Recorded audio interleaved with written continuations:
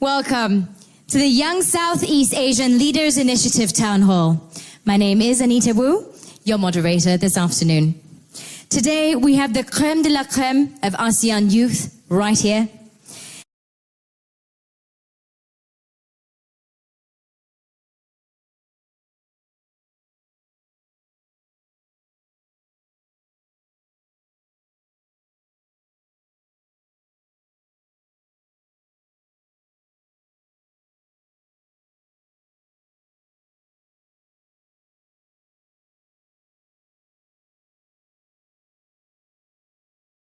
ASEAN youth right here, gathered in Kuala Lumpur, Malaysia, in University Malaya's Tunku Chancellor Hall.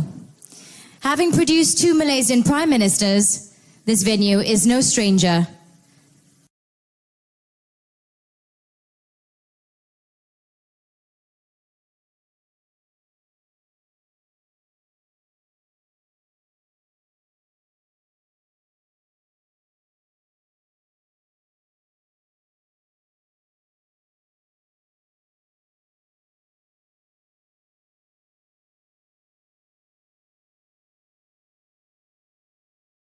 Ministers, this venue is no stranger to young leaders such as yourselves.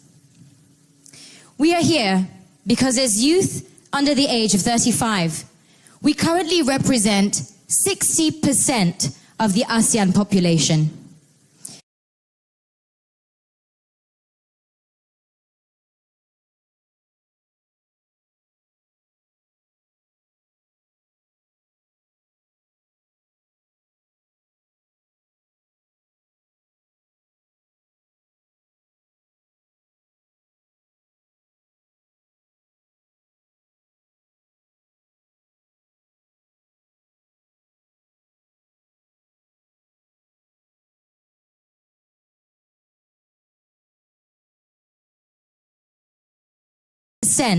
Of the ASEAN population. And being the single largest demographic in ASEAN, we not only have an impact on our respective nations, but also across the region.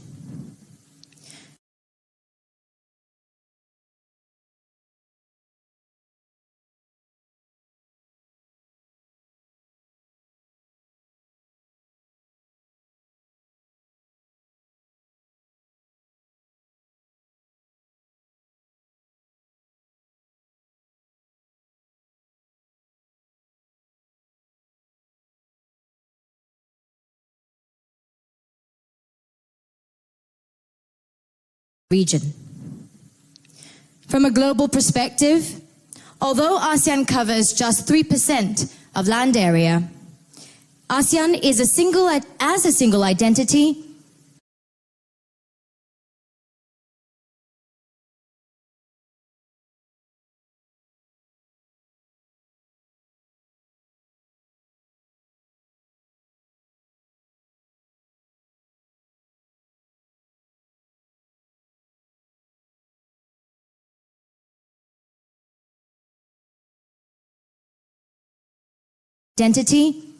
would rank as the 7th largest economy in the world.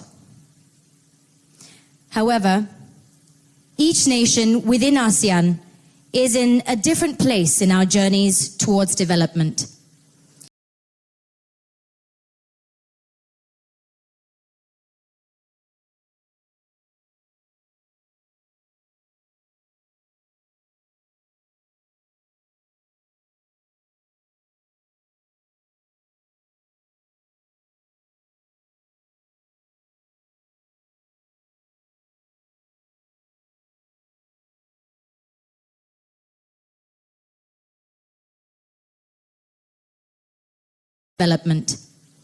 Each journey unique. Deep poverty persists in the region, but one of the leaders tackling this issue is Indonesia's Dr. Sri Mulyani Indrawati, who is currently managing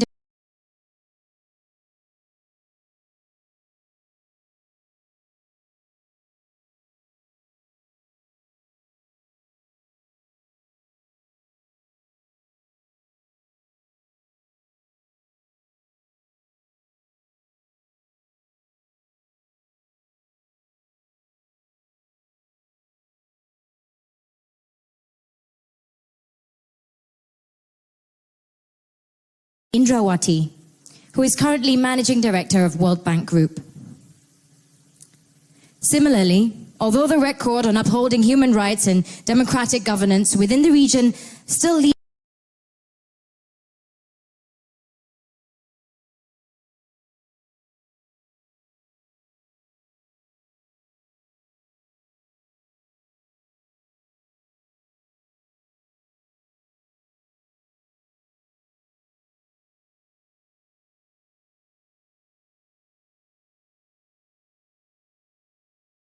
within the region still leaves much to be desired.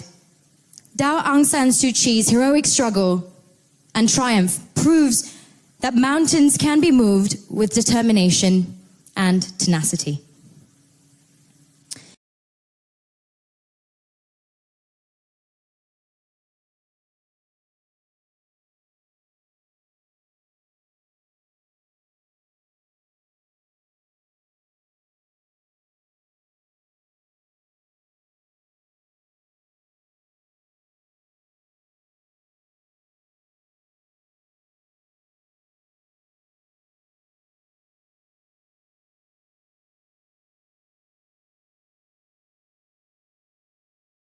Moved with determination and tenacity.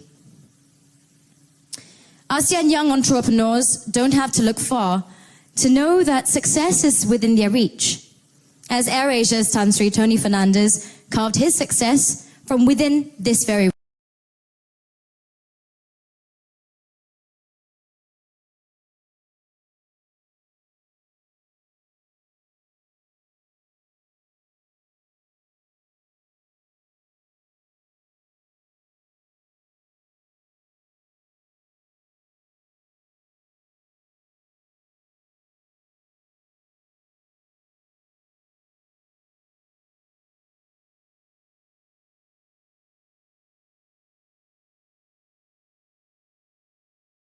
carved his success from within this very region. Moreover, with a thriving scene in Southeast Asia, creative scene, who knows, the next Jimmy Choo could be amongst us.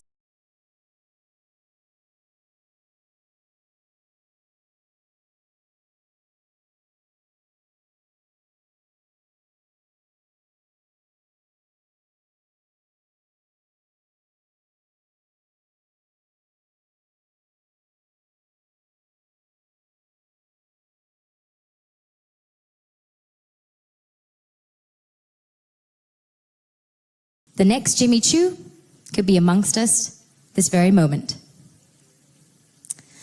As our region faces the challenges inherent in a rapidly developing nation and economy,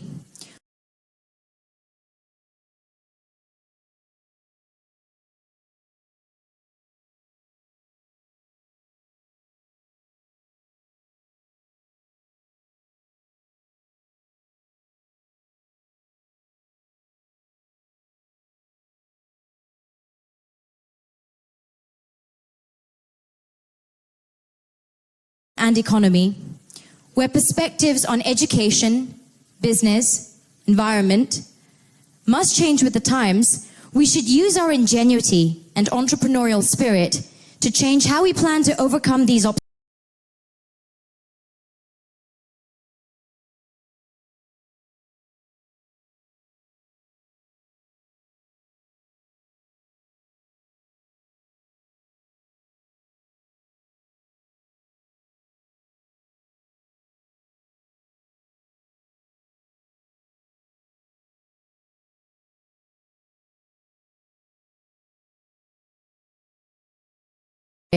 To change how we plan to overcome these obstacles and emerge stronger than ever. Southeast Asia is one of the most diversity-rich regions, home to an array of cultures and histories.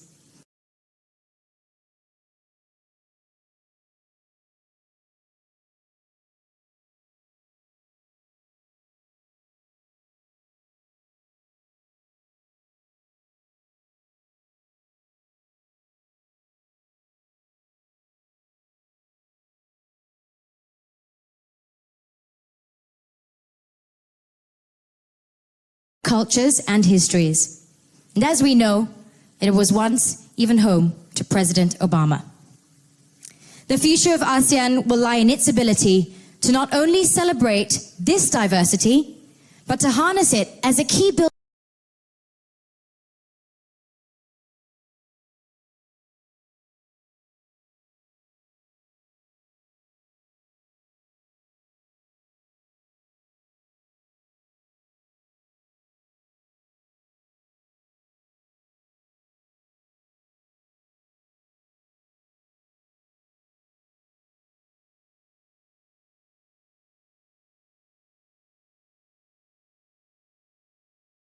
diversity, but to harness it as a key building block for our success. Today, the President himself will be taking questions directly from those present here.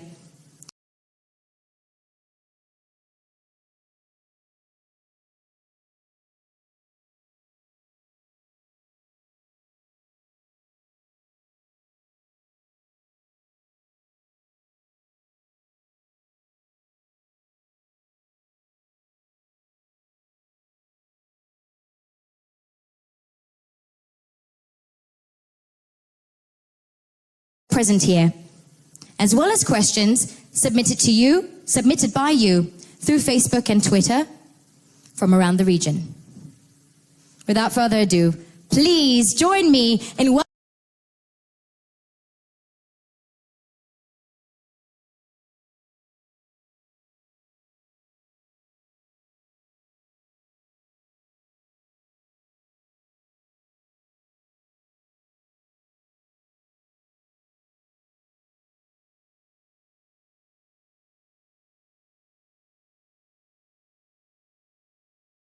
Without further ado, please join me in welcoming to stage the 44th President of the United States, President Barack Obama.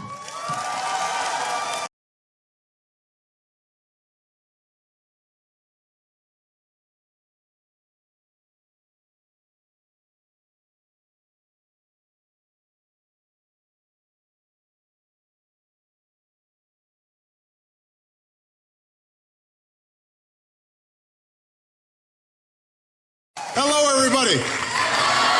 Oh, good afternoon. Selamat datang. Please, everybody have a seat. It is wonderful to be here, and it is wonderful to see all these outstanding young people here. I want to thank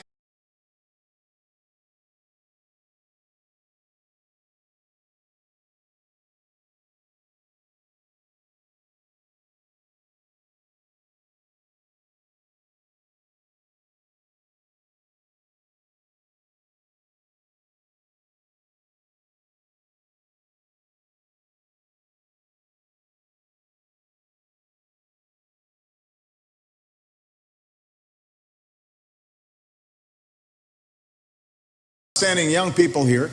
I want to thank, first of all, the University of Malaya for hosting us. I want to thank the Malaysian people for making us feel so welcome.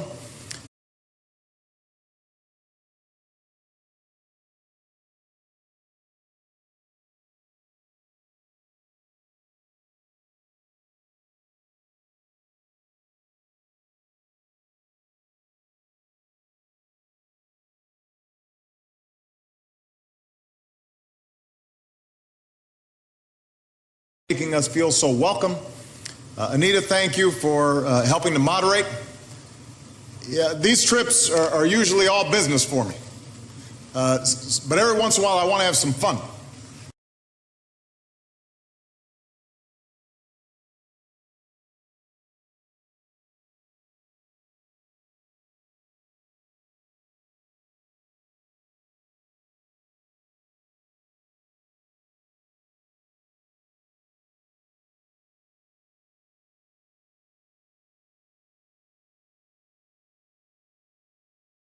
Fun. So I try to hold an event like this where I get to hear directly from young people like you, because I firmly believe that you will shape the future of your countries.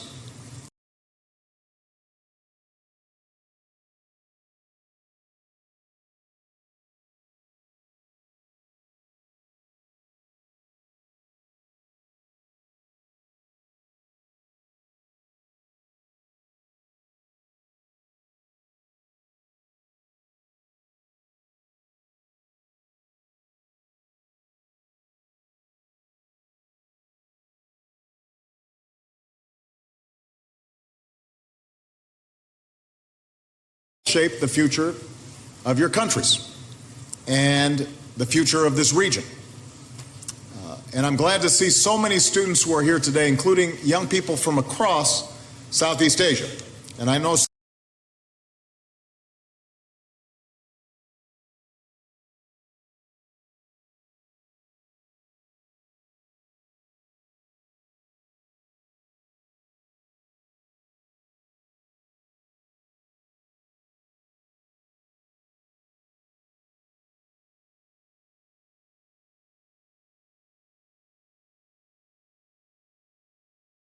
from across Southeast Asia.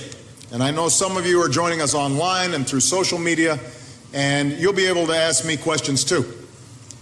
Now, this is my 5th trip to Asia as president.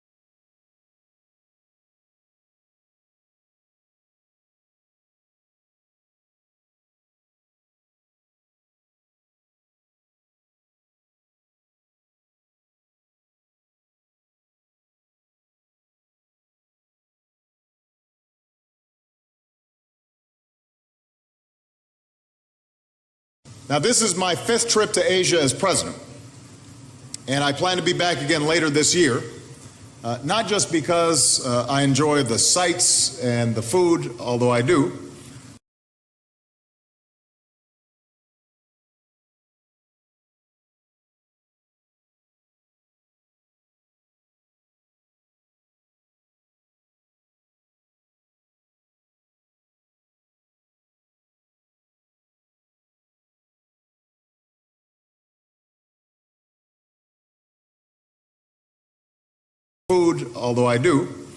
but because a few years ago I made a deliberate and strategic decision as President of the United States that America will play a larger, more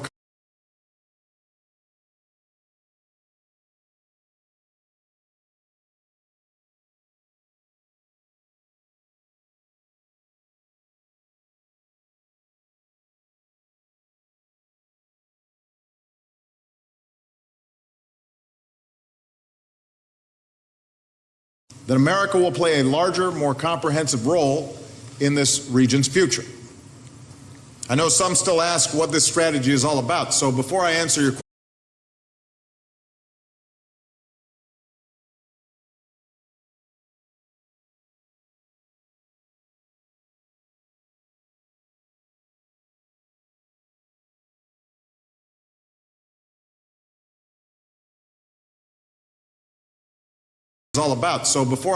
question, I just want to answer that one question. Why Asia is so important to America and why Southeast Asia has been a particular focus.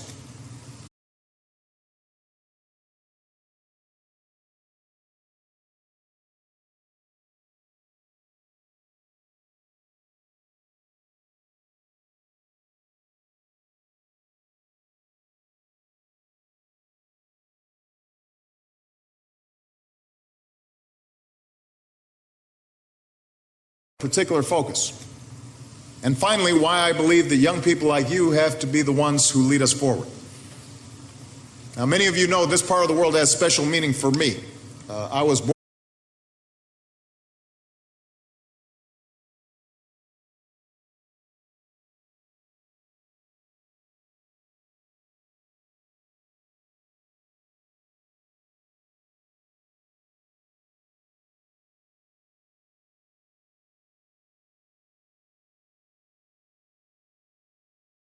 has special meaning for me.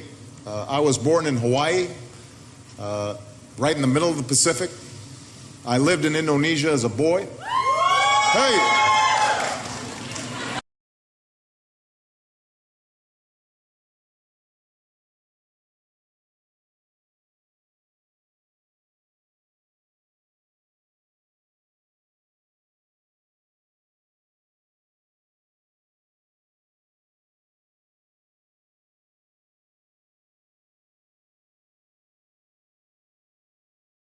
This is the Indonesian contingent. Yeah. Hey, that's where they're from. And my sister Maya was born in Jakarta. She's married to a man whose parents were born here.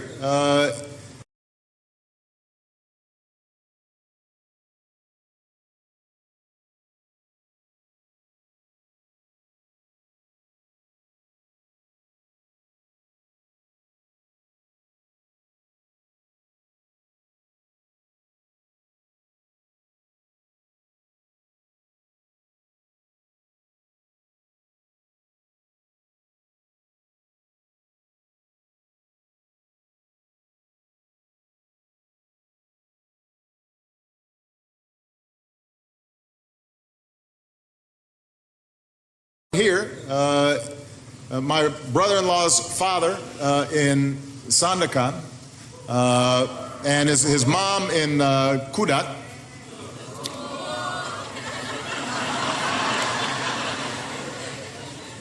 And my mother spent years working in the villages of Southeast Asia, helping women buy sewing machines or gaining an education.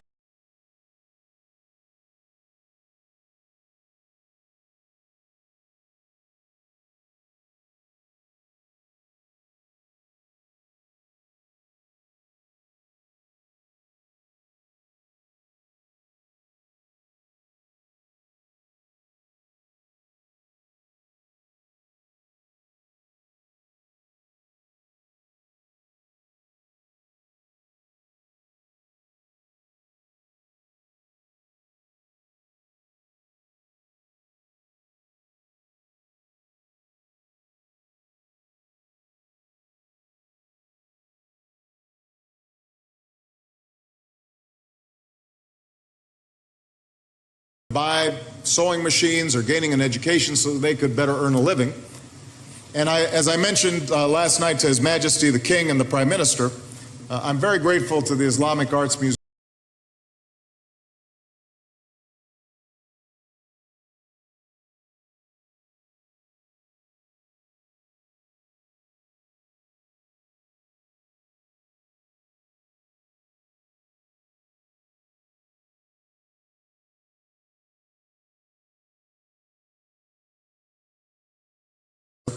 I'm very grateful to the Islamic Arts Museum Malaysia for hosting an exhibit that showcased some of my mother's batik collection, because it meant a lot to her and it's part of the connection that I felt.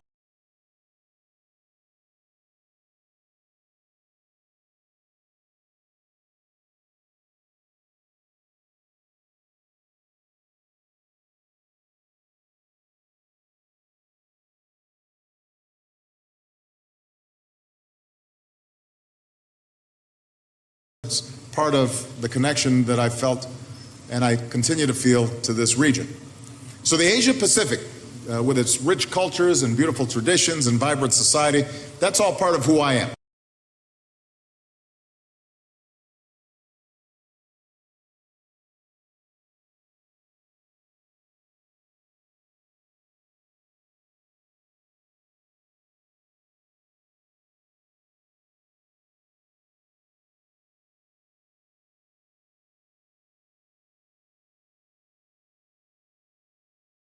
Society, that's all part of who I am.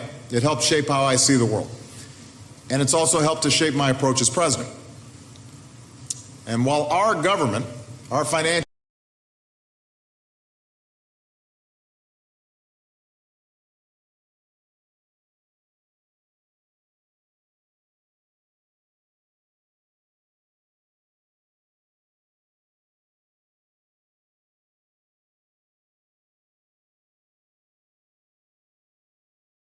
And while our government, our financial centers, many of our traditions began along the Atlantic coast, America's always been a Pacific nation as well.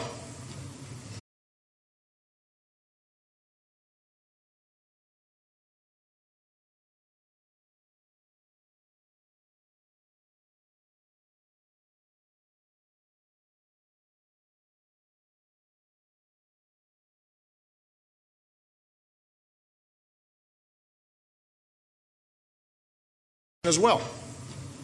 Our biggest, most populous state is on the Pacific coast. And for generations, wave of immigrants from all across Asia, from different countries and races and religions, have come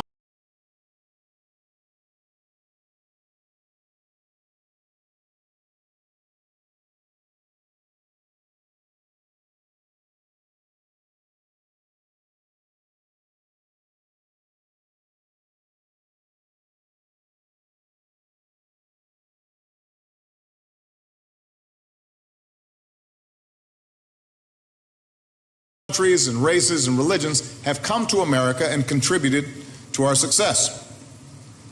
From our earliest years, when our first president, George Washington, sent a trade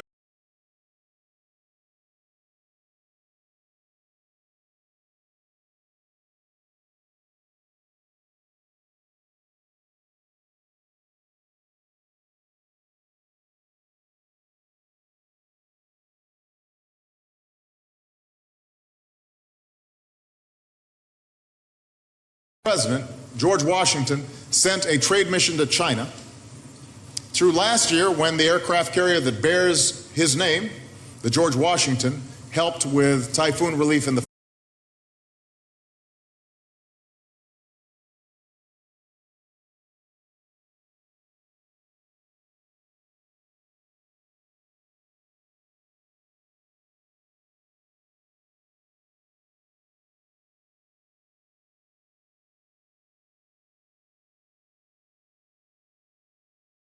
Washington helped with typhoon relief in the Philippines.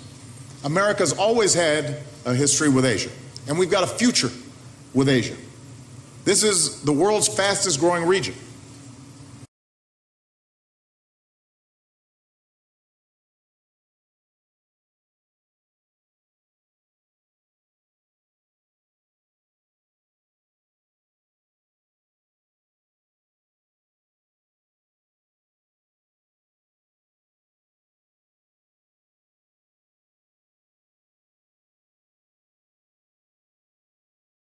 The world's fastest growing region. Over the next 5 years, nearly half of all economic growth outside the United States is projected to come from right here in Asia.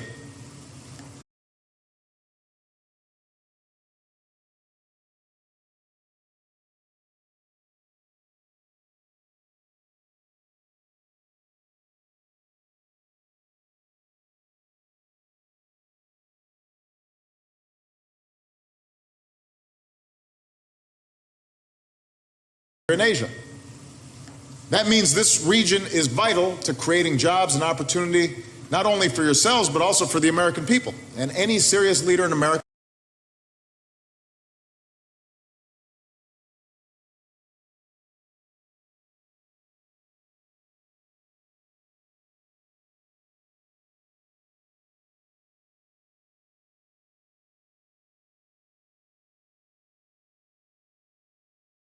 people. And any serious leader in America recognizes that fact.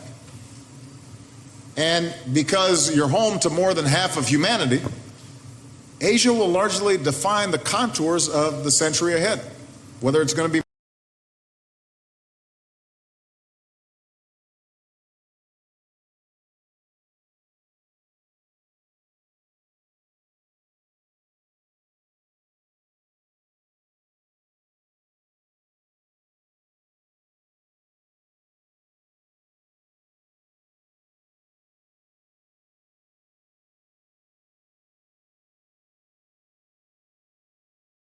century ahead, whether it's going to be marked by conflict or cooperation, by human suffering or human progress.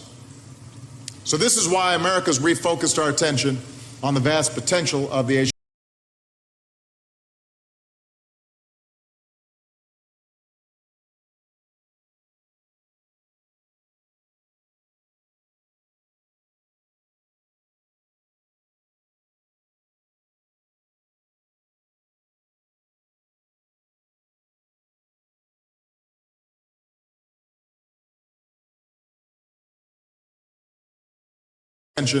on the vast potential of the Asia-Pacific region.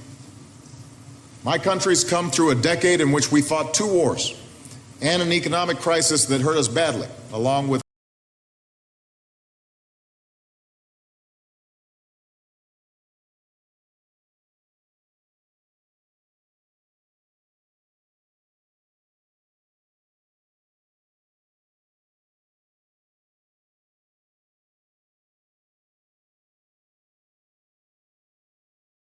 crisis that hurt us badly, along with countries all over the globe.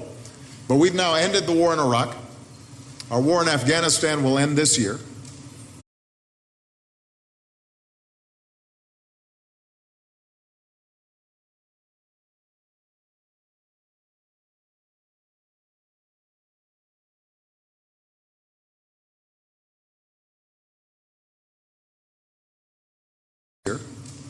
Our businesses are steadily creating new jobs, and we've begun addressing the challenges that have weighed down our economy for too long, reforming our health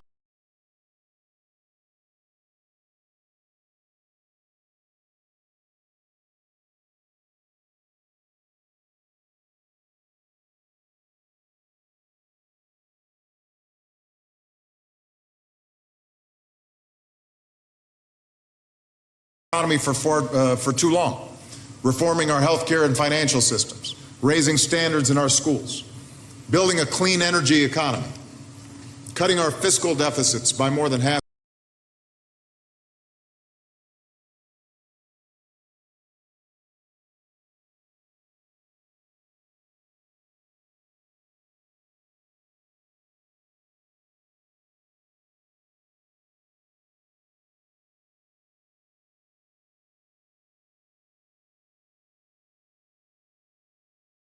Cutting our fiscal deficits by more than half since I took office.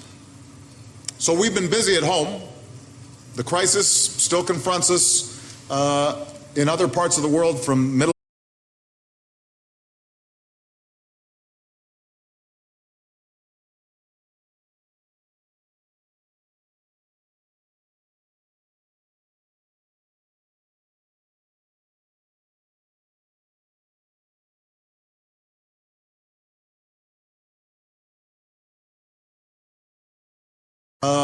in other parts of the world, from Middle East to Ukraine. But I want to be very clear. Let me be clear about this, because some people have wondered whether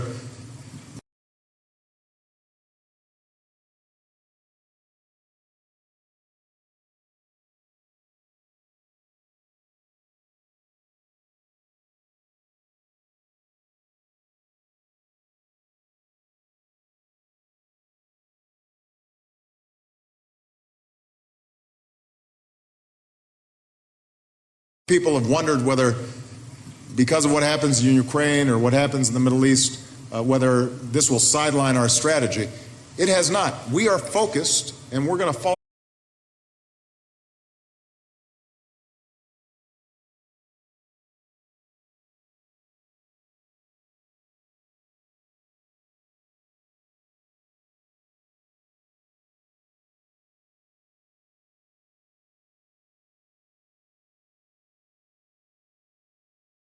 We are focused, and we're going to follow through on our interest in promoting a strong U.S.-Asia relationship.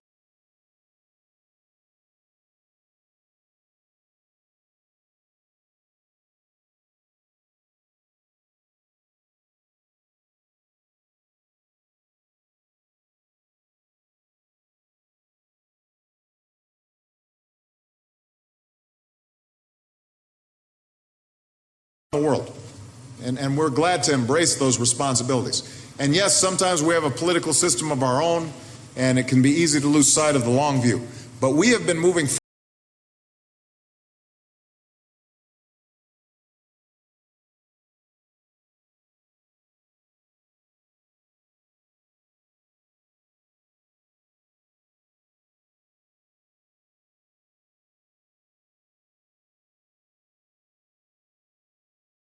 long view.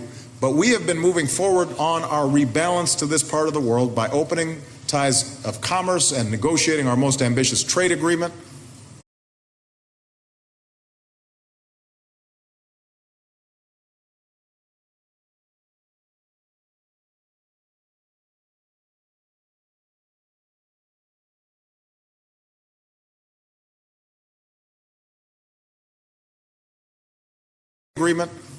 By increasing our defense and educational exchange cooperation and modernizing our alliances, by participating fully in regional institutions like the East Asia Summit,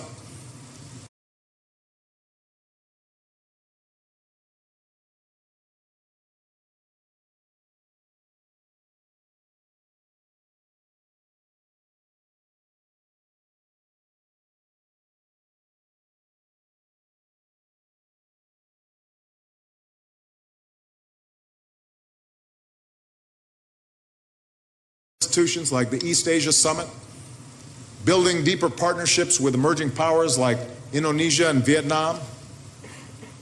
And increasingly, we're building these partnerships throughout Southeast Asia.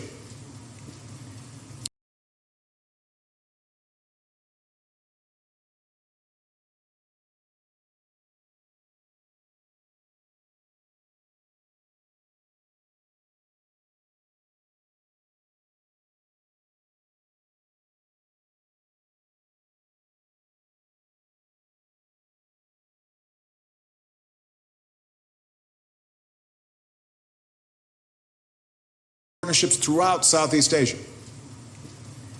Since President Johnson's visit here to Malaysia in 1966, there's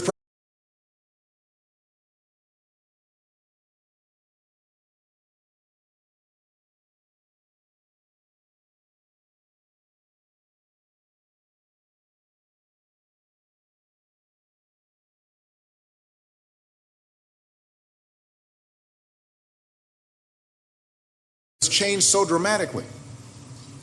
Old dictatorships have crumbled. New voices have emerged. Controlled economies have given way to free markets.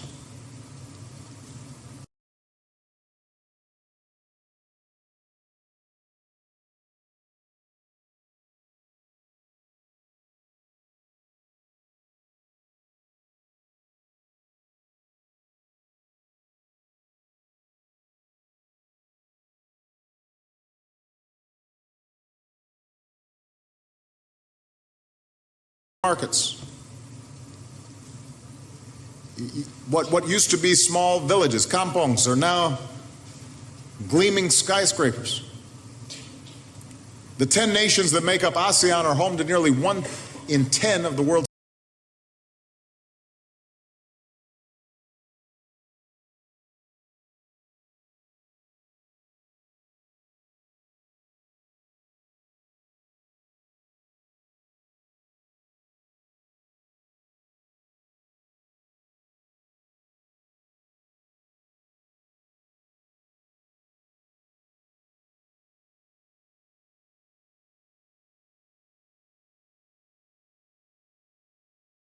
to nearly 1 in 10 of the world's citizens. And when you put those countries together, you're the 7th largest economy in the world, the 4th largest market for American.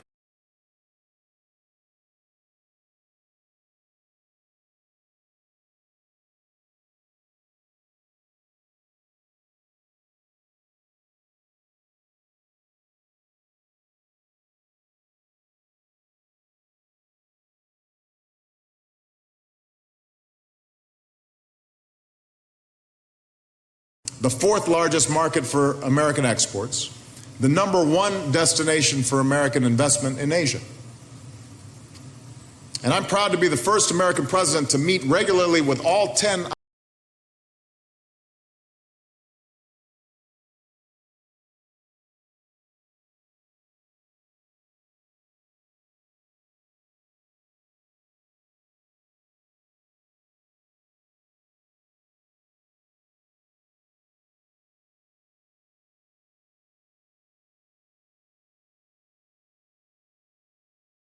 president to meet regularly with all 10 ASEAN leaders, and I intend to do it every year that I remain president.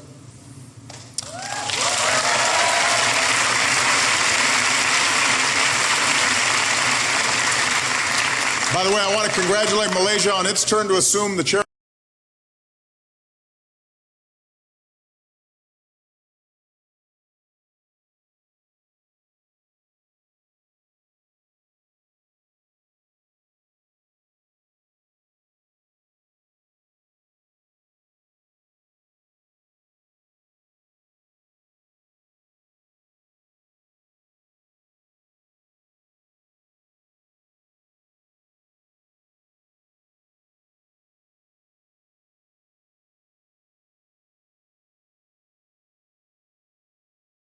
Malaysia on its turn to assume the chairmanship of ASEAN next year.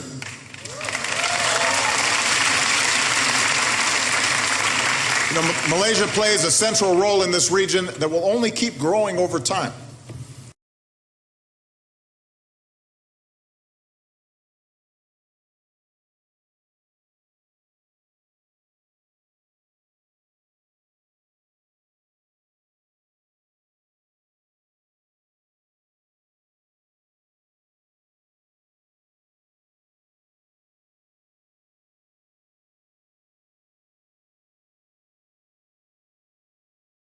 Growing over time, with an ability to promote economic growth and opportunity and be an anchor of stability and maritime security.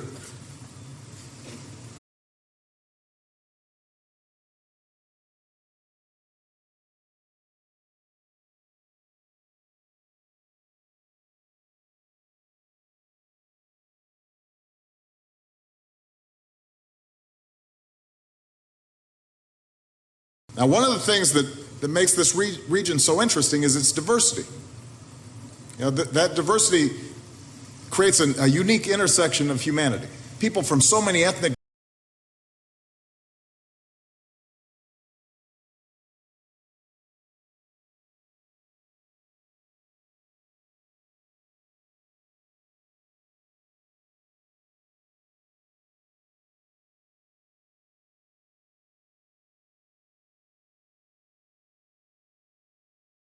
humanity. People from so many ethnic groups and backgrounds and religions and political beliefs. It gives Malaysia, as one primary example, the chance to prove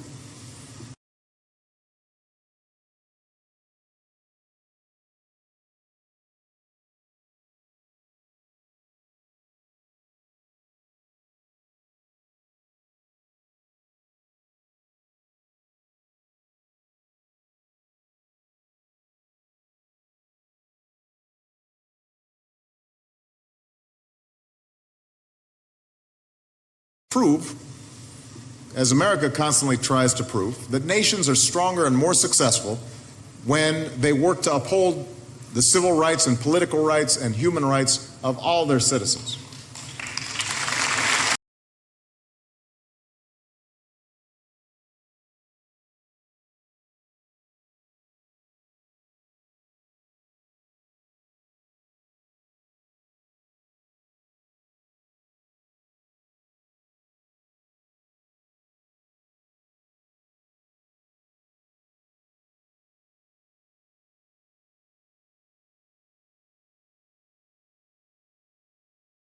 Human rights of all their citizens.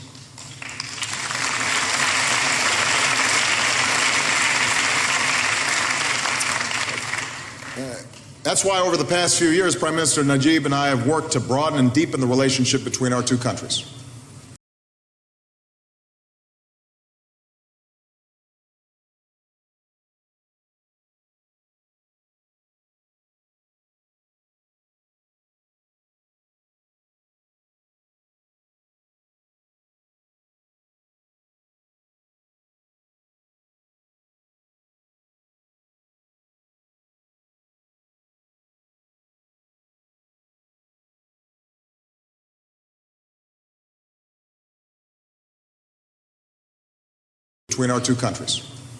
In the same spirit of Bekerja Sama, that I think so many of you embody.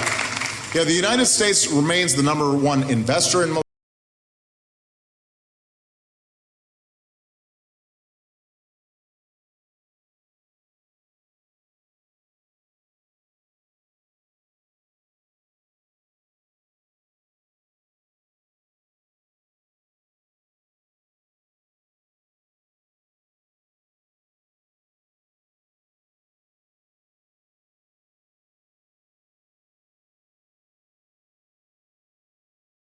remains the #1 investor in Malaysia. We're partnering to promote security in shipping lanes. We're making progress on the Trans-Pacific Partnership to boost trade that supports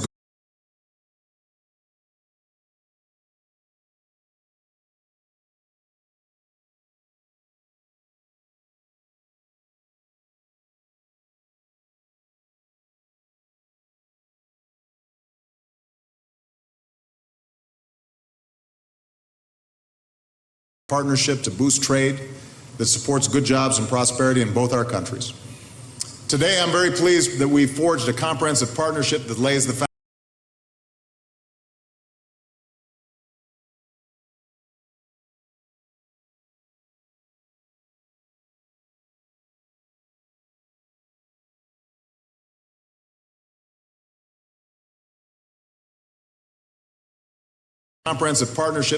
foundation for even closer cooperation for years to come.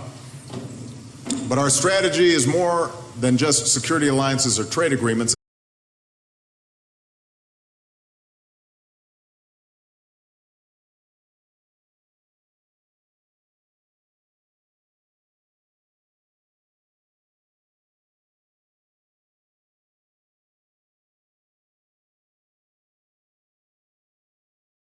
security alliances or trade agreements. It's also about building genuine relationships between the peoples of Asia and the peoples of the United States, especially young people.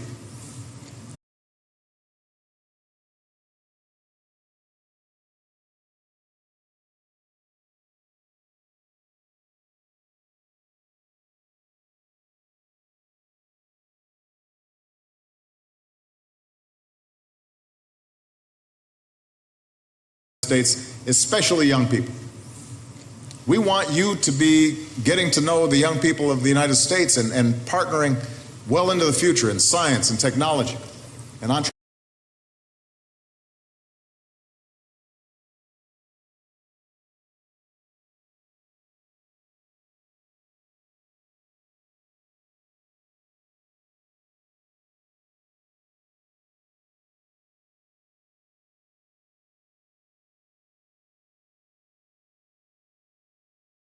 Science and technology and entrepreneurship and education. One program that we're proud of here in Malaysia is the Fulbright English Teaching Assistance Program. Great.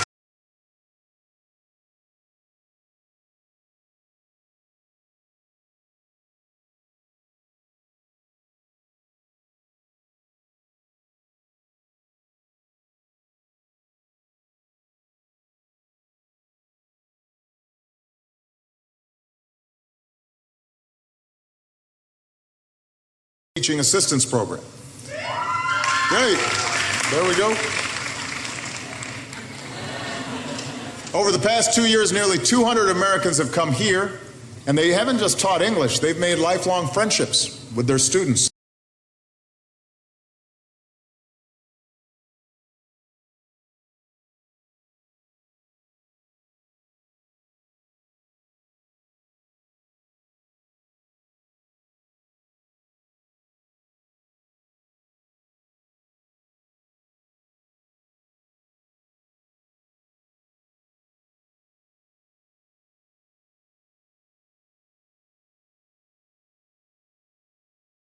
Lifelong friendships with their students and their communities.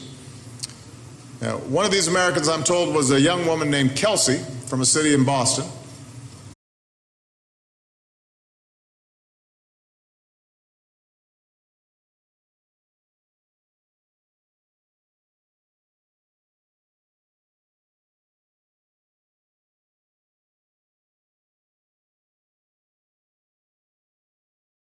Boston, the city of Boston.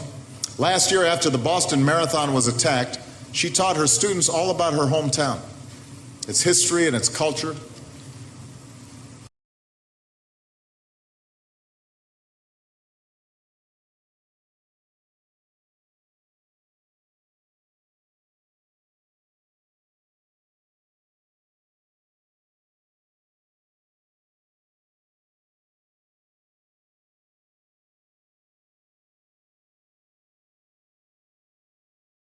Its history and its culture.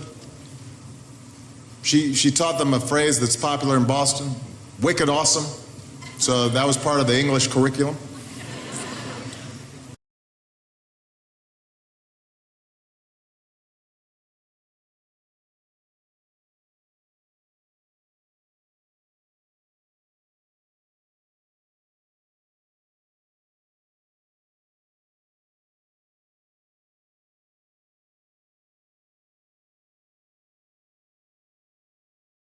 Curriculum.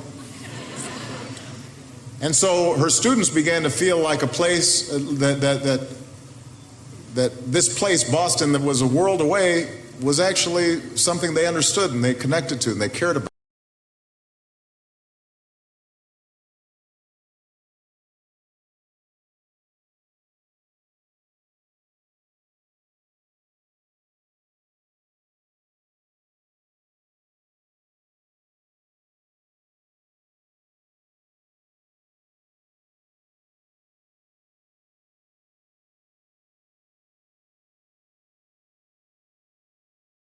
And they connected to and they cared about. So they responded by writing get well cards and sending them to hospitals where many of the victims were being treated.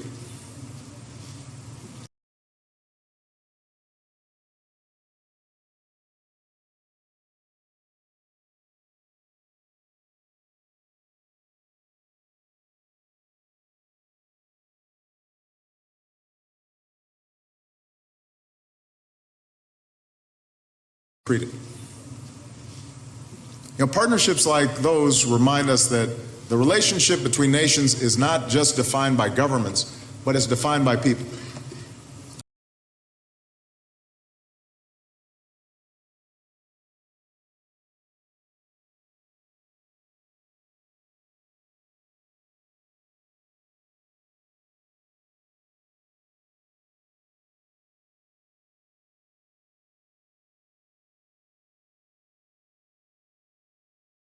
Defined by people, especially the young people who will determine the future long after those of us who are currently in positions of power leave the stage.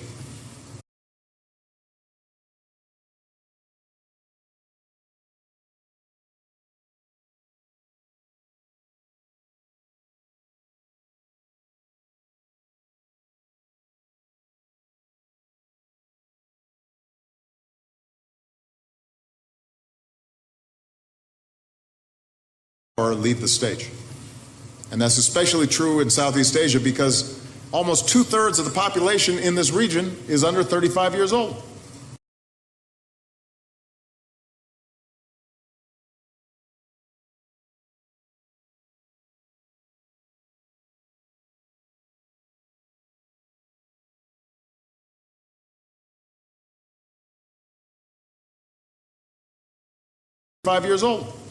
This is a young part of the world.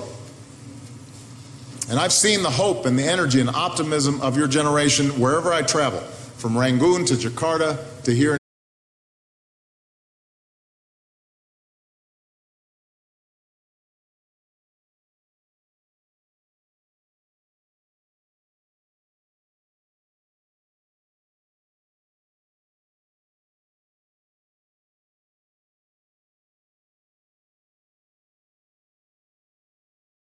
I travel from Rangoon to Jakarta to here in KL. I've seen the desire for conflict resolution through diplomacy and not war. I've seen the desire for prosperity.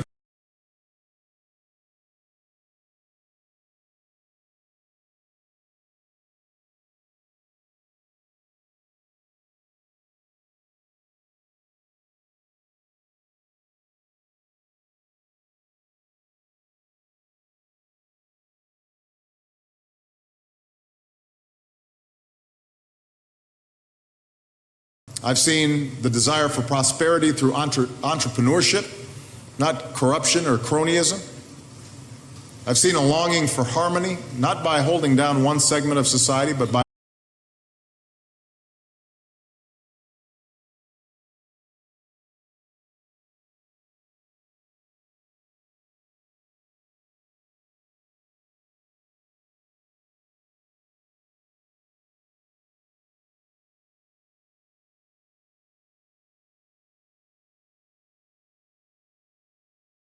holding down one segment of society, but by upholding the rights of every human being, regardless of what they look like, or who they love, or how they pray.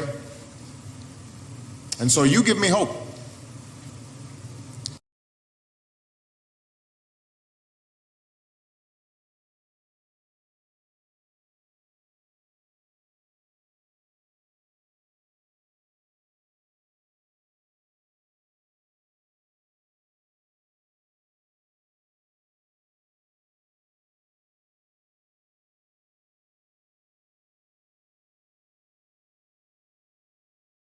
And so you give me hope. Robert Kennedy once said, "It is a revolutionary world that we live in, and thus it is young people who must take the lead."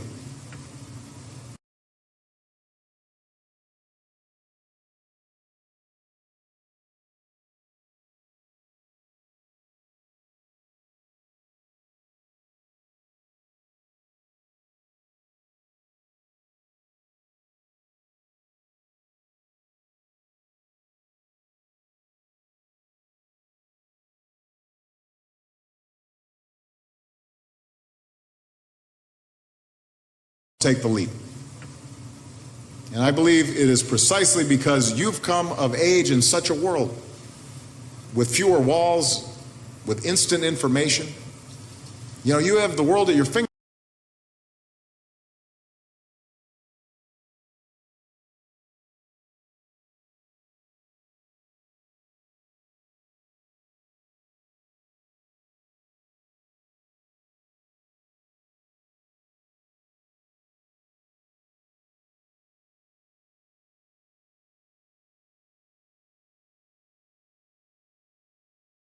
You know, you have the world at your fingertips, and you can change it for the better.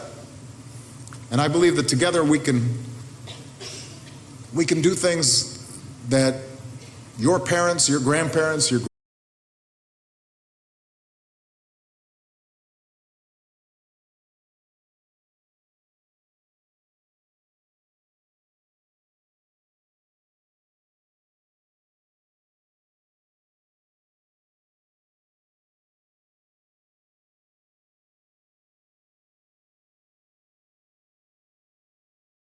parents, your grandparents, your great-grandparents would have never imagined. So today I'm proud that we're launching a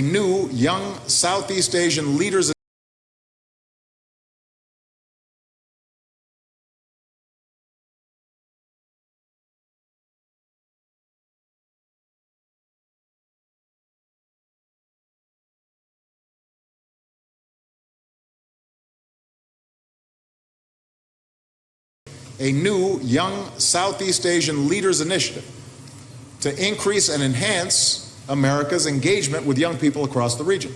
You're part of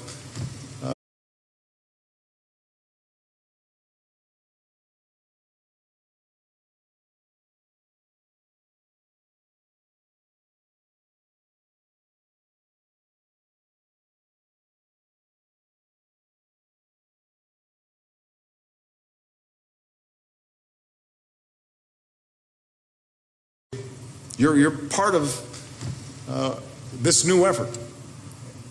You're the next generation of leaders in government and civil society and business and the arts. Some of you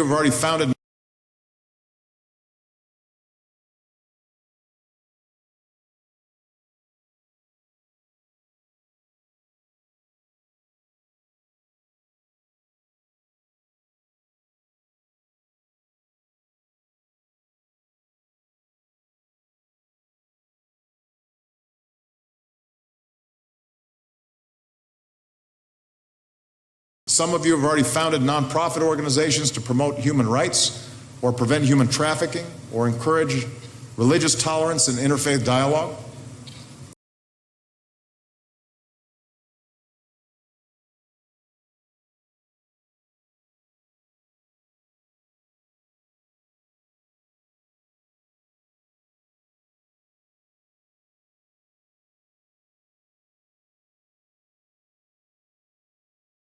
Tolerance and interfaith dialogue.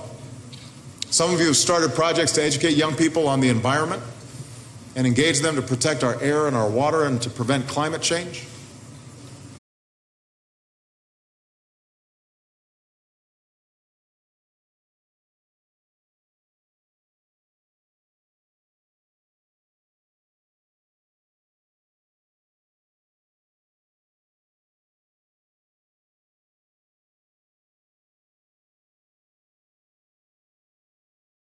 Water and to prevent climate change. Some of you have been building your own ASEAN-wide network of young leaders to meet challenges like youth unemployment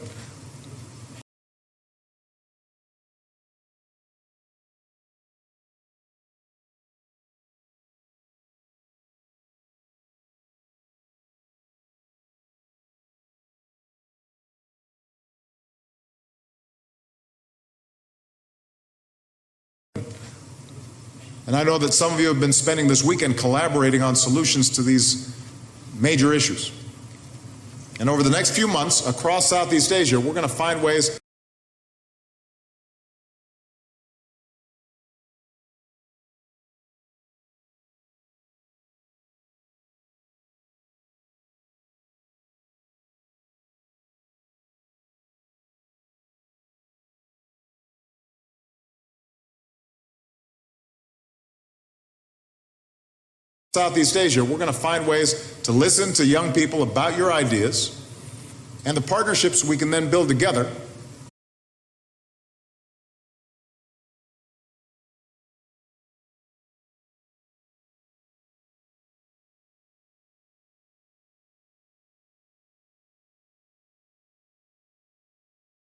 to empower your efforts, develop new exchanges, connect young leaders across Southeast Asia with young Americans. So that's part of what we're starting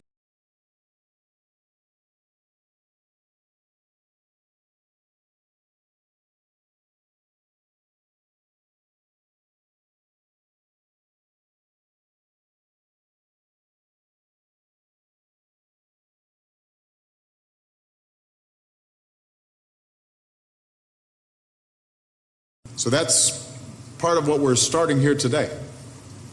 And before I take your questions, let me just close by sharing with you the future that I want to work for in this region.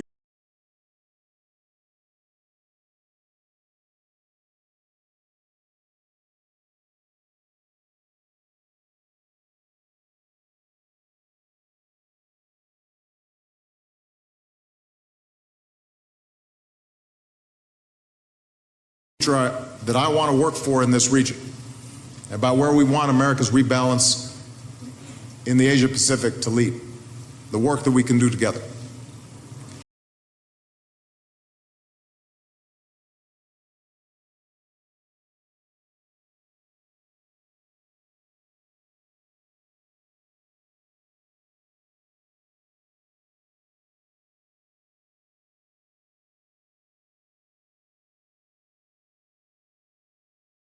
That we can do together. I believe that together we can make the Asia Pacific more secure. You know, America has the strongest military in the world, but we don't seek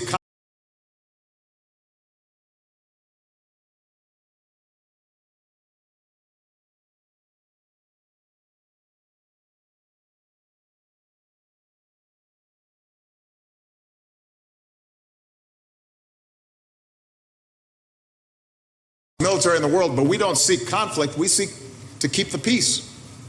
We want a future where disputes are resolved peacefully and where bigger nations don't bully smaller nations. All nations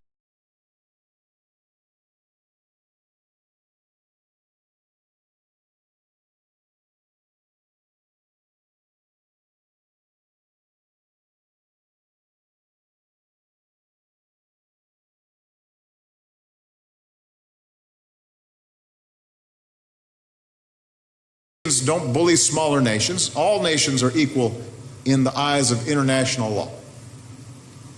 We want to deepen our cooperation with other nations on issues like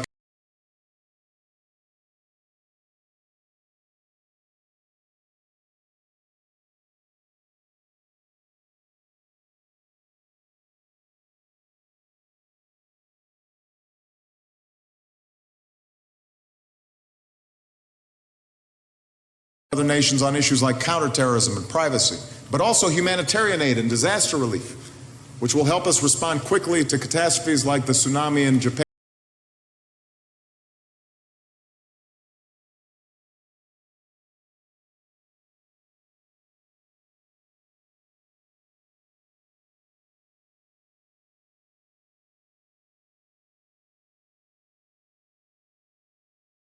Catastrophes like the tsunami in Japan or the typhoon in the Philippines.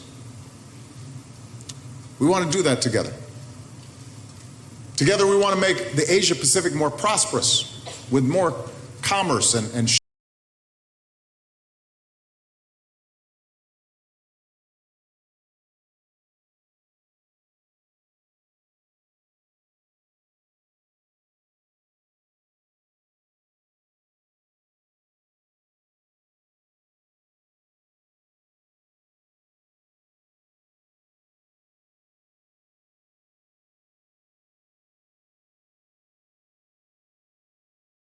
prosperous with more commerce and shared innovation and entrepreneurship. And we want to see broader and more inclusive development and prosperity.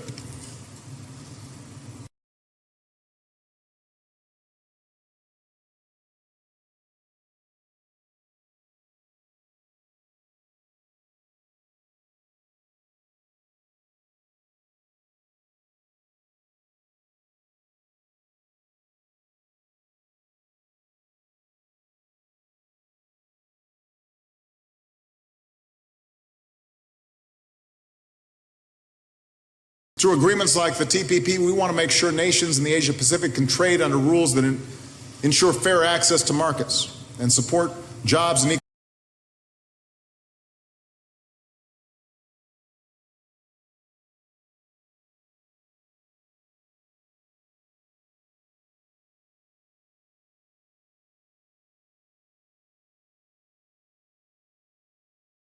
access to markets and support jobs and economic growth for everybody, and set high standards for the protection of workers and the environment.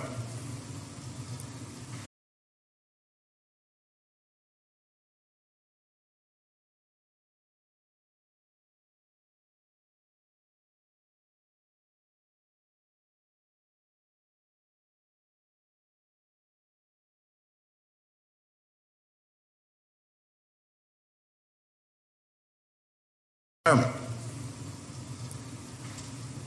Together, we want to make the Asia Pacific and the world cleaner and more secure. You know, the nations of this region are uniquely threatened by climate change.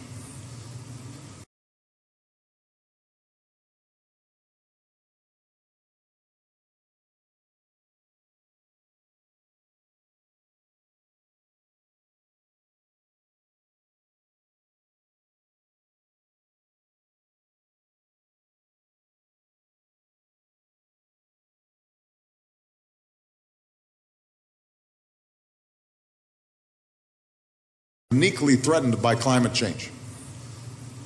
No nation is immune to dangerous and disruptive weather patterns. So every nation is going to have to do its part. The United States is ready to do ours.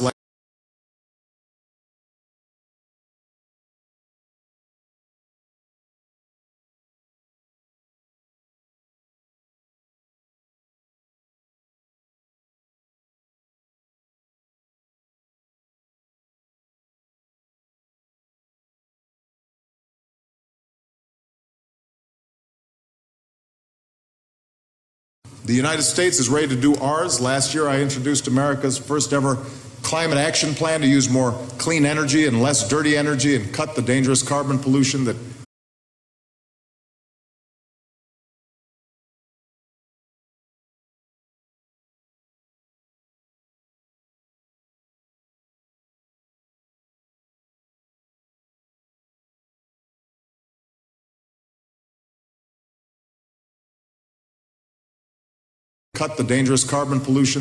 contributes to climate change. So we want to cooperate with countries in Southeast Asia to do the same.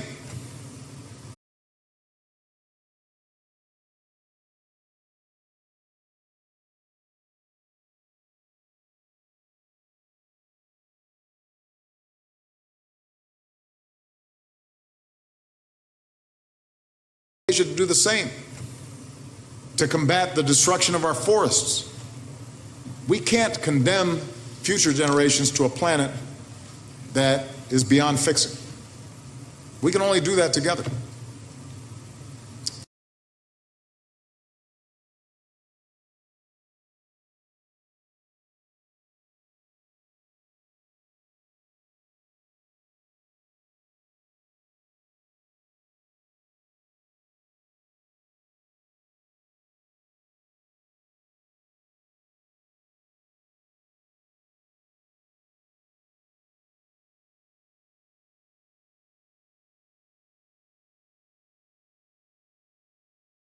We can only do that together. Together we can make this world more just. You know, America is the world's oldest constitutional democracy. That means we're going to stand up for democracy.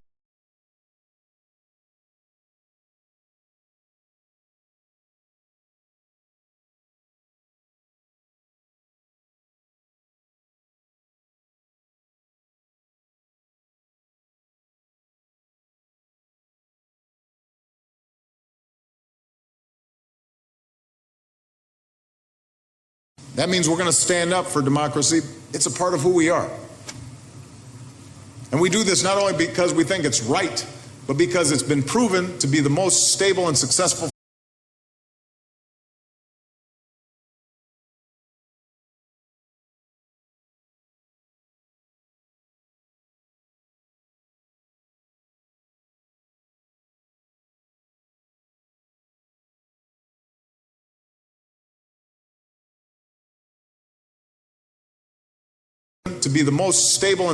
form of government. In recent decades, many Asian nations have shown that different nations can realize the promise of self-government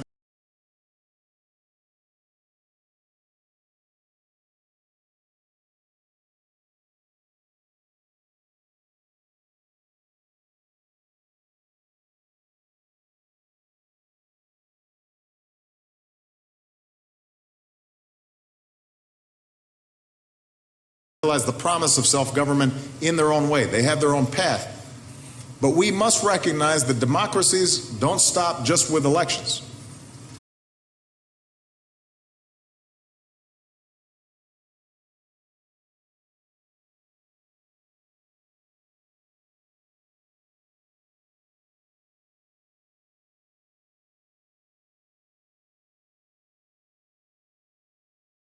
don't stop just with elections.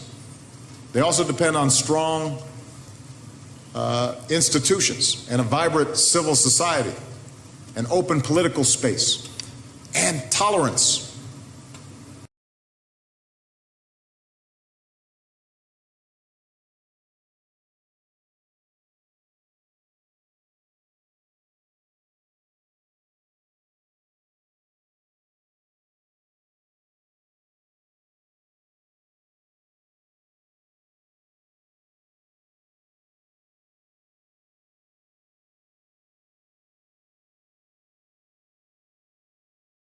And tolerance of people who are different than you.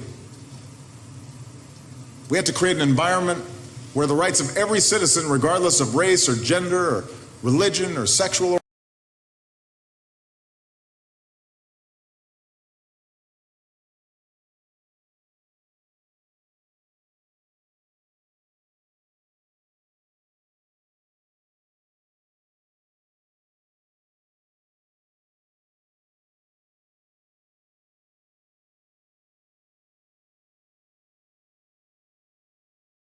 of race or gender or religion or sexual orientation are not only protected but respected. So we want a future where nations that are pursuing reform like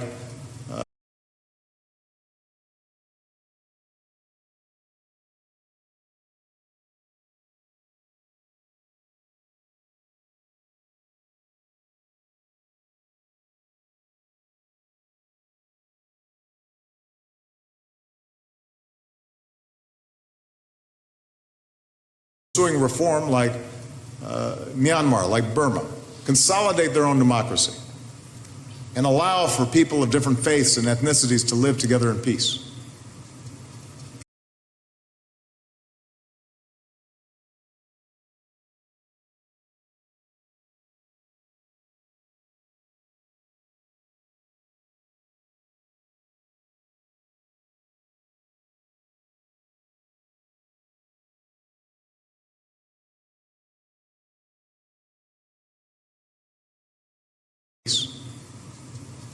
We want to see open space for civil society in all our countries so that citizens can hold their governments accountable and improve their own communities.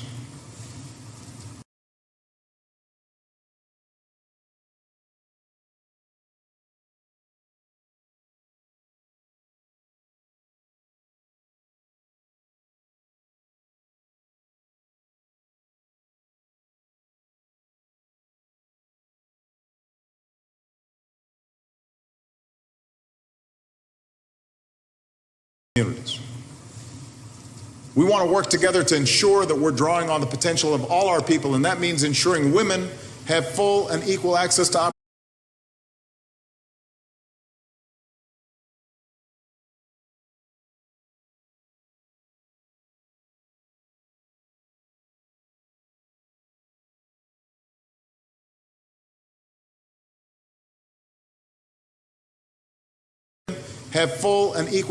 opportunity, just like men.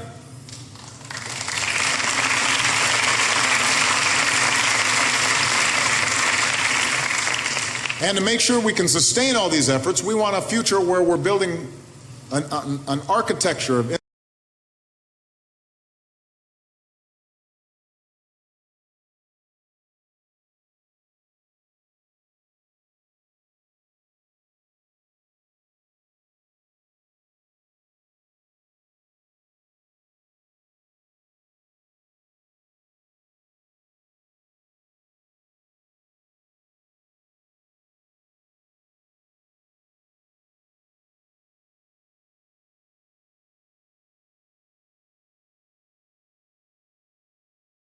building an architecture of institutions and relationships for America that always begins with our alliances, which serve as the cornerstone of our approach to the world. But we also want to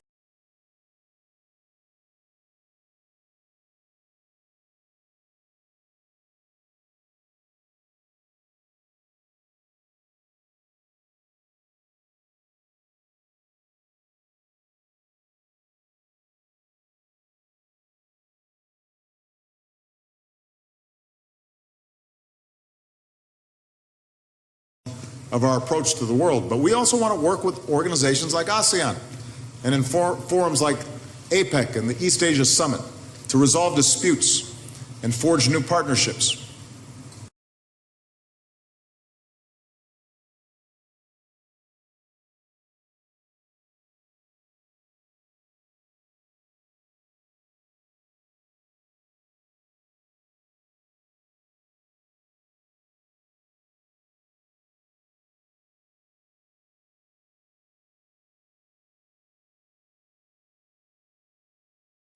And forge new partnerships.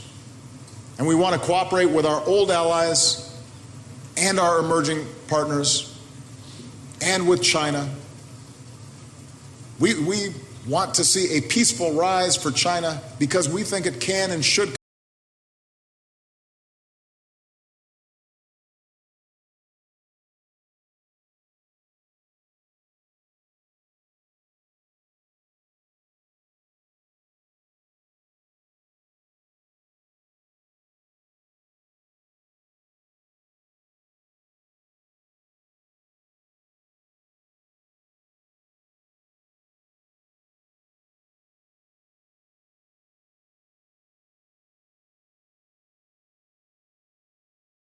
because we think it can and should contribute to the stability and prosperity that we all seek.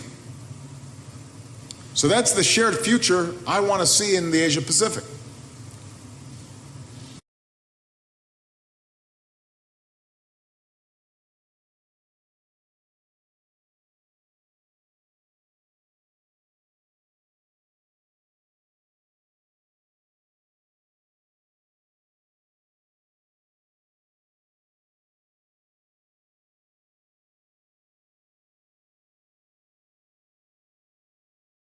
In the Asia Pacific. Now, America cannot impose that future. It's one that we need to build together in partnership with all the nations and peoples of the region.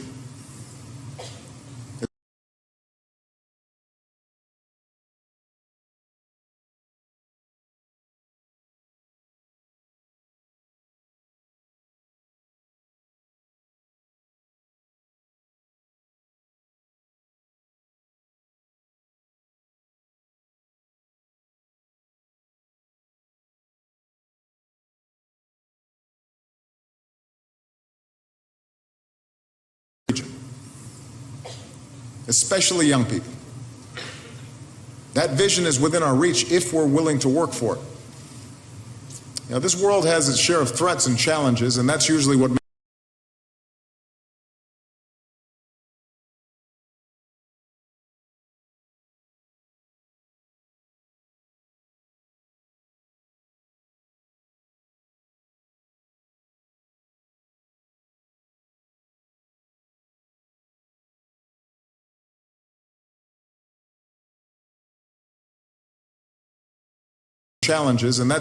makes the news. We know that progress can always be reversed, and that positive change is achieved not through passion alone, but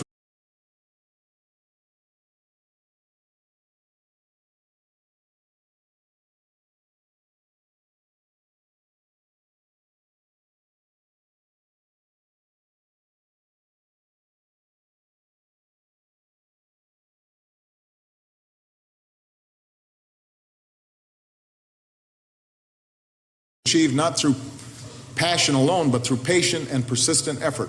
But we've seen things change for the better in this region and around the world.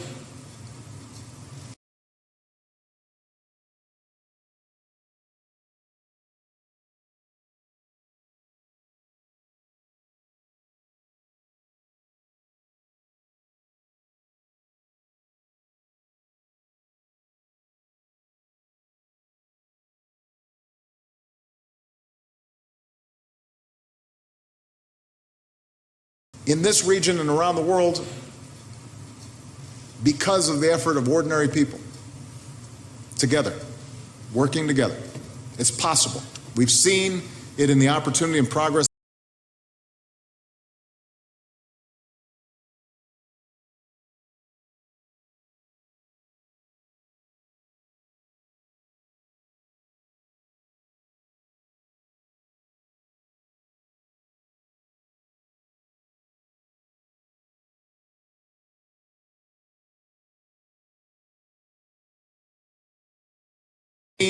it in the opportunity and progress that's been unleashed in this amazing part of the world.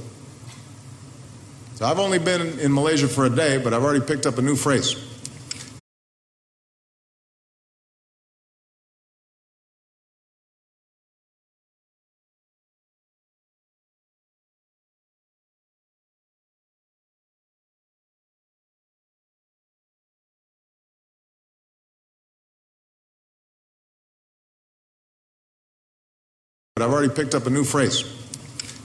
Malaysia boleh. Malaysia can do it. Now, I have to say we have a similar saying in America, yes, we can. That's the spirit in which I hope America and all the nations of Southeast Asia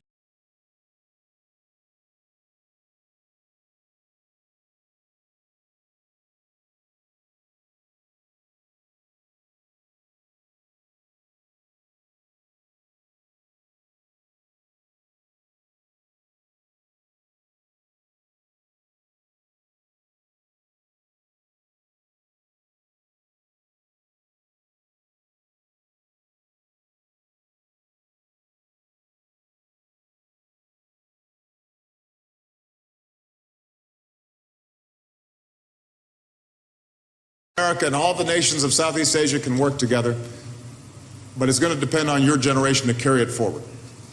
Because presidents and prime ministers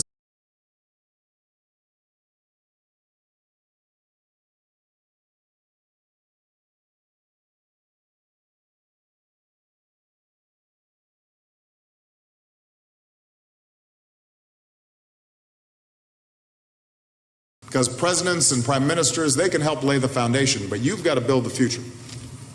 So now, I want to hear directly from you. I want to hear your aspirations for your own.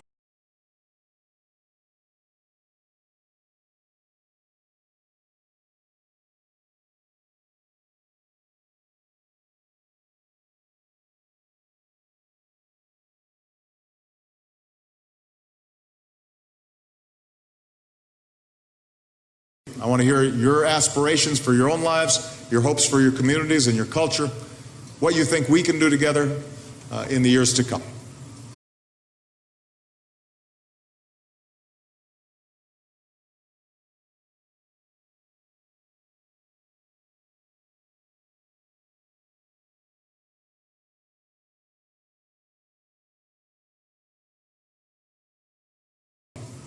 All right? Terima kasih banyak. I've got my mic here. Thank you very much, Mr. President. If you may. Well, I'm going to take the first question, and then I think Anita's going to take a question from social media.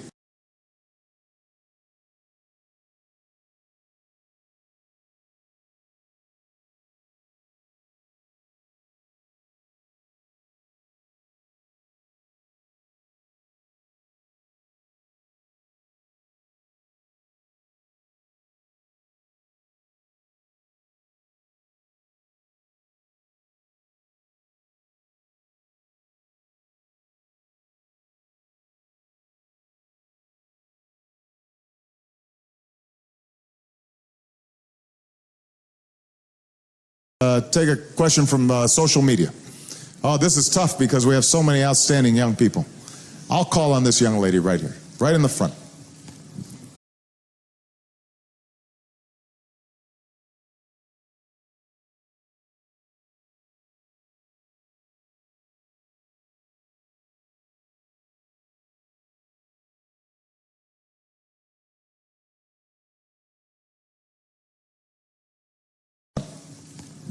Tell me your name.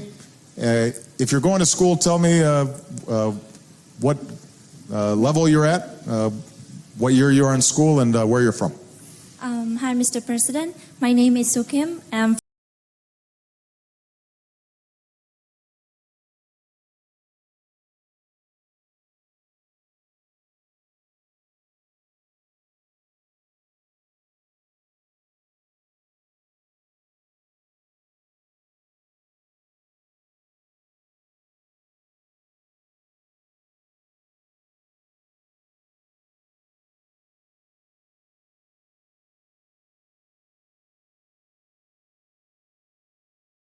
Hi, Mr. President. My name is Sukim. I'm from Cambodia, and I went to Institute of Foreign Languages, the Royal University of Phnom Penh.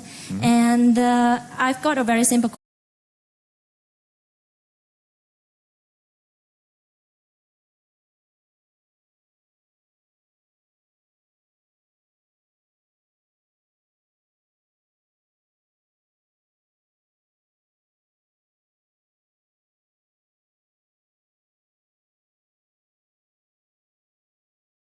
of Phnom Penh.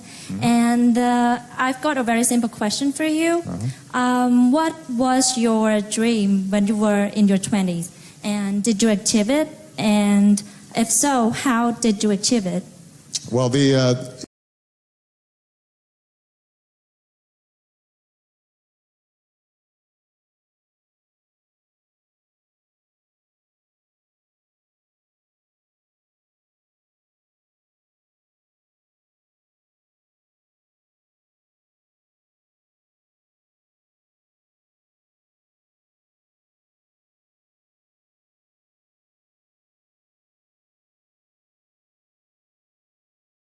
So how did you achieve it? Well, it's a short question, but it's not a simple one.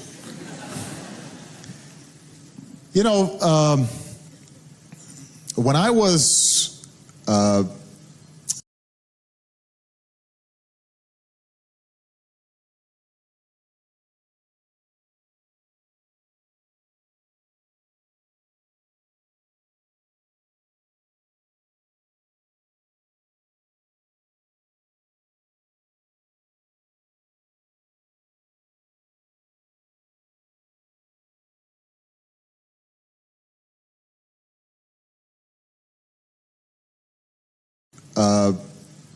in high school, so for those of you who don't, are studying under a different system, when I was 15, 16, 17, before I went to the university,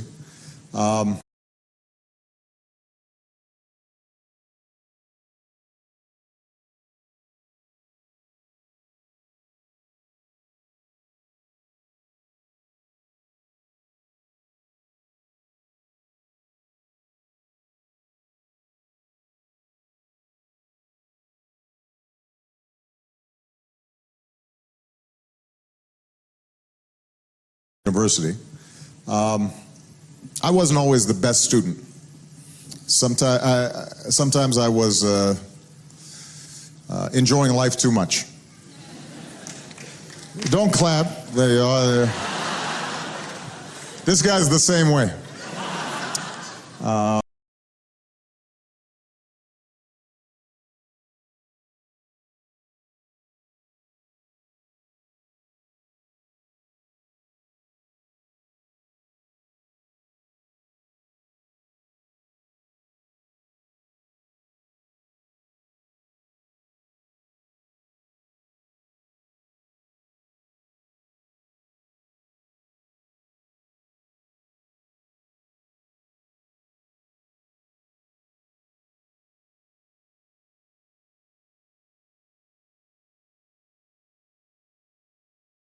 No. Part of it I was rebelling. It was, which is natural for young people that age. I didn't know my father, and so my family.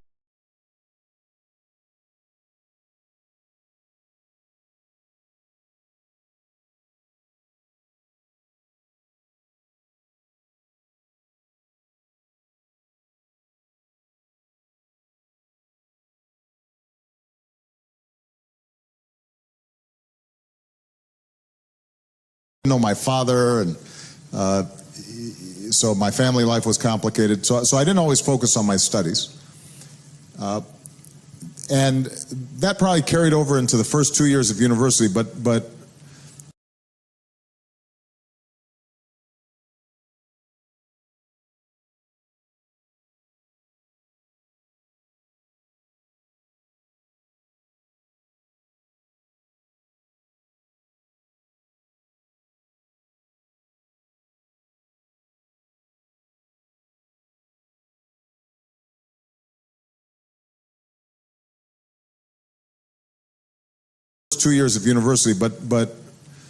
Around the age of 20, I began to realize that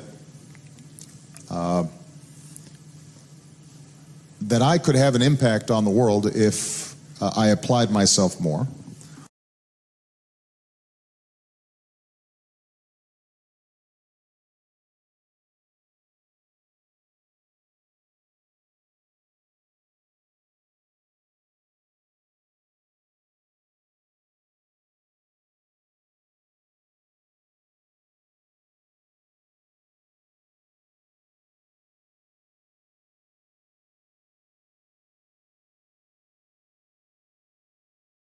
If I applied myself more, I became interested in social policy and government, and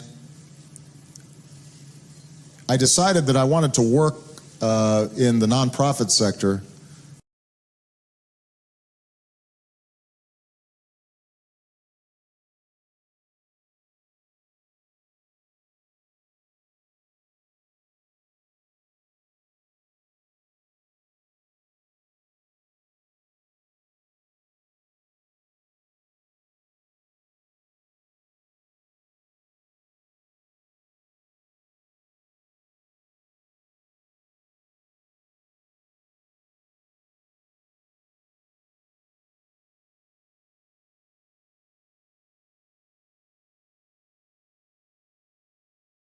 Nonprofit sector for people who are disadvantaged in the United States. And so I was able to do that for 3 years after I graduated from college. That's how I moved to the city.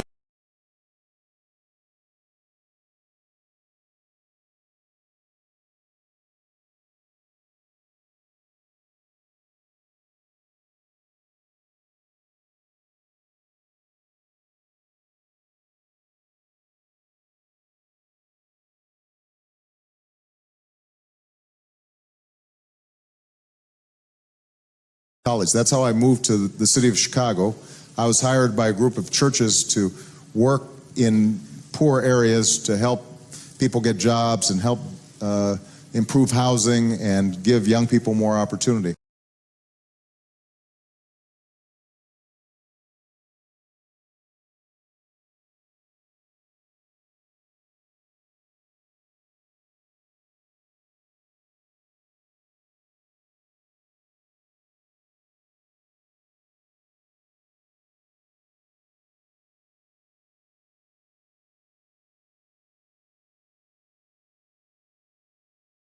And give young people more opportunity.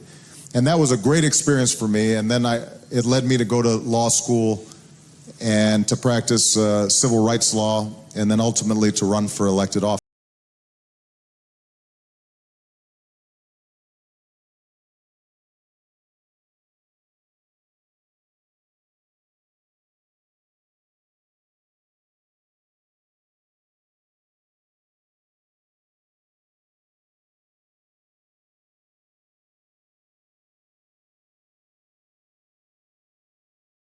Ultimately to run for elected office. And you know, when I think back to my journey, my path, I think the most important thing for me, and maybe the most important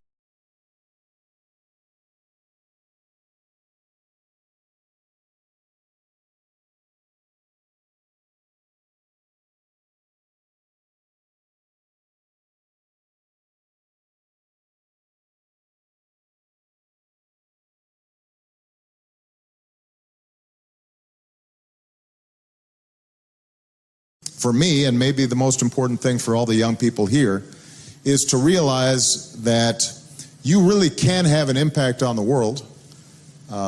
You can achieve your dreams.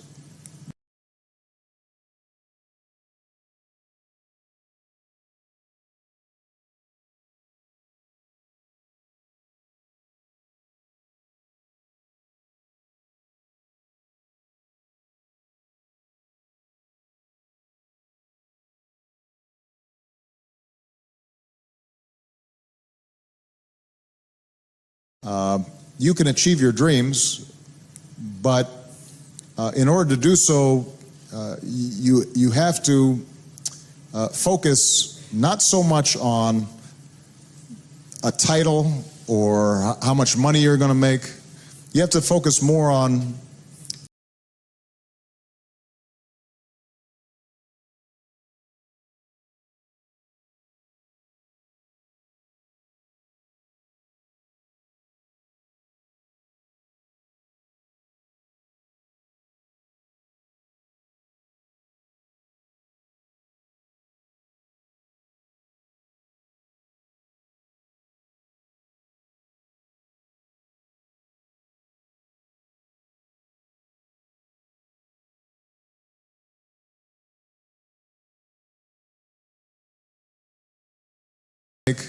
you have to focus more on what kind of influence and impact are you going to have on other people's lives. What good can you do in the world? Now, that may involve starting a business.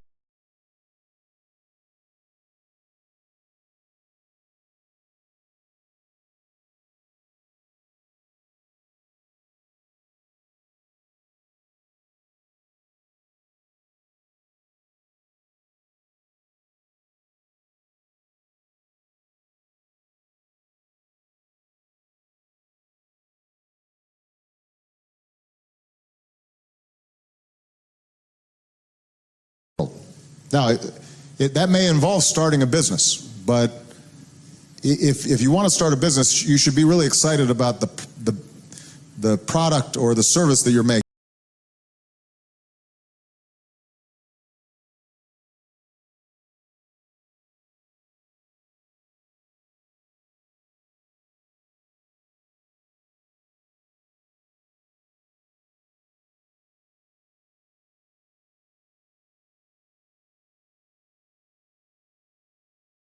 The product or the service that you're making.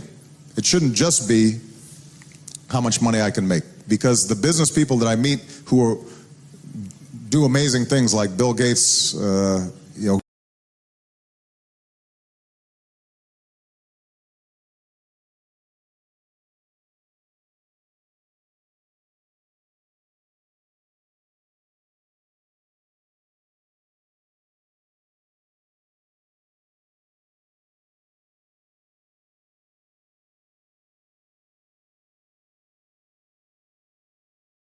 do amazing things like Bill Gates, who started Microsoft, or they're usually people who are really interested in what they do and they really think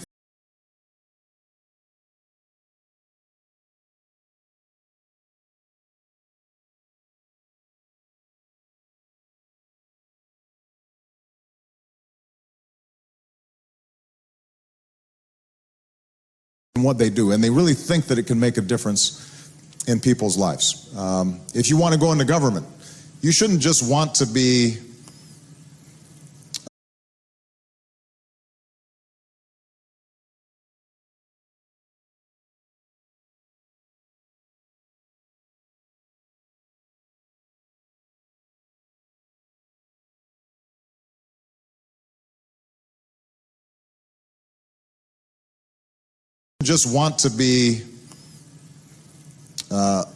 a particular government official. You should want to go into government because you think it can help educate some children, or it can help provide jobs.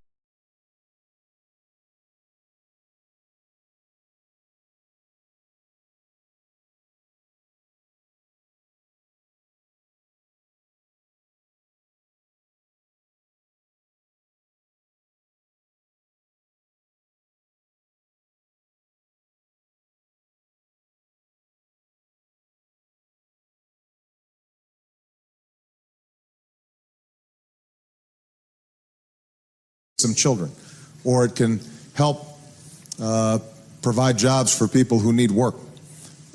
So I think the most important thing for me was when I started thinking more about other people and how I could have an impact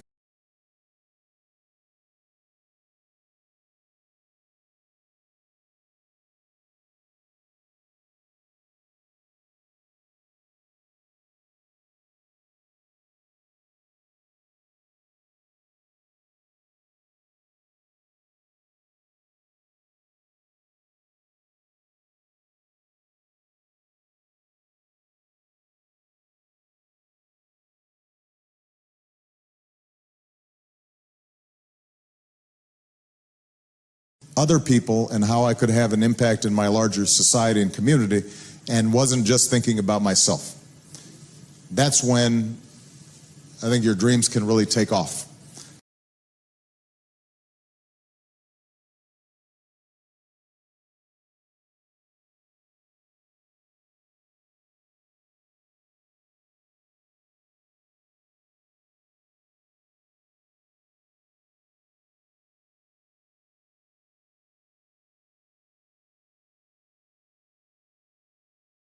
I think your dreams can really take off. Because if you're only thinking about you, then your world is small.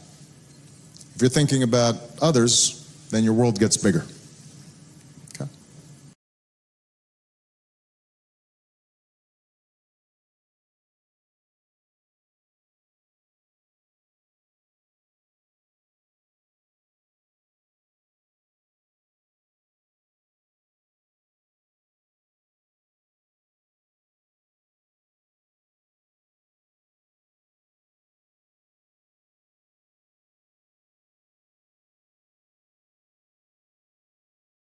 The world gets bigger. Okay? Good. Thank you. Thank you, Mr. President. We now have a question from the social media, which we've been collecting over the week. Okay.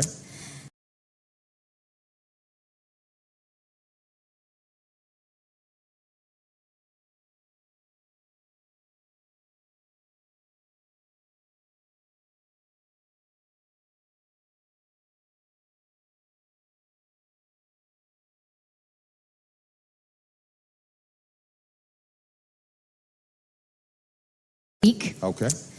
The question comes from our friend Saw Tet Aungkant from Burma, or Myanmar.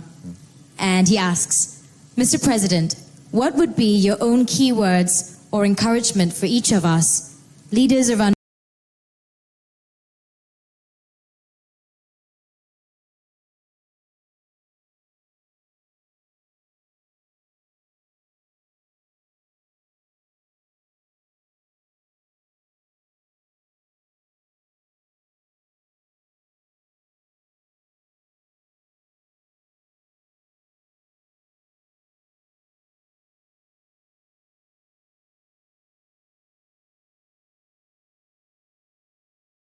encouragement for each of us, leaders of our next generation, while we are cooperating with numerous diversities such as different races, languages, beliefs, and cultures, not only in Myanmar,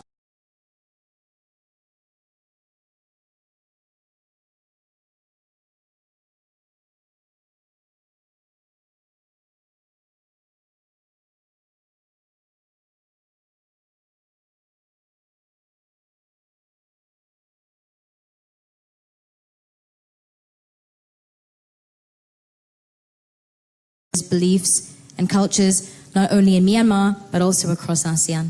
Good. Thank you. Well, it's a great question. If you look at the biggest source of conflict,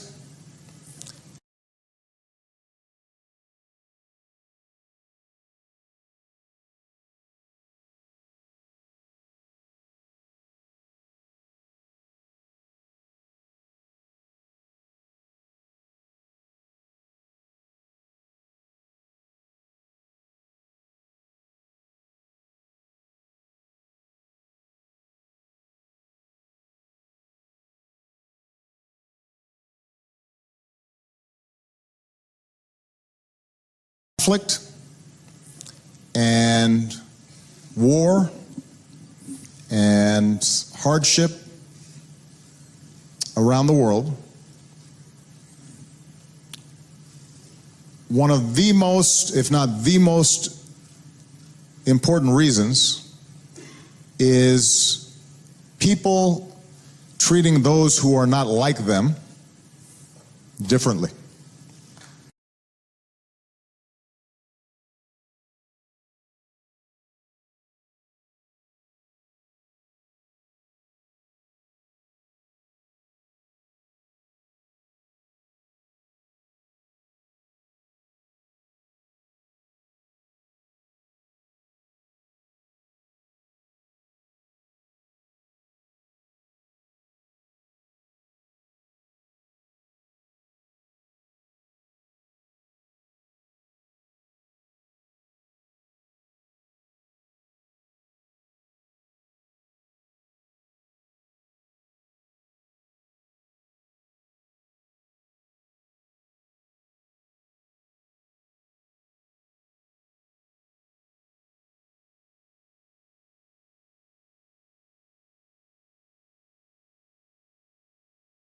differently, right?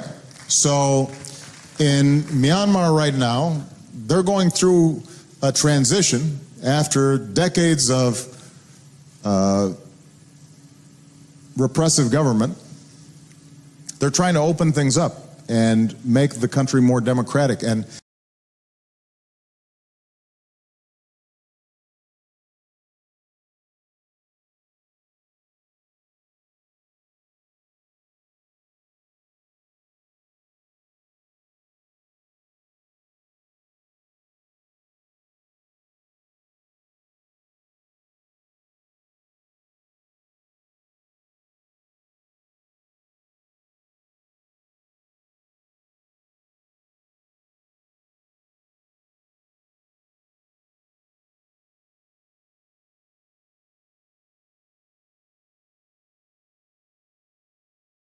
make the country more democratic. And that's a very courageous process that they're going through. But the danger, now that they're democratizing, is that there are different ethnic groups and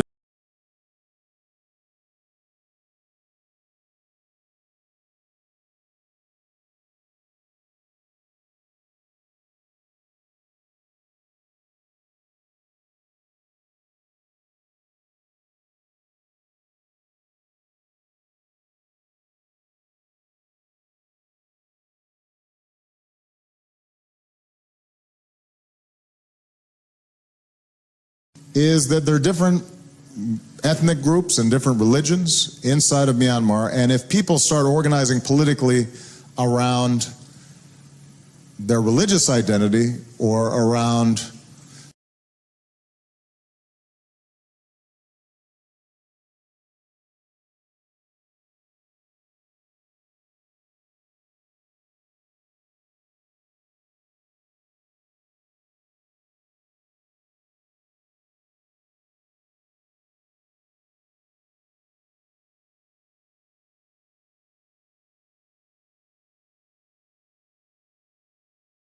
their religious identity or around their ethnic identity, as opposed to organizing around principles of justice and rule of law and democracy, then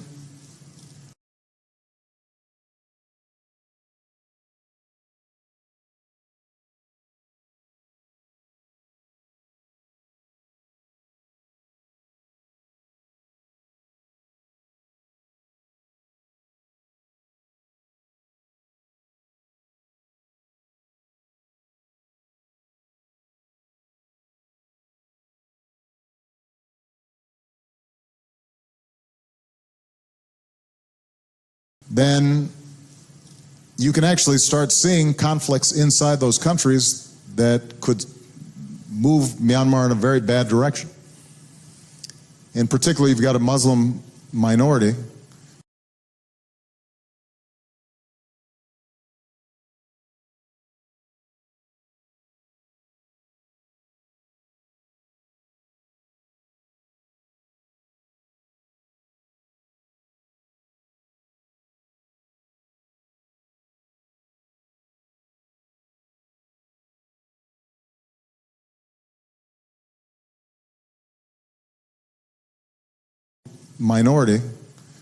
Inside of Myanmar right now that the broader population has historically looked down upon and whose rights are not fully being protected.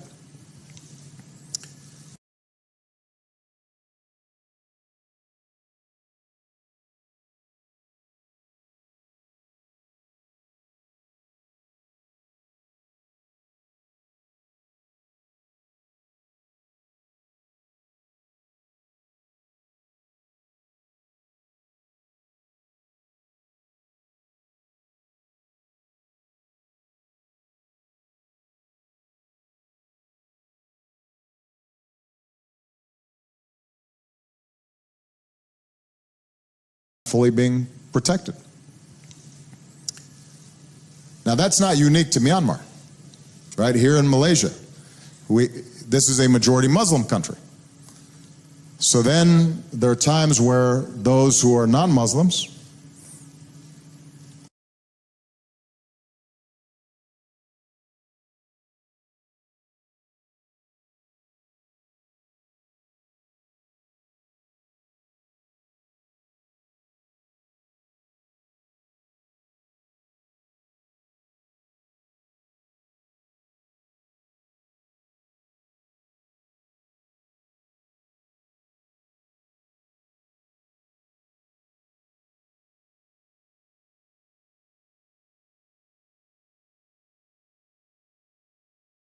or non-Muslims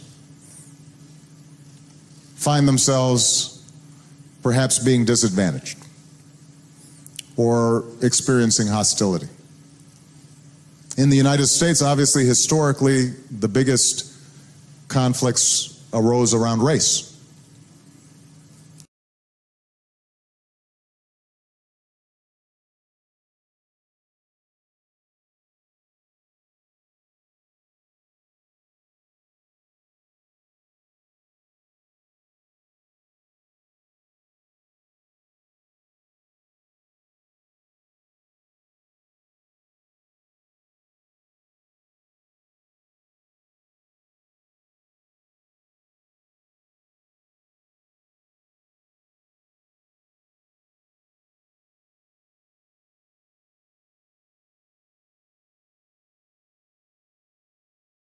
Conflicts arose around race.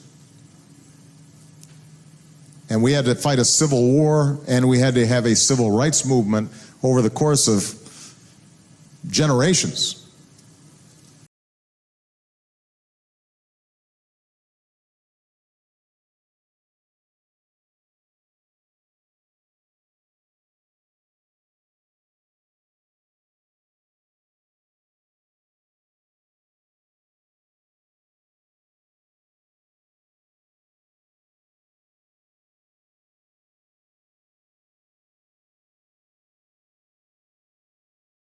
Generations until I could stand before you as a president of African descent. But of course, you know, the job's not done. There's still discrimination and prejudice.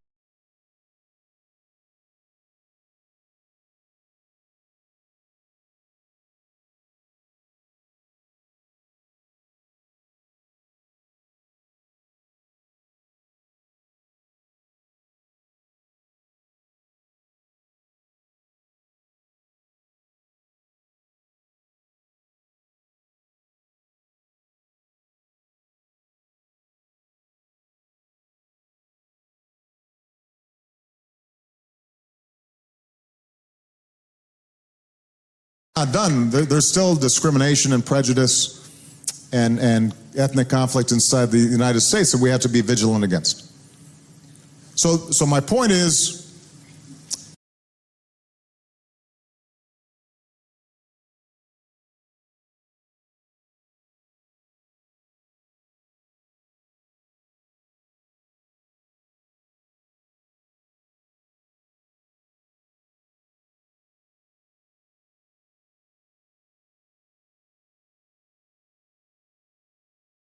So my point is, all of us have within us biases and prejudices of people who are not like us, or were not raised in the same faith, or come from a different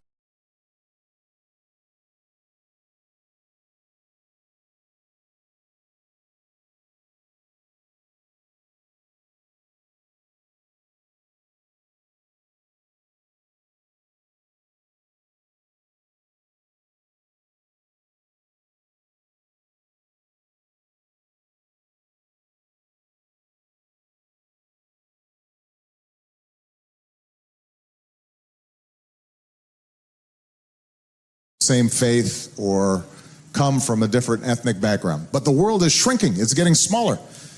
You could think that way when we were all living in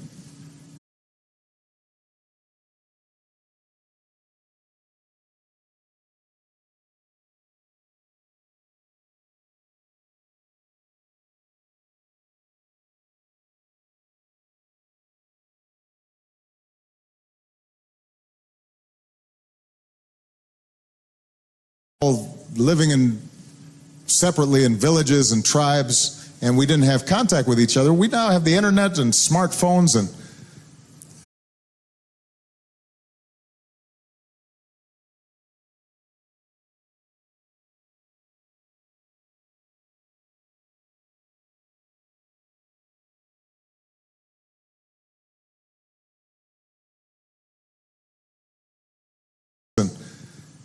our cultures are all colliding, The world has gotten smaller, and no country is going to succeed if a part of its population is put on the sidelines because they're just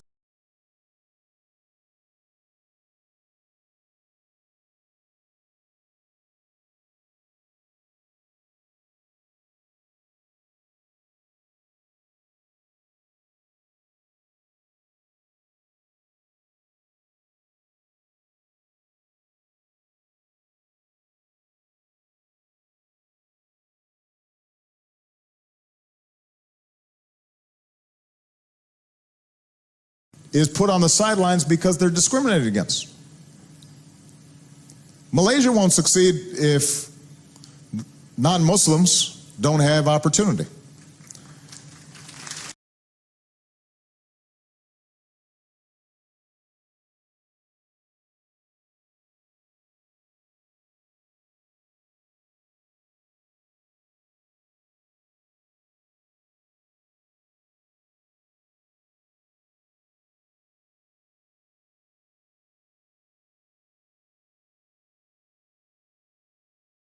Myanmar won't succeed if the Muslim population is oppressed. No society is going to succeed if half your population, meaning women, aren't getting the same education and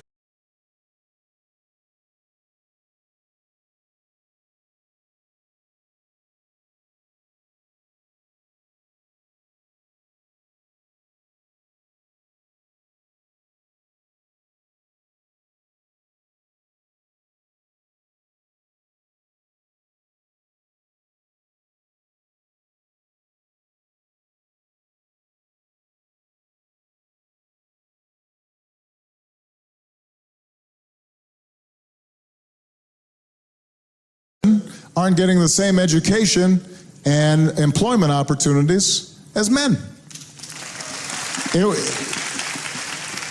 So I think the key point for all of you, especially as young people, is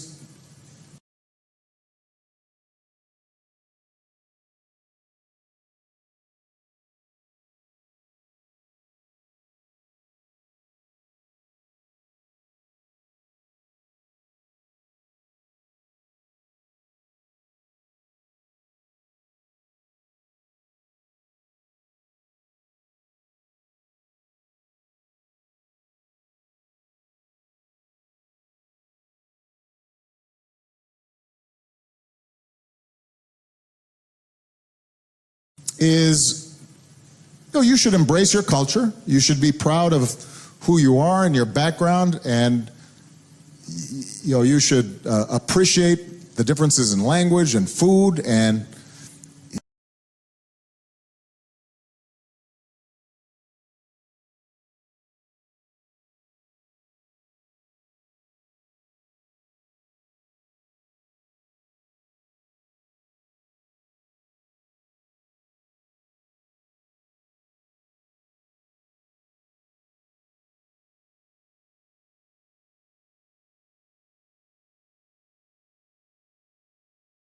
in language and food and how you worship God is going to be different. And those are things that you should be proud of.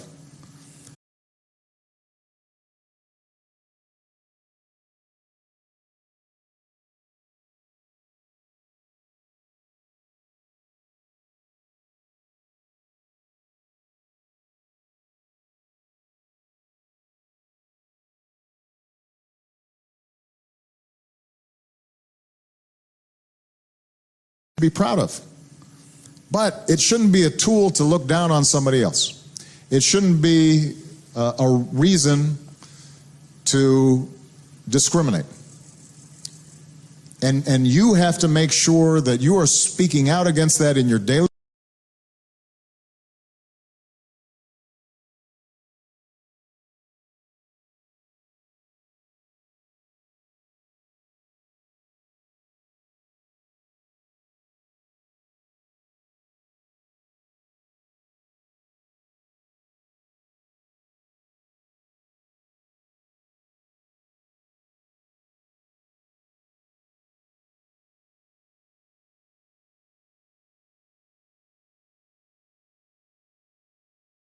speaking out against that in your daily life, and as you emerge as leaders, you should be on the side of politics that brings people together rather than drives them apart.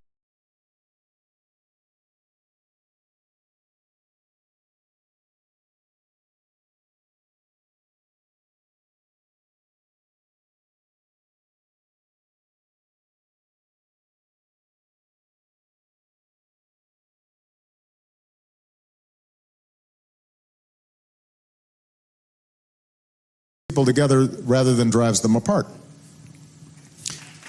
That is the most important thing for this generation. And part of the way to do that is to be able to stand in other people's shoes.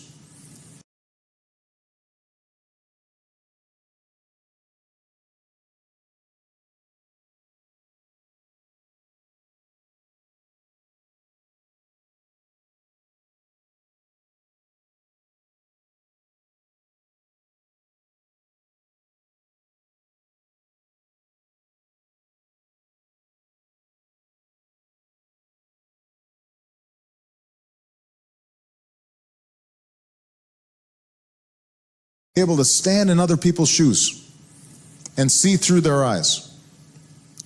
Almost every religion has within it the basic principle that I, as a Christian,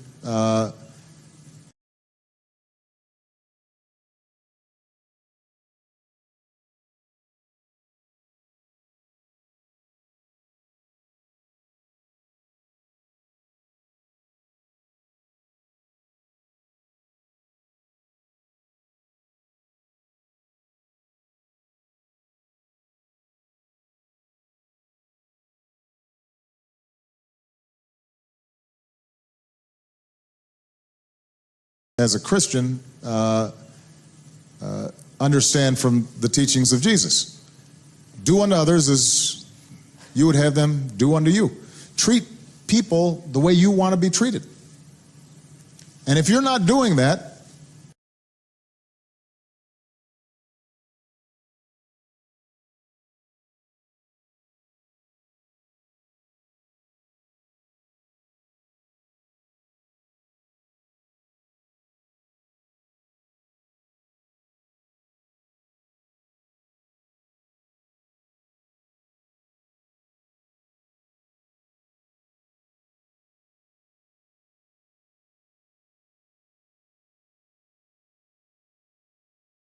and if society is not respecting that basic principle, then we're going backwards instead of going forward.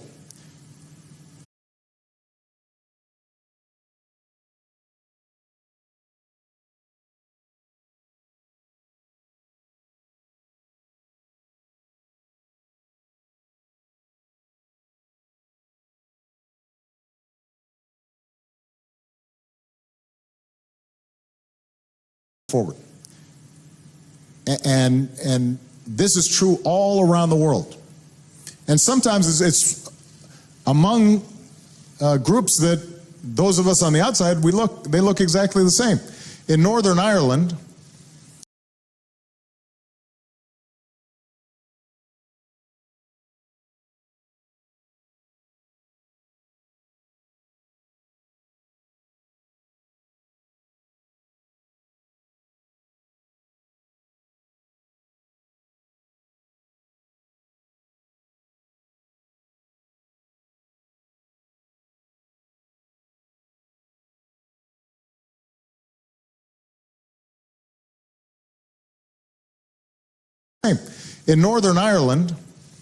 there has been a raging conflict, although they have finally come to arrive at peace, because half or a portion of the population is Catholic, a portion is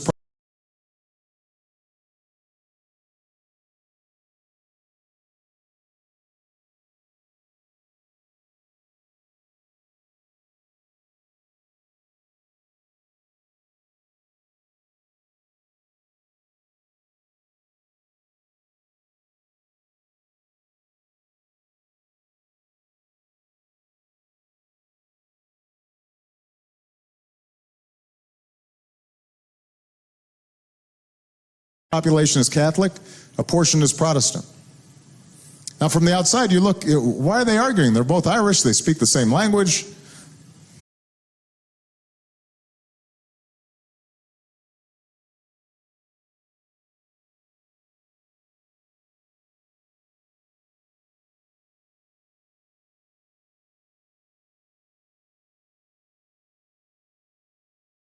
The same language. It seems as if they'd have nothing to argue about. But that's been a part of Ireland that has been held back and is poorer and less developed than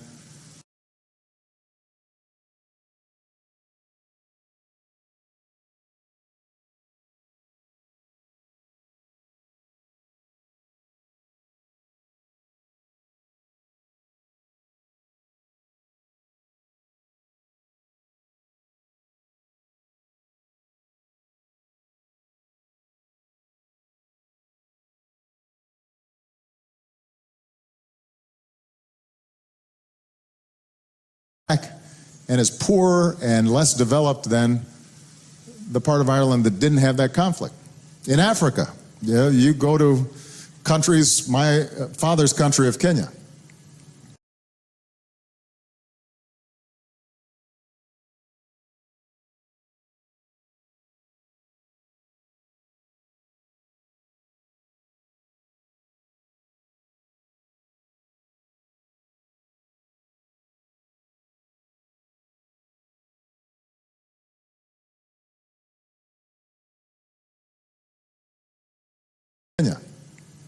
Where oftentimes you've seen tribal conflicts. From the outside you'd think, what are they arguing about? This is a country that has huge potential. They should be growing.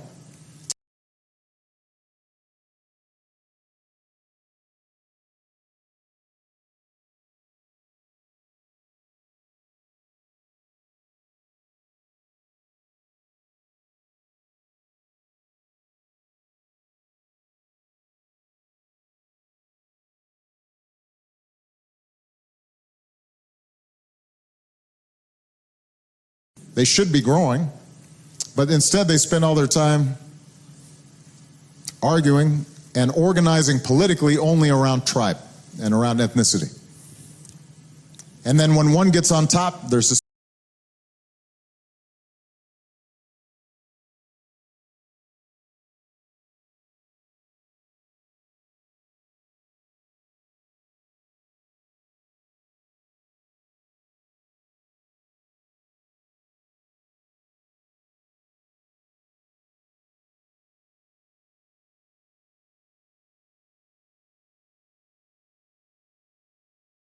And then when one gets on top, they're suspicious and they're worried that the other might take advantage of them, and when power shifts, then it's payback.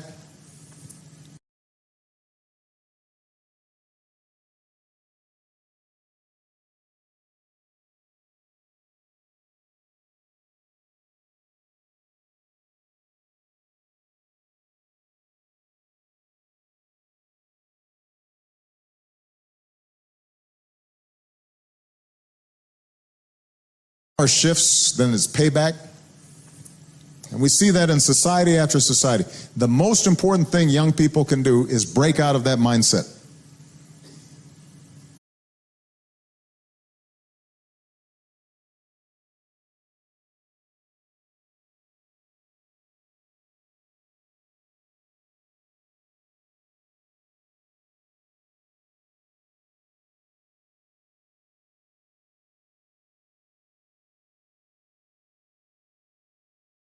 You know, when I was in Korea, I had a chance to, or in Tokyo rather, I had a chance to see an exhibit with an astronaut, a Japanese astronaut who was at the International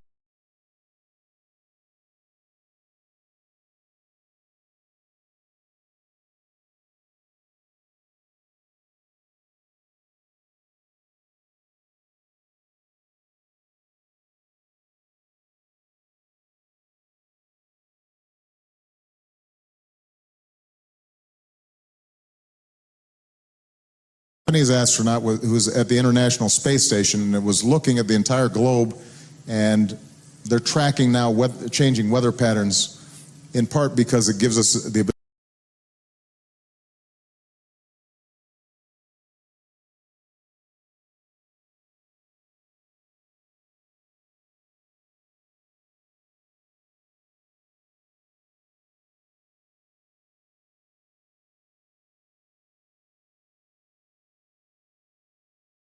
patterns, in part because it gives us the ability to respond to disasters quicker. And when you see astronauts from Japan or from the United States or from Russia or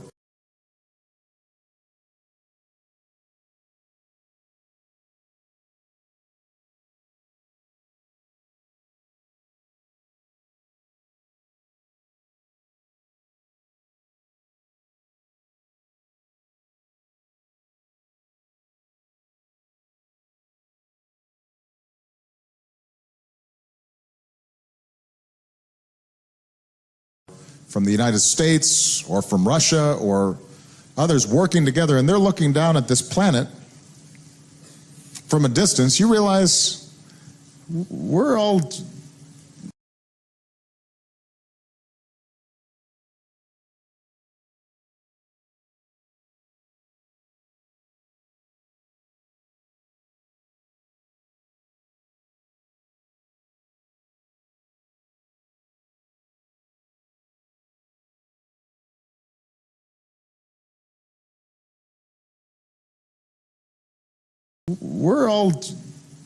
on this little rock in the middle of space. And the differences that seem so important to us from a distance dissolve into nothing. And so we have to have that same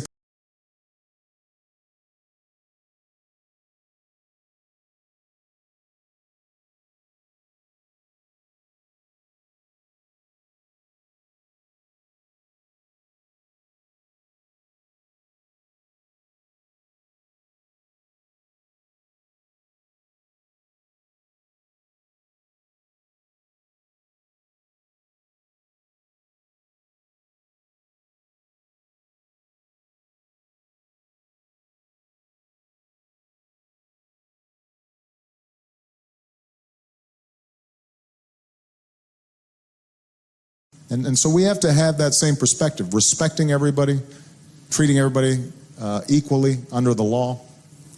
That has to be a principle that all of you uphold.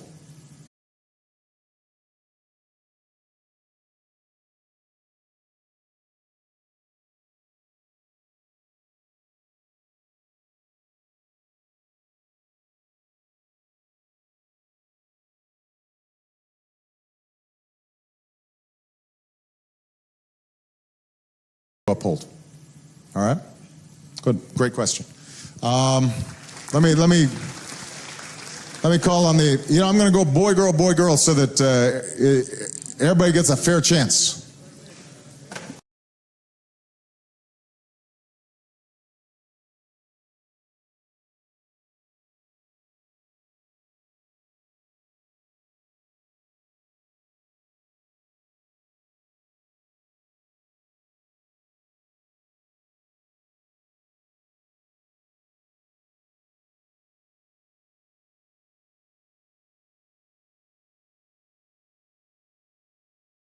Gets a fair chance. Let's see. Hold on. Oh, this gentleman right here. Right there with the glasses. Yeah. There you go.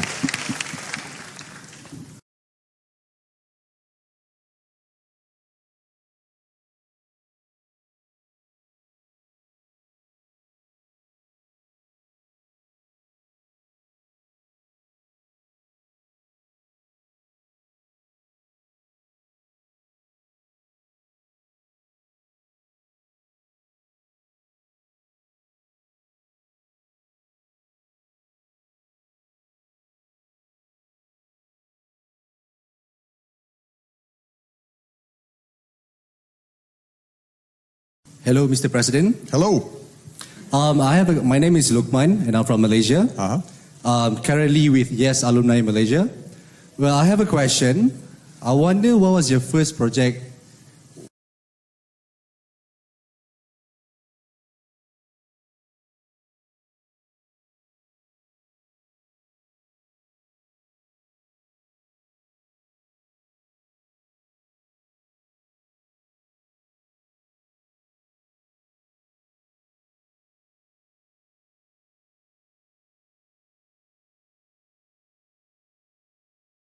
What was your first project, community service project that you did in life, and how did the project impact your community? Thank you so much. That's a great question.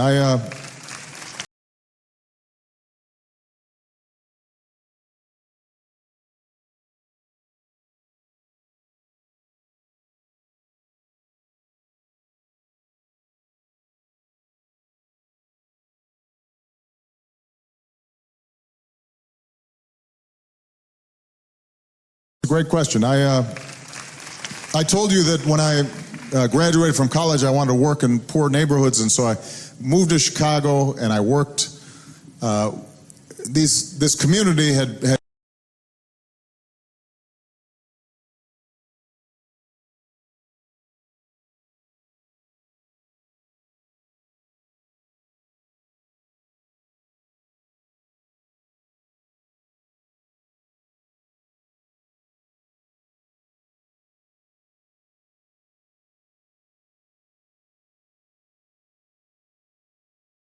and I worked.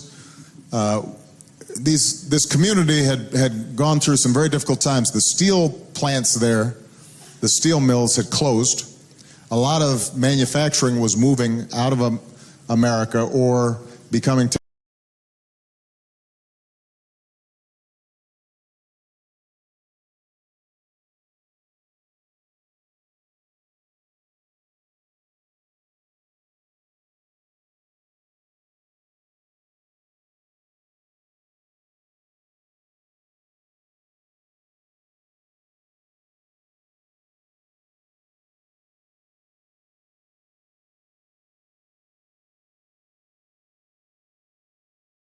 was moving out of America or becoming technologically obsolete, these old mills. And so these were areas that had been entirely dependent on steel. And as those jobs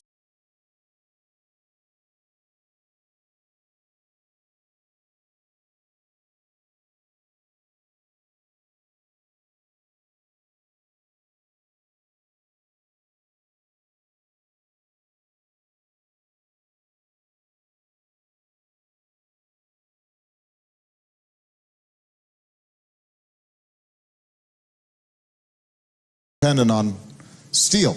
And as those jobs left, the communities were being abandoned. And there was also racial change in the area. They had been predominantly white, then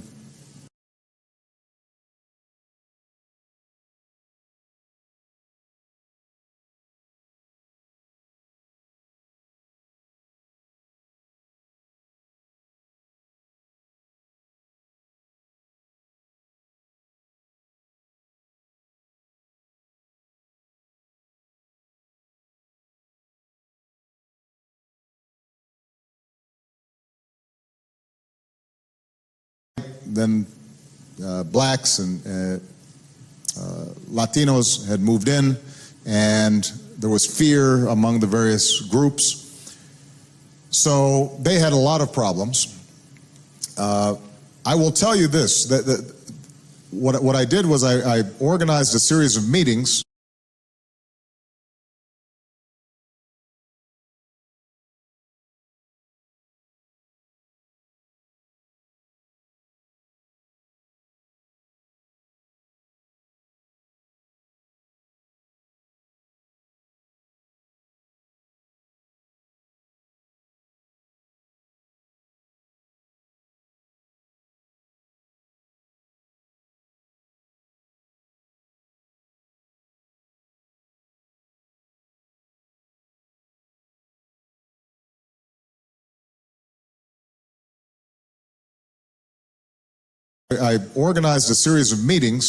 listening to people to find out what they wanted to do something about first. The most immediate problem they saw was there was a lot of crime that had emerged.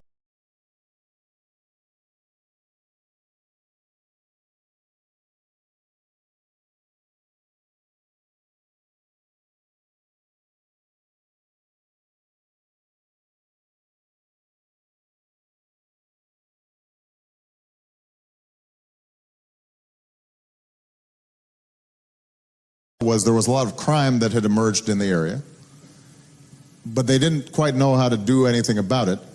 So I organized a meeting with the police commander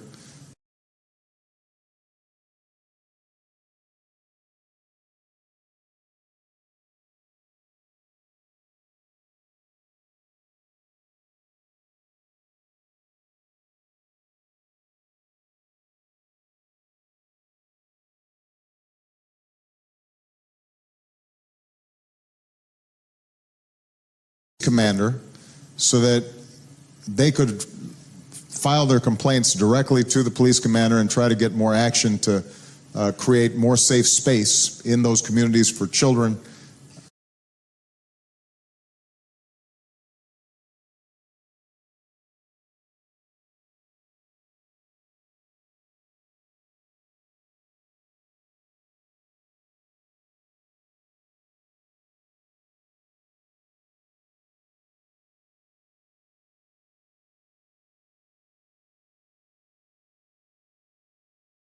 Communities for children, and to end people standing on street corners, and because it was depressing the whole community. Now, here's the main thing I want to tell you.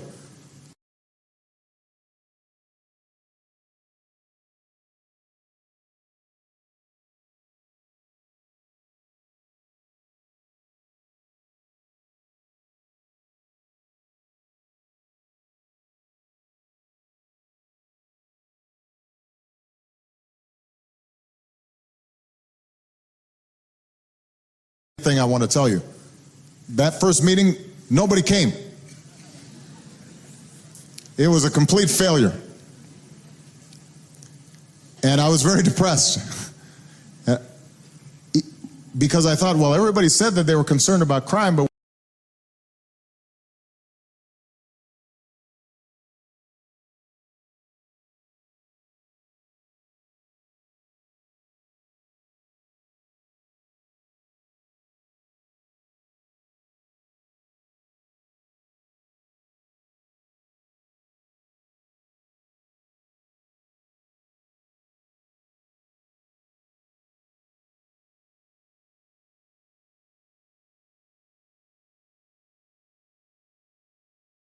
that they were concerned about crime, but when I organized the meeting, nobody came. And what it made me realize is that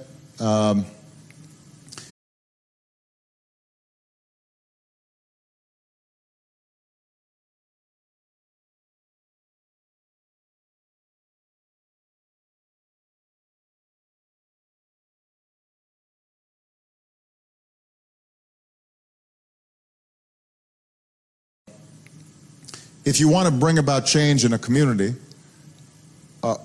or in a nation,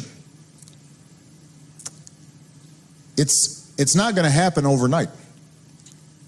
Usually it's very hard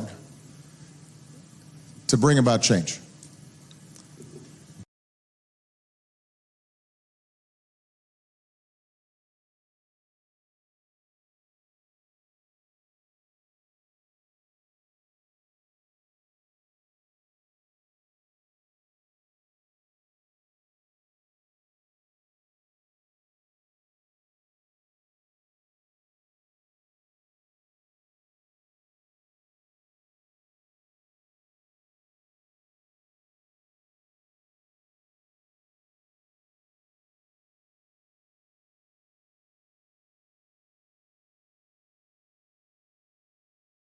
To bring about change. Because people are busy in their daily lives, they have things to do. Some of the things I realized was I hadn't organized the meeting at the right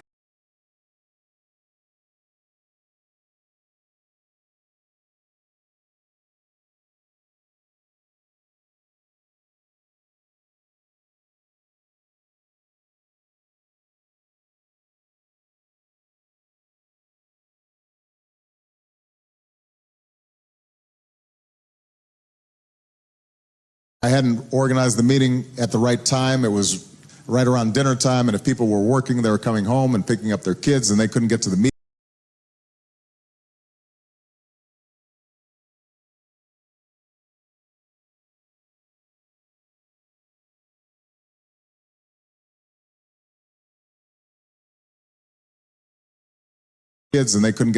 Fast enough, and right.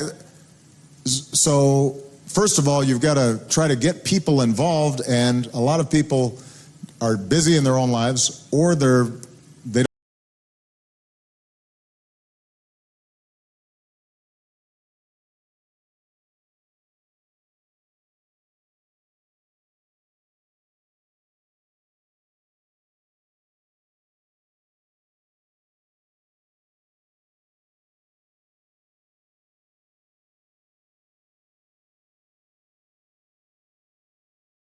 Busy in their own lives, or they don't think it's going to make a difference, or they're scared if they're speaking out against authority.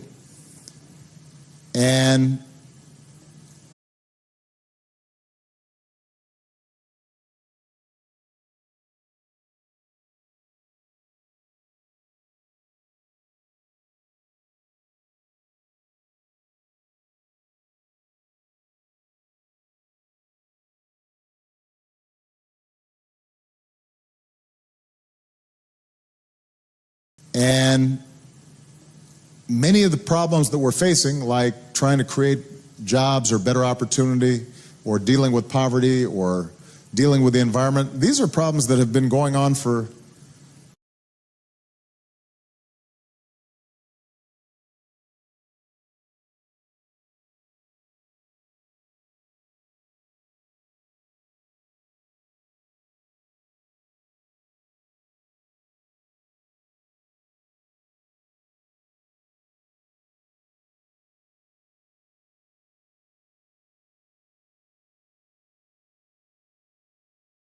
problems that have been going on for decades. And so to think that somehow you're going to change it in a day or a week, and then if it doesn't happen, you just give up, well, that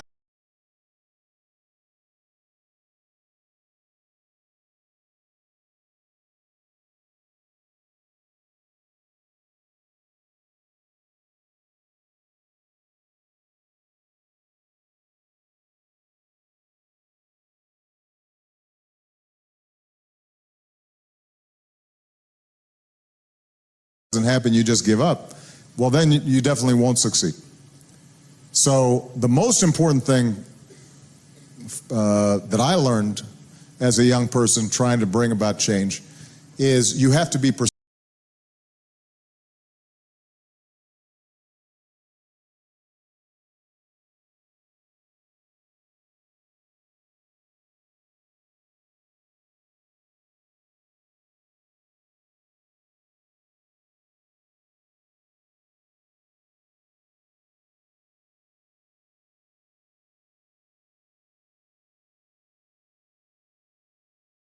About change is you have to be persistent, and you have to get more people involved, and you have to form relationships with different groups and different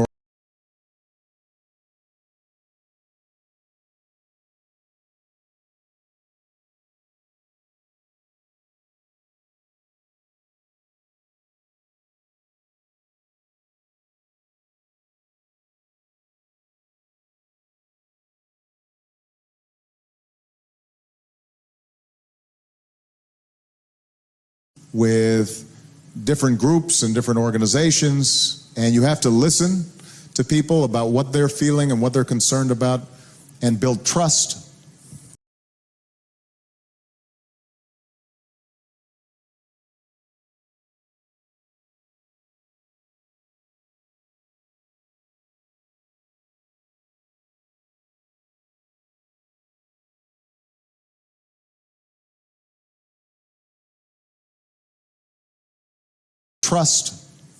And then you have to try to find a small part of the problem and get success on that first, so that maybe from there you can start something else and make it bigger and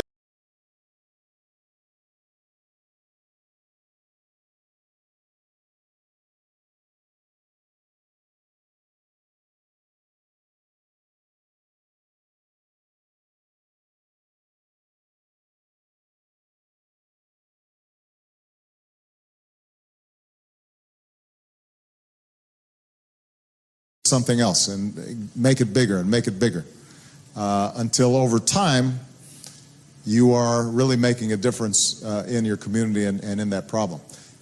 But you can't be impatient. And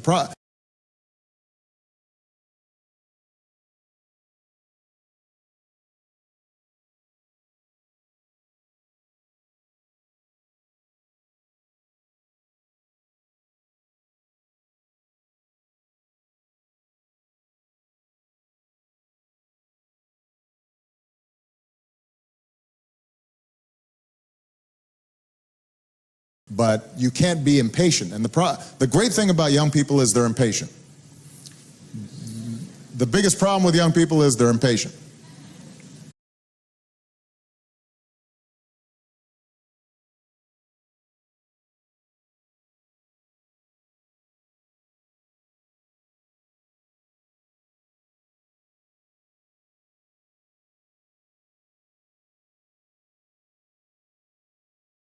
They're impatient. Right? It's a strength because it's what makes you want to change things, but sometimes you can be disappointed if change doesn't happen right away.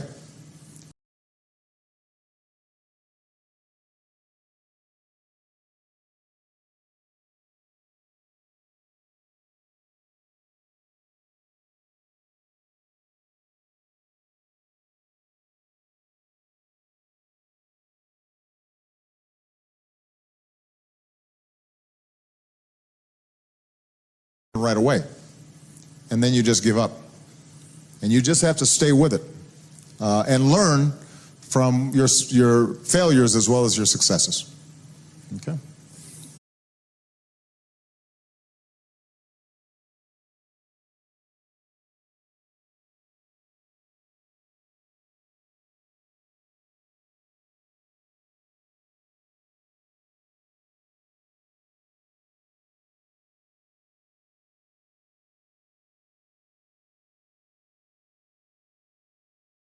Okay. Anita? Mr. President, thank you very much. We have a question from our friend in Singapore. His name is Stanley Ong. He asks, what is the legacy you wish to leave?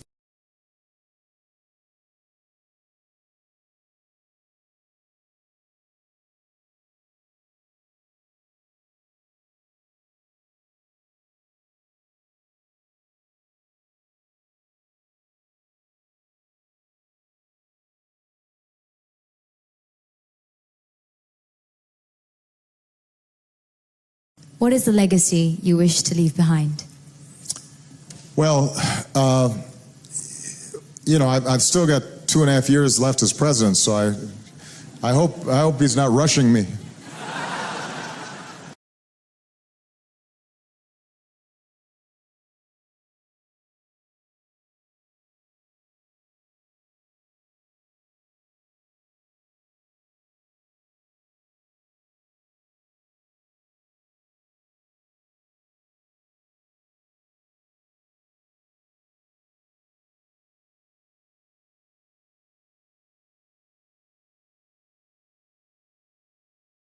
I hope he's not rushing me. But what is true is that, you know, as President of the United States, you have so many issues coming at you every day.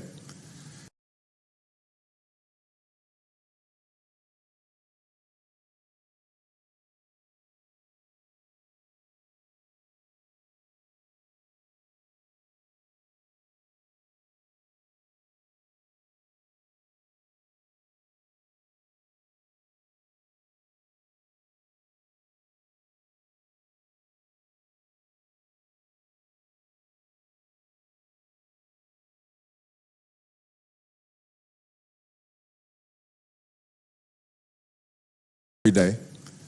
But sometimes I try to step back and think about 20 years from now when I look back, what will I be most proud of, or what do I think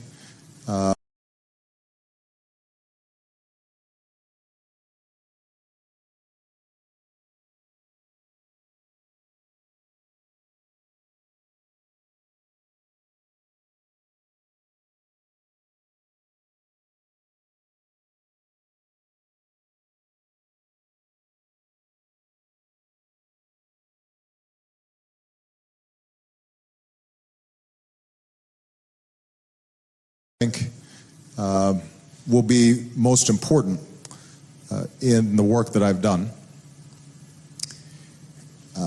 Now, my most important legacy is Malia and Sasha, who are turning out to be wonderful young people. So your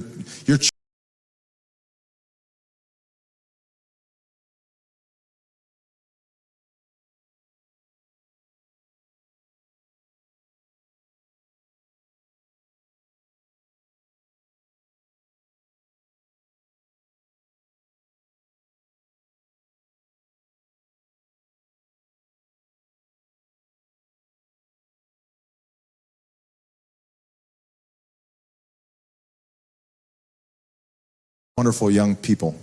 So your children, if you're a parent, the most important legacy you have is great children, and I have those who are happy.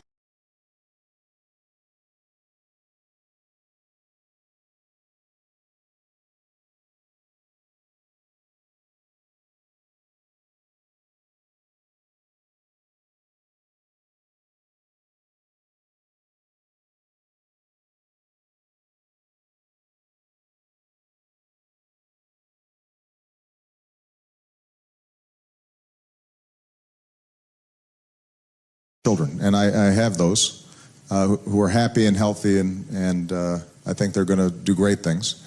Another important legacy is being a good husband.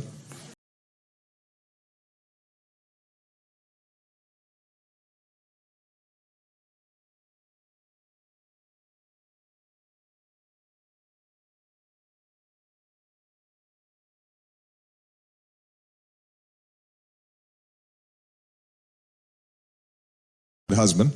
So I've tried to do that. That's important. Because if you don't do those things well, then everything else you're going to have some problems with.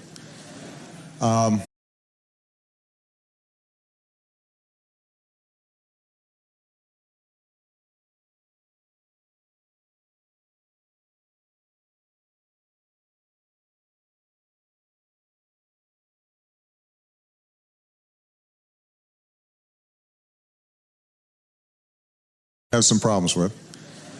But I think as president,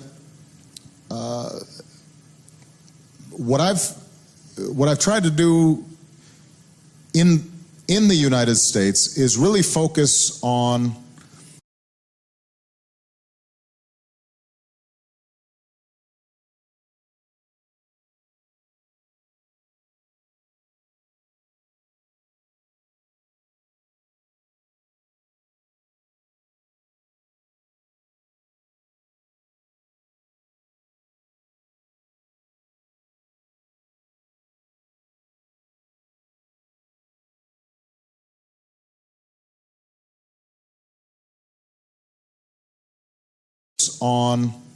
how do you create opportunity for all people. And when I first came into office, we were in a huge financial crisis that had hit the entire world, and it was the worst crisis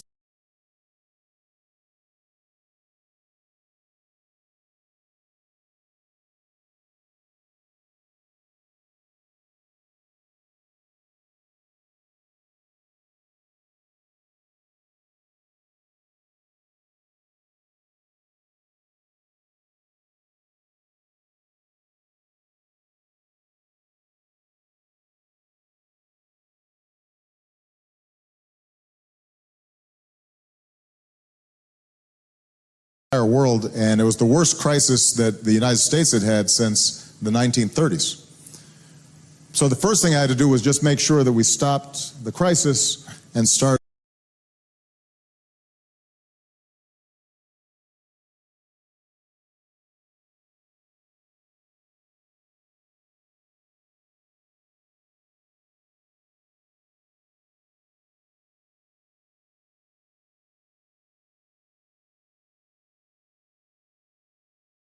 sure that we stopped the crisis and start allowing the economy to recover, and we've now created more than 9 million jobs, and the economy is beginning to improve for a lot of people.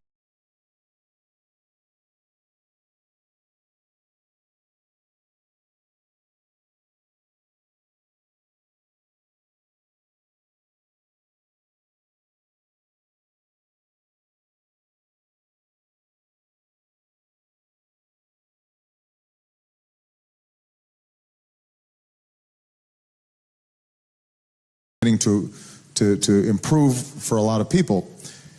But what you've also seen is a trend in the United States, but also around the world, in which even when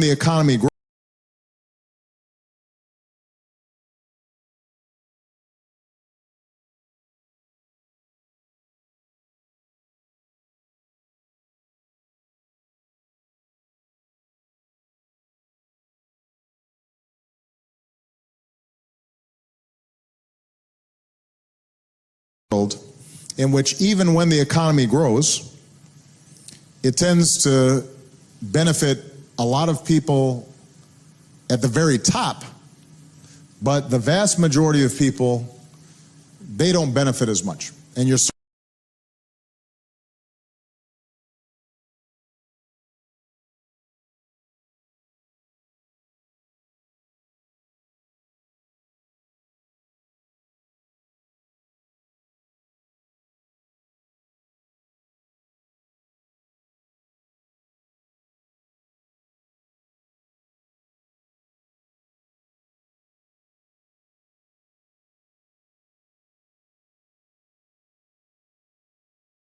they don't benefit as much. And you're starting to see bigger and bigger gaps in inequality and in wealth and in opportunity. And that's true not just in the United States.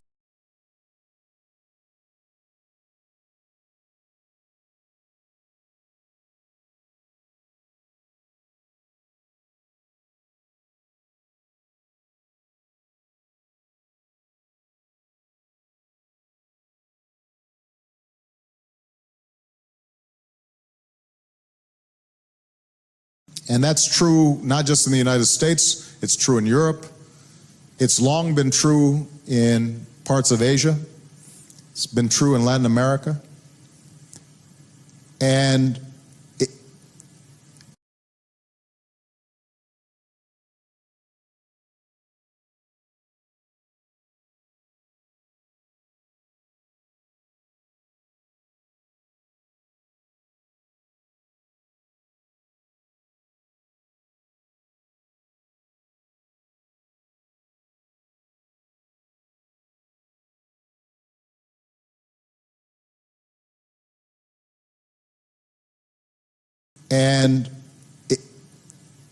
I believe that economies work best when growth and development is broad-based, when it's shared.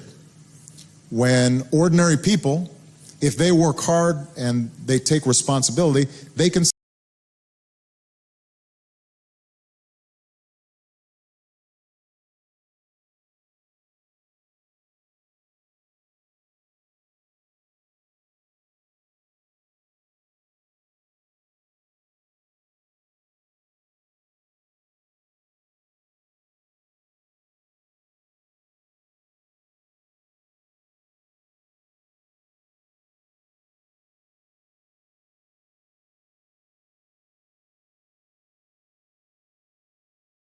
and they take responsibility, they can succeed. Not everybody's going to be rich, but everybody should be able to live a good life. Not everybody's going to be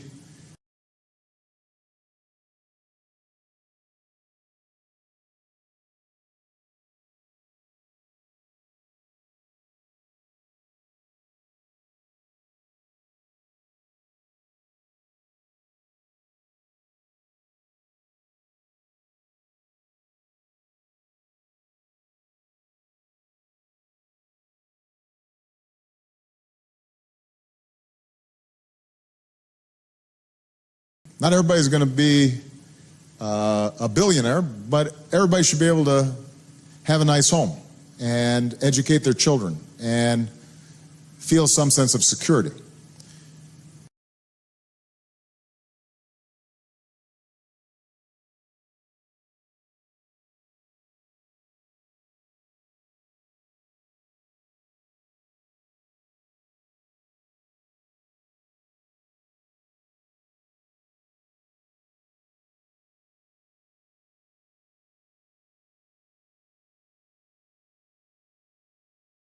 Feel some sense of security. So that's not something that I can do by myself as President of the United States, but everything that I do, whether it's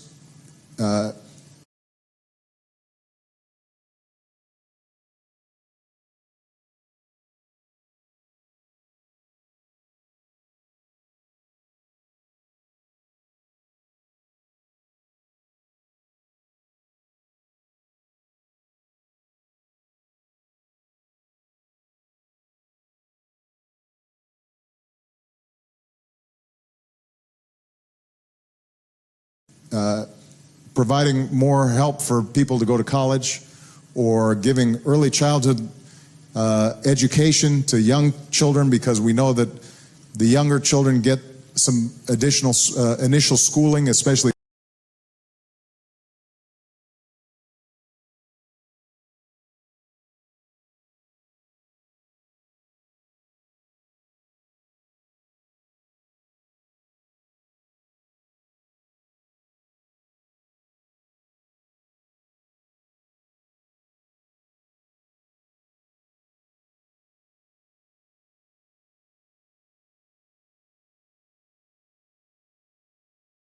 additional initial schooling, especially poor children, the better off they'll do in school for all the years to come, to the work that we're trying to do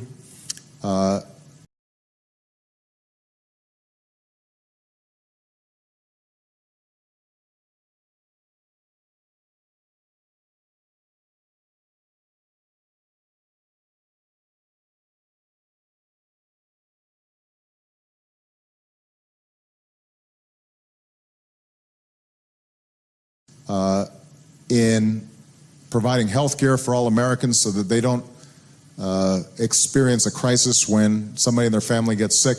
All of those efforts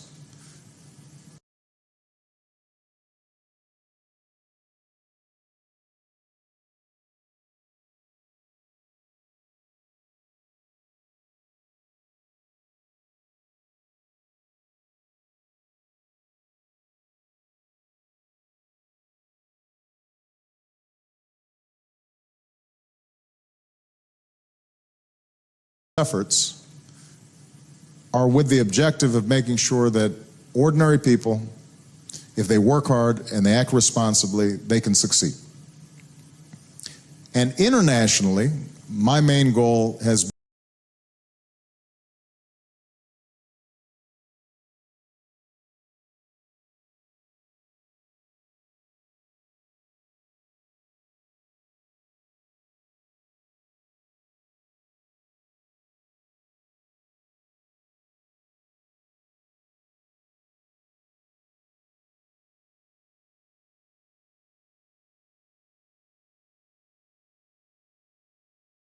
And internationally, my main goal has been to work with other partners to promote a system of rules so that conflicts can be resolved peacefully, so that nations observe basic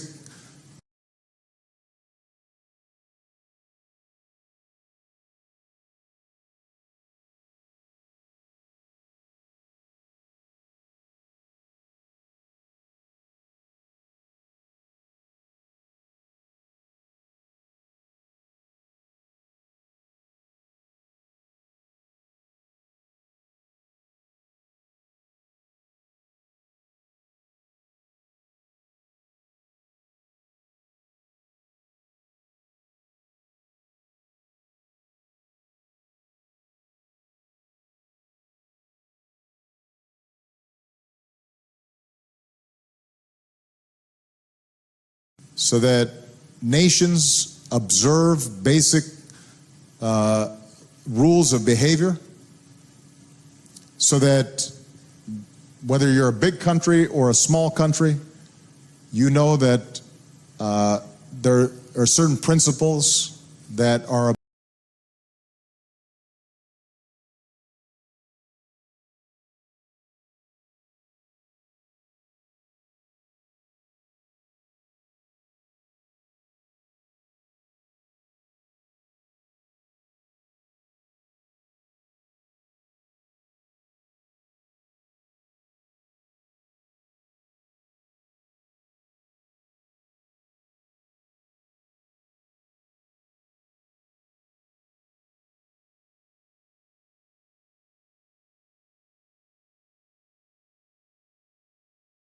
there are certain principles that are observed that might doesn't just make right, but that there's a set of ideals and that there's justice, both inside countries and between.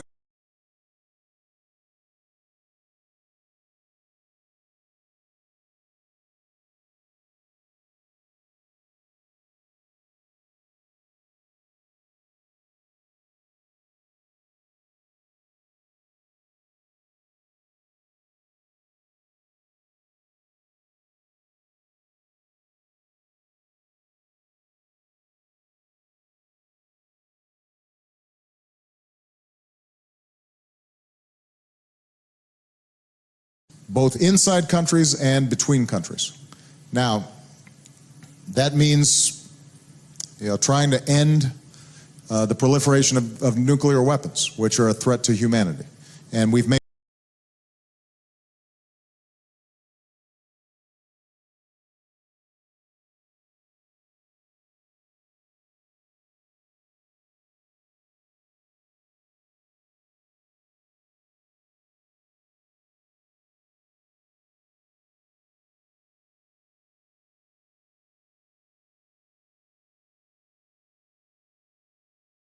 which are a threat to humanity. And we've made progress in that front, me negotiating the reduction of our nuclear stockpiles with the Russians and trying to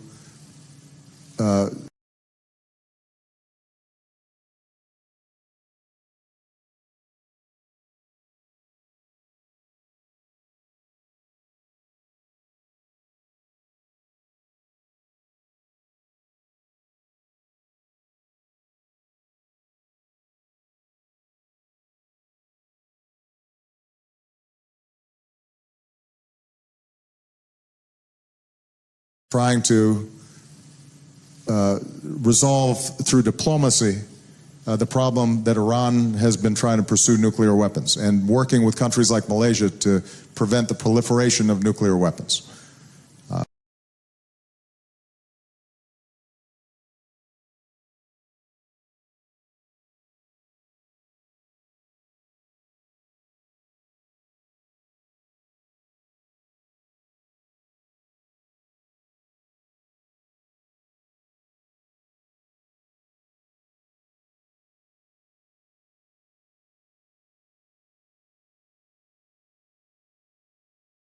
Proliferation of nuclear weapons.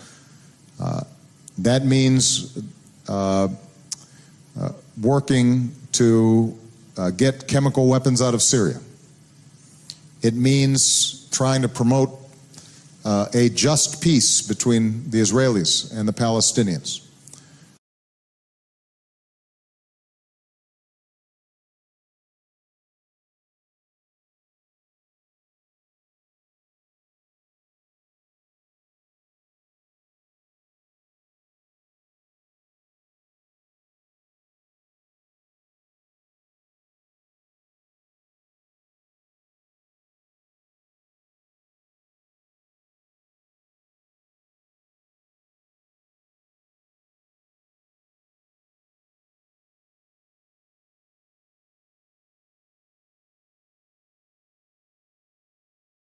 Palestinians.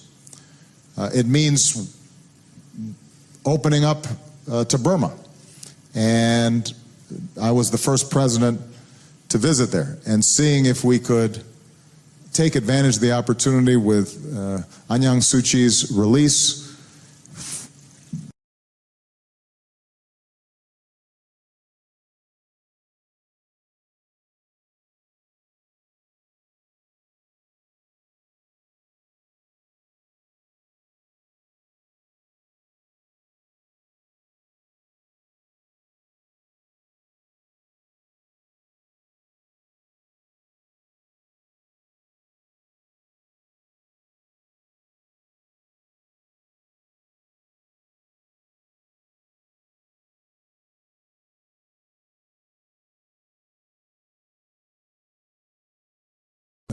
Aung San Suu Kyi's release to create a country that was a responsible part of the world order.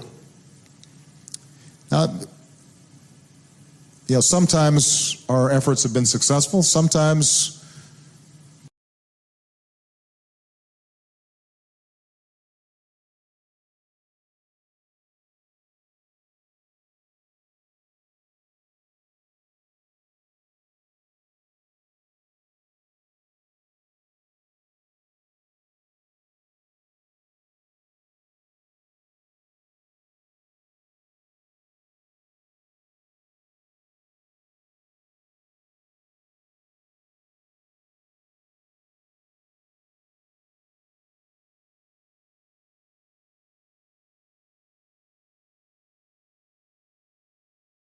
successful, sometimes, just as I told this young man here, my efforts initially haven't been as successful, and I've had to keep on trying.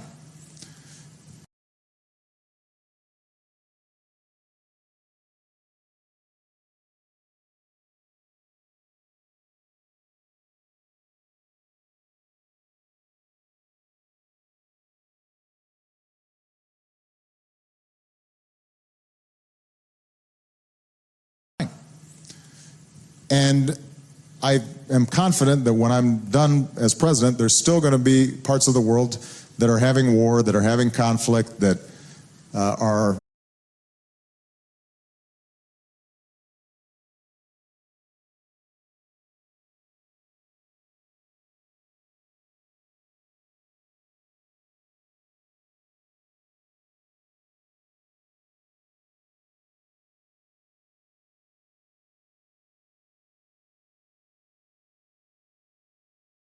having conflict, that are oppressing their own people. So I'm not going to solve all these problems. I've got to leave some work for all of you. But what I do hope is that I will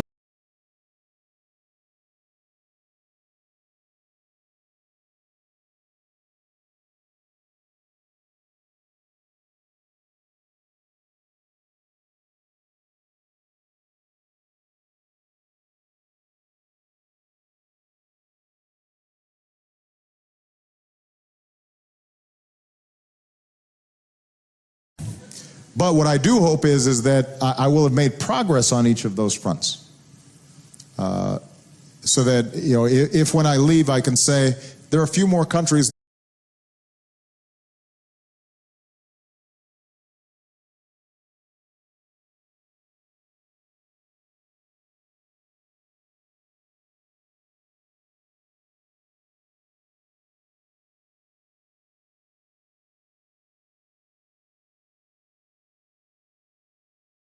say, there are a few more countries that are democracies now, and the United States helped. If there are countries where I can say, or areas of the world where I can say, we have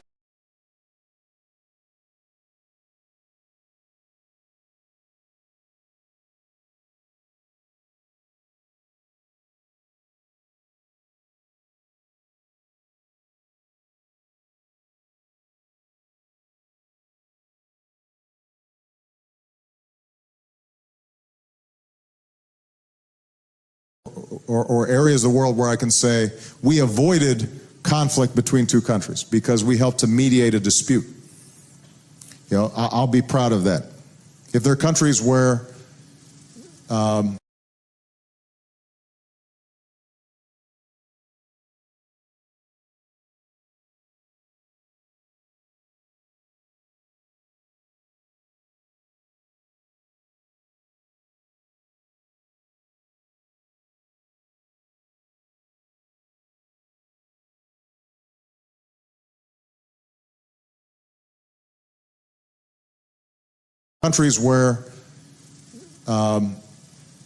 the spotlight has been shined internationally on the oppression of a minority group, and it has forced that country to change its practices.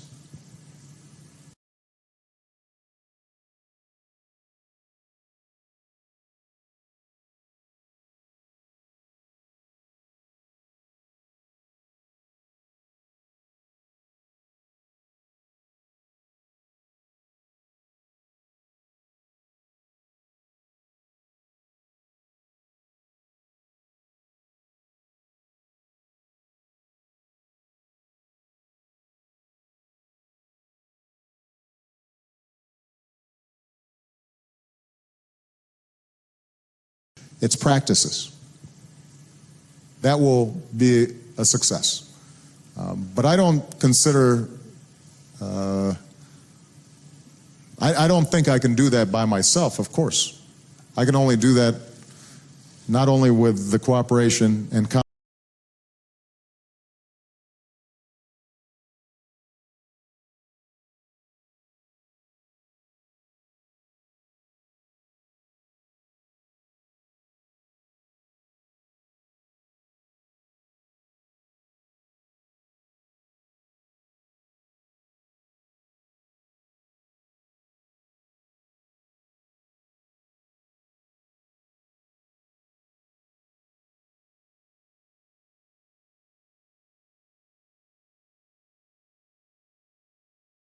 not only with the cooperation and consultation of other leaders, but it's also other citizens of the world.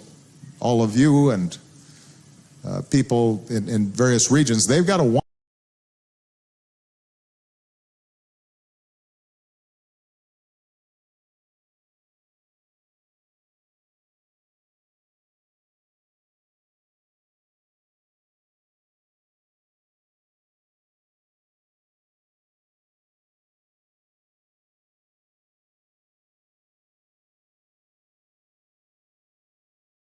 people in various regions, they've got to want more justice and more peace in order for us to achieve it.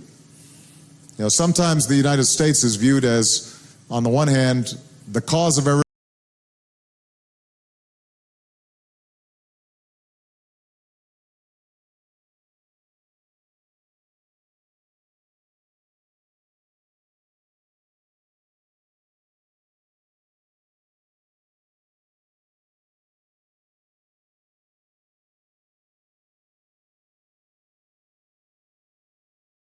as, on the one hand, the cause of everybody's problem, or on the other hand, the United States is expected to solve everybody's problem.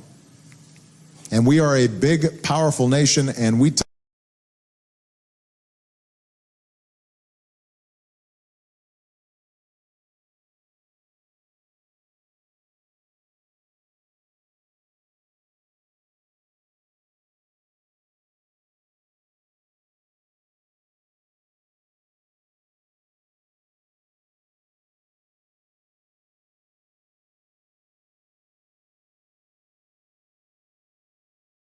And we are a big, powerful nation, and we take our responsibilities very seriously. But we can only do so much. Ultimately, the people in these countries themselves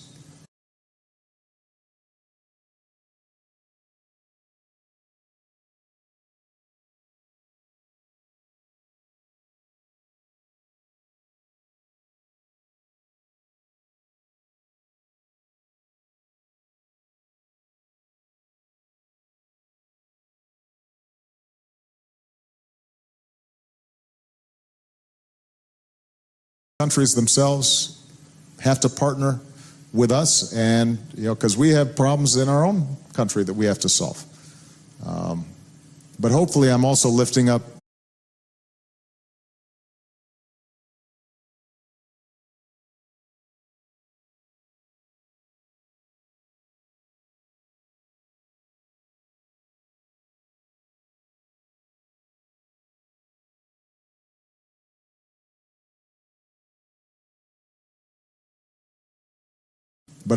also lifting up certain universal principles and ideals that all of us can embrace and share. All right. It's a woman's turn.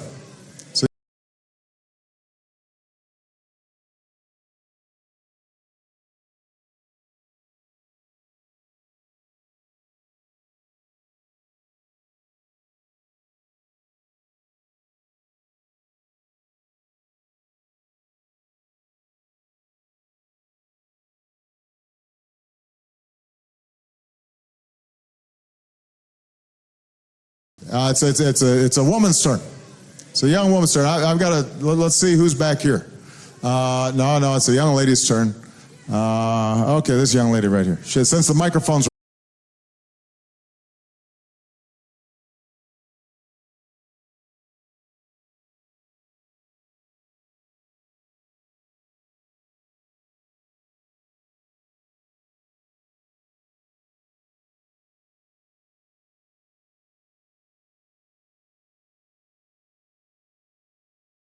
here. Since the microphone's right there. Yeah. Good afternoon, Mr. President, and welcome to Malaysia. So, gathering from what you've said,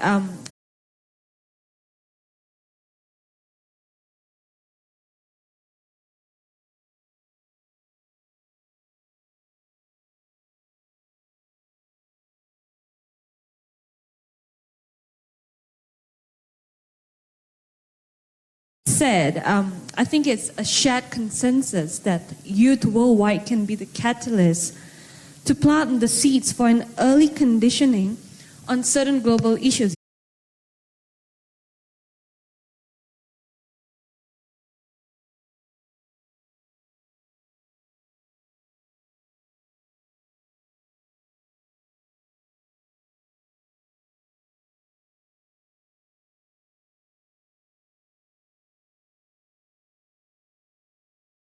Conditioning on certain global issues, yeah?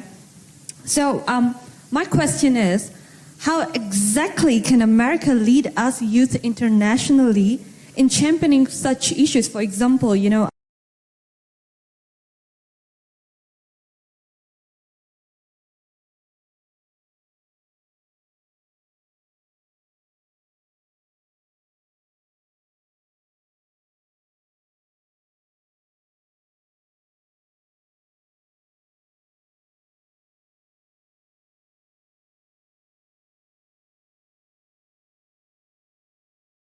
championing such issues, for example, climate change, women empowerment, poverty eradication, particularly to bring the human race together.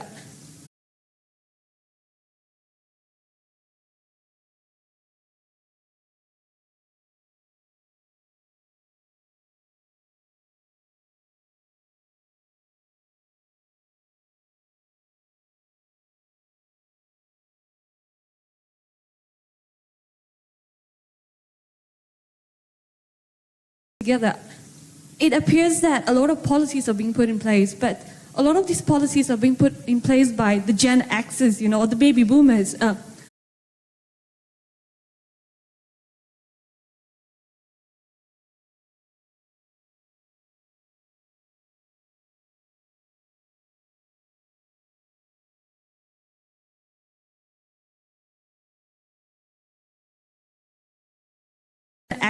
Or the baby boomers. People like us, the Gen Ys, really don't have a say in these policies, but we are supposed to champion them. So how is it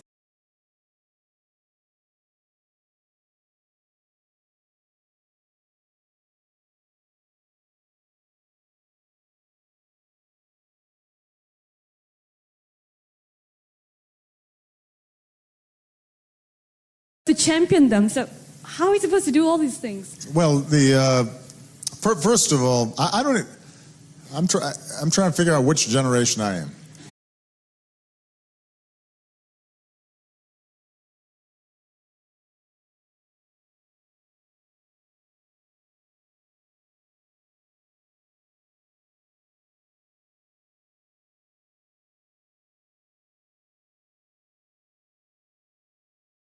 Which generation I am.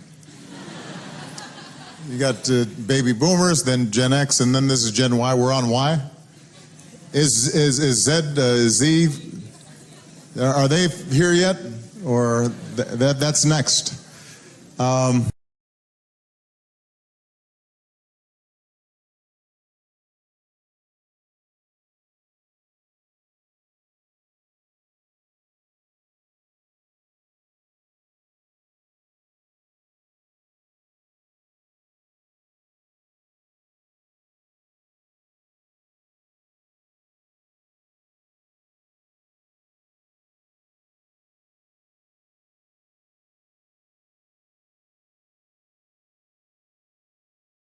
Are they here yet, or that's next?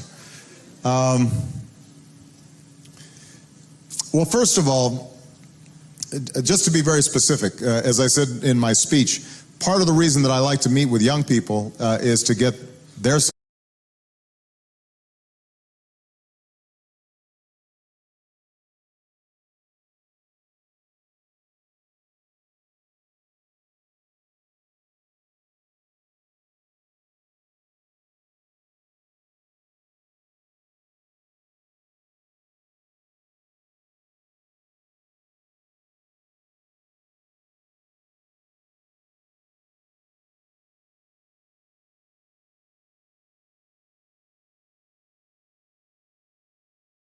meet with young people is to get their suggestions and their ideas. But then what we try to do is set up a process and a network of young leaders who can share ideas.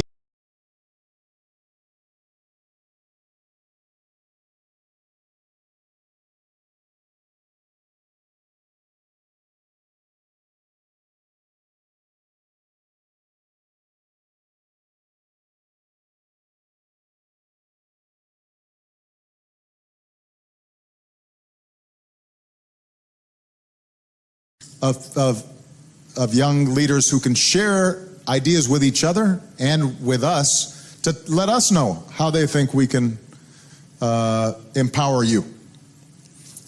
So coming out of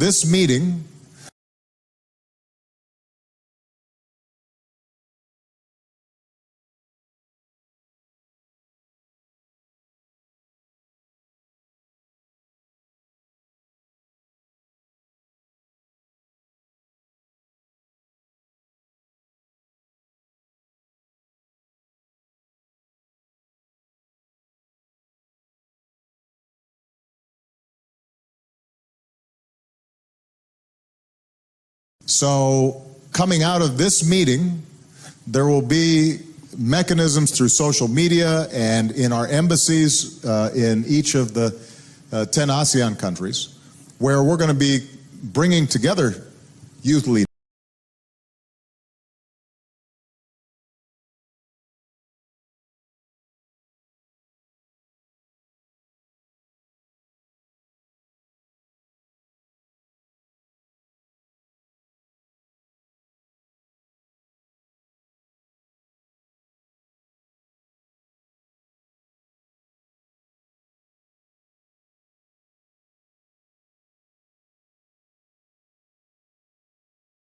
Going to be bringing together youth leaders to talk to each other about their plans, what their priorities are, how they think the United States can be most helpful.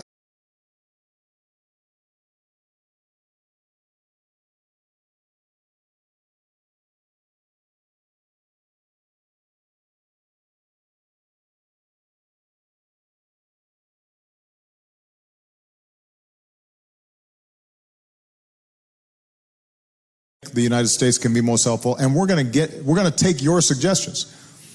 And let's take the example of something like climate change.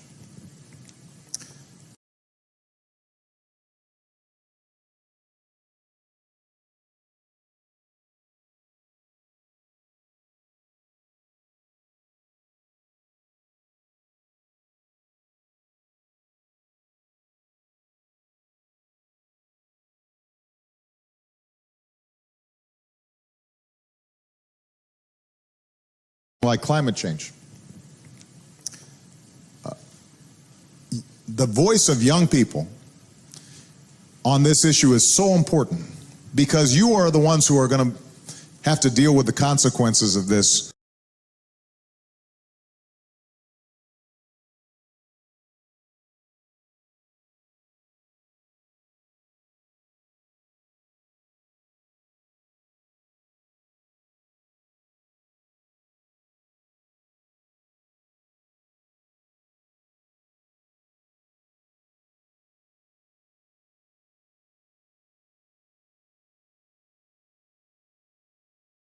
Deal with the consequences of this most significantly. You know, I rode with Prime Minister Najib from our press conference to the new Magic Center that's been set up.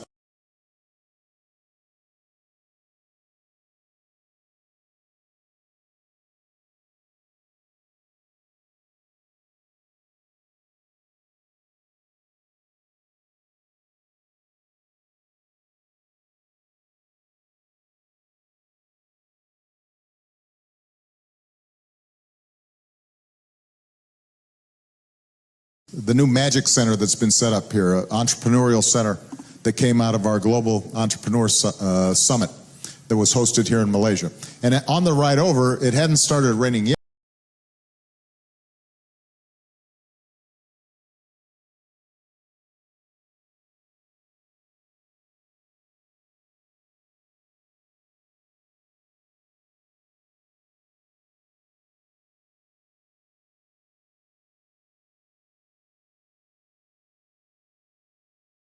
ride over, it hadn't started raining yet, but you could tell it was going to be raining soon. And he said that here in Malaysia, you've already seen a change in weather patterns. It used to be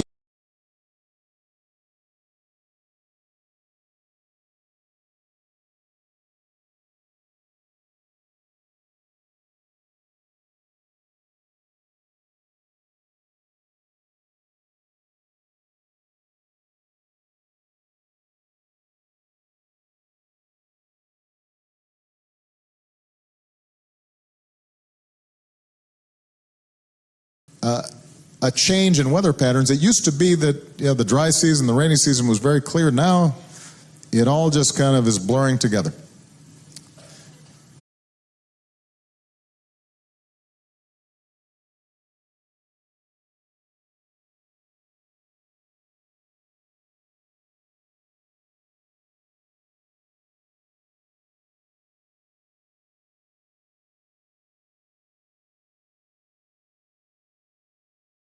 Now, not all of that can be directly attributed, precisely to climate change, but when you look at what's been happening all across the country, or all around the world,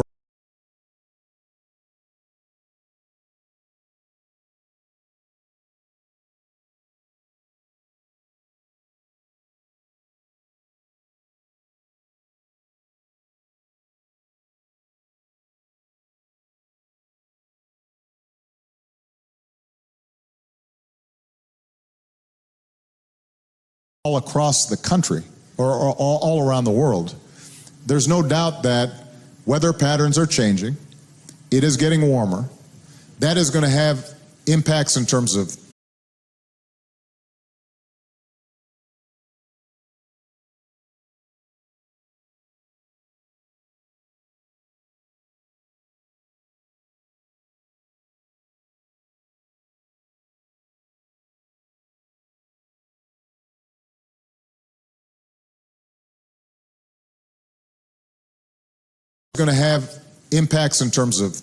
more flooding, more drought, displacement, could affect food supplies, could affect the incidence of diseases.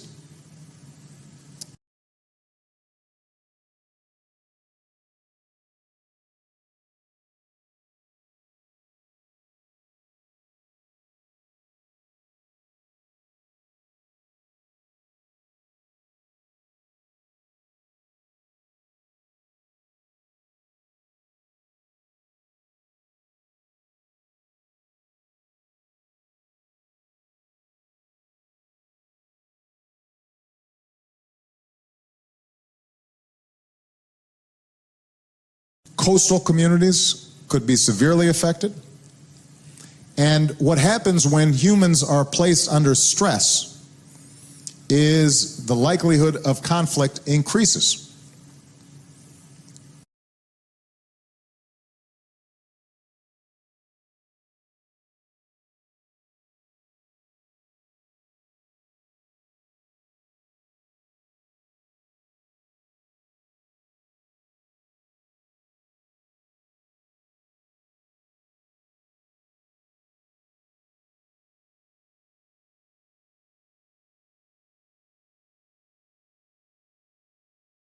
There's a theory that one of the things that happened in Syria to trigger the protests that resulted in the terrible, violent efforts to suppress them by President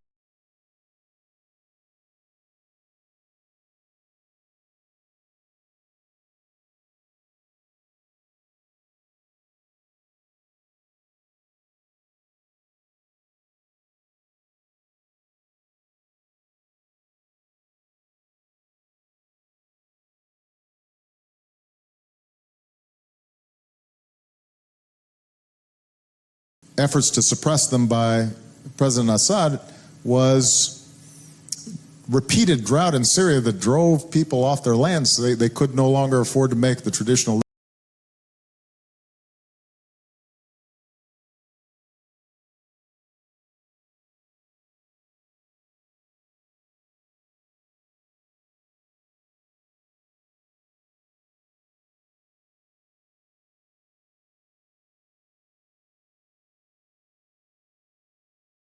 longer afford to make the traditional living that they had made. Now, whether that's true or not, we don't know precisely, but what we do know is that you see in communities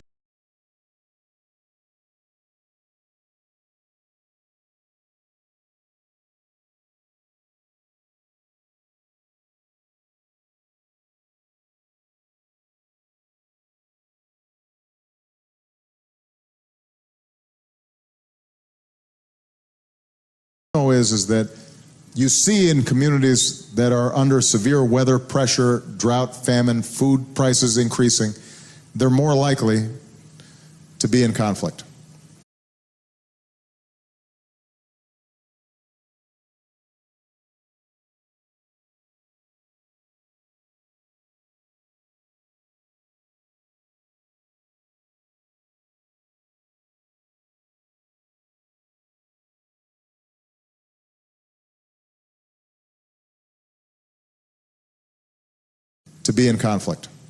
And you're going to have to deal with this unless we do something about it.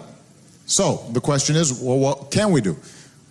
Every country should be coming up with a climate.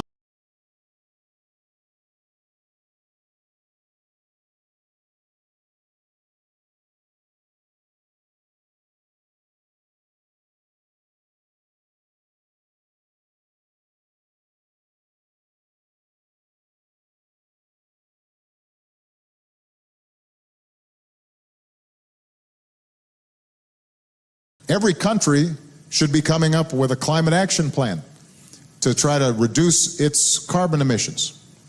In Southeast Asia, one of the most important issues is deforestation.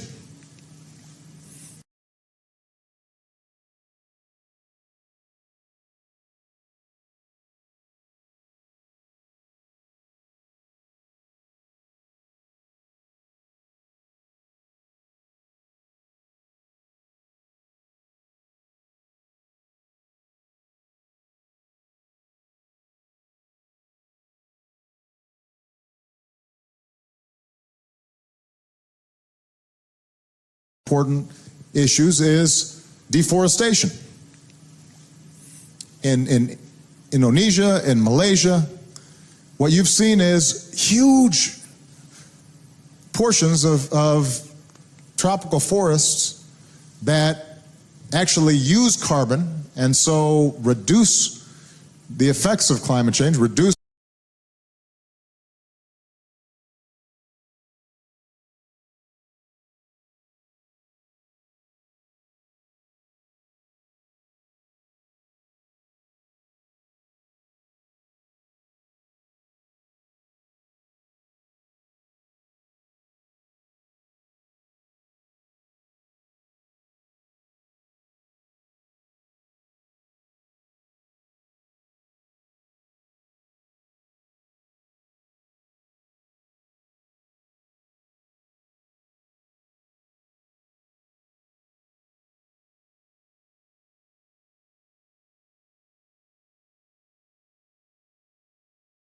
the effects of climate change, reduce carbon being released into the atmosphere and warming the planet. They're just being shredded because of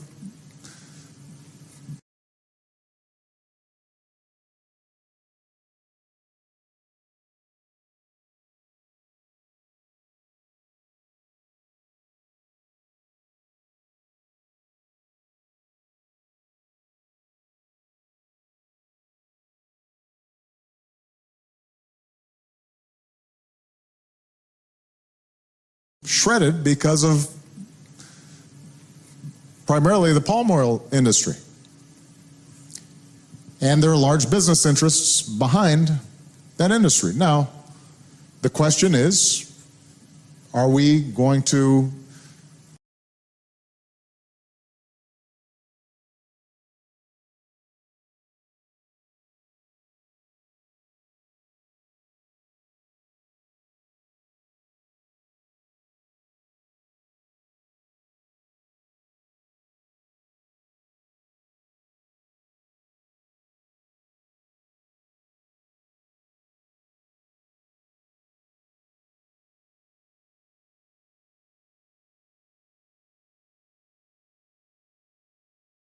are we going to, in each of those countries, say, how can we help preserve these forests whilst using a different approach to economic development?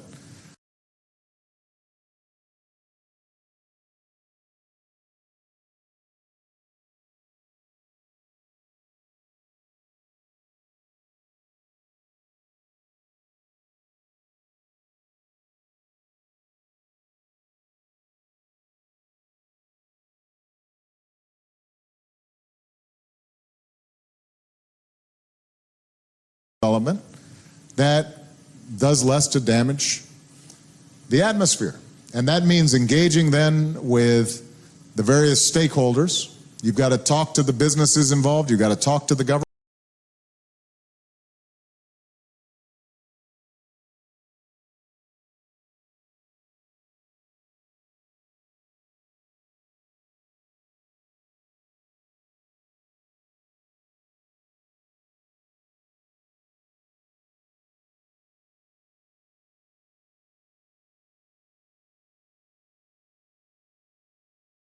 Involved, you've got to talk to the government, the communities who may be getting jobs, because their first priority is feeding themselves. So if you just say,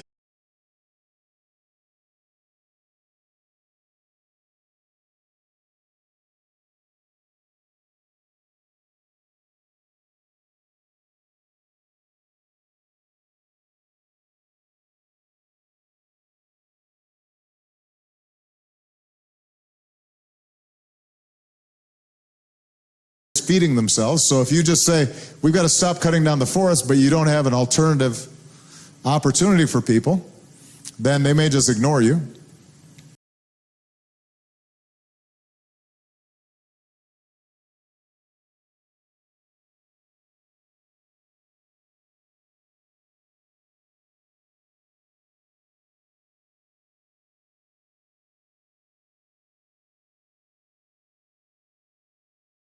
Then they may just ignore you. So there are going to be all kinds of pieces just to that one part of the problem. And each country may have a different element to it. The point, though, is that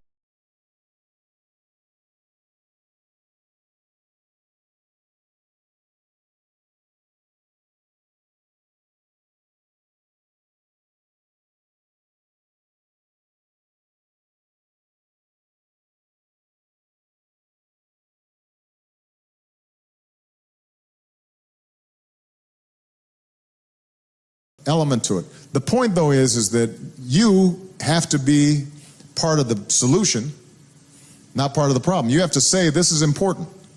You don't have to be a climate science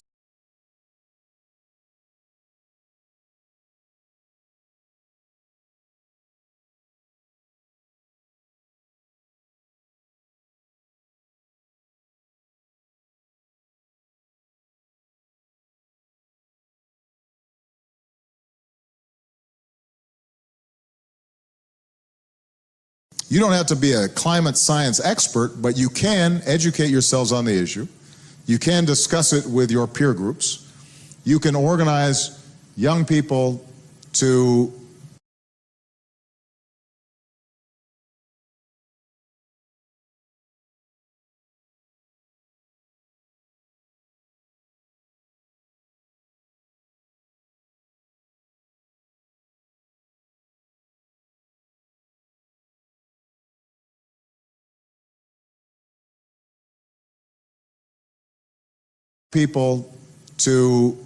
interact with international organizations that are already dealing with this issue. You can help to publicize it.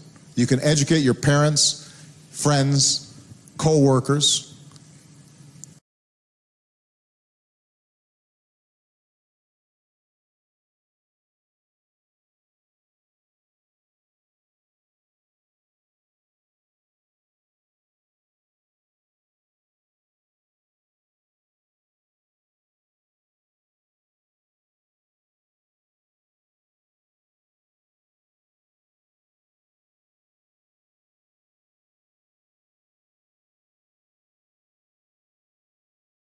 Your parents, friends, co-workers, And through that process, you can potentially change policy.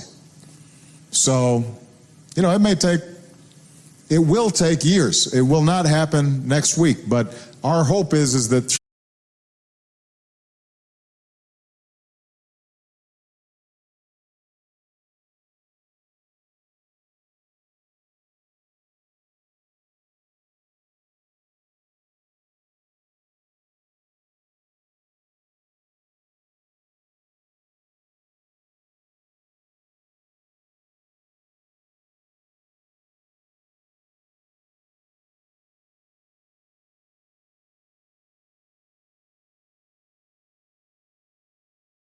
next week, but our hope is that through this network that we're going to be developing, that we can be a partner with you in that process. All right?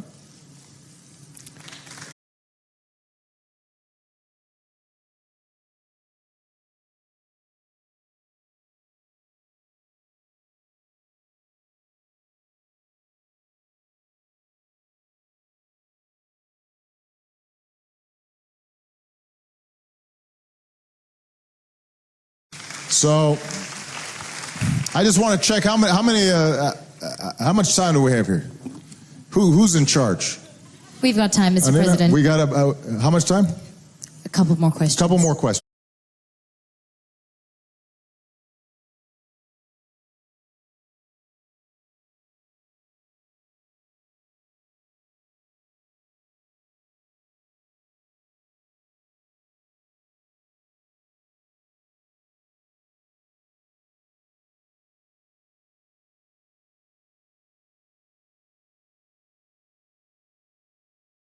A couple more questions. Couple more questions. All right, because I just want to make sure that I'm being fair here. All right, it's a guy's turn.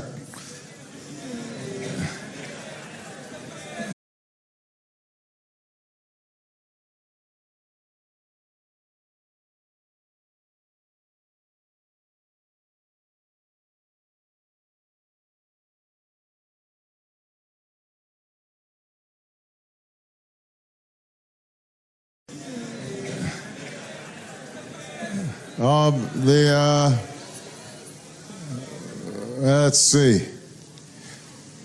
All right, how about this guy? Because I like his haircut. The guy with the spiky hair, right there. All right.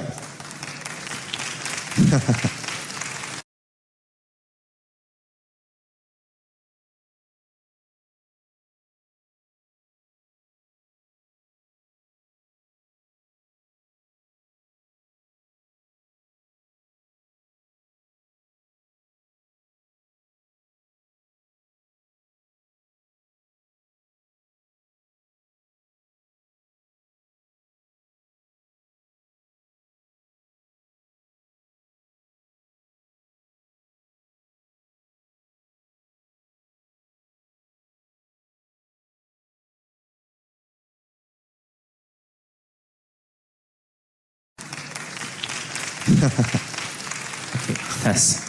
Selamat sejahtera, Mr. President. My name is Chong Yap.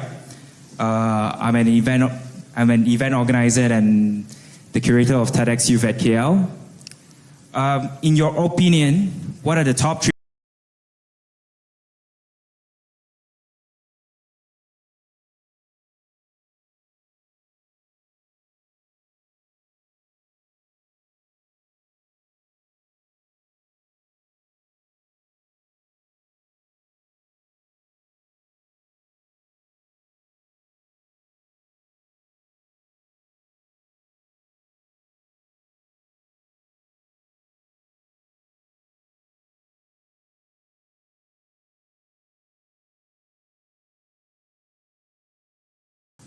In your opinion, what are the top three advice to fellow Malaysians and government to become a developed country in 6 years' time? As this is one of our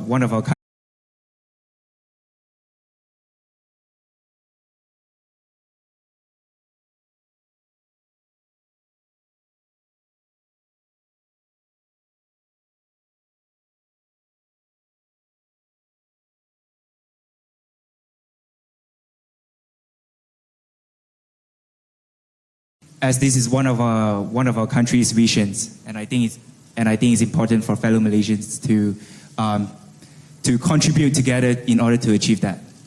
Thank you.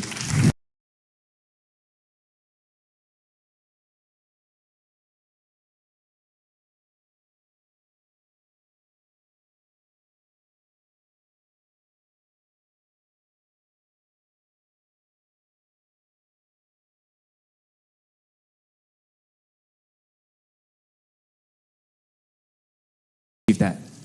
Thank you. Well, I had an extensive conversation with Prime Minister Najib about his development strategy. First of all, Malaysia is now a middle-income country.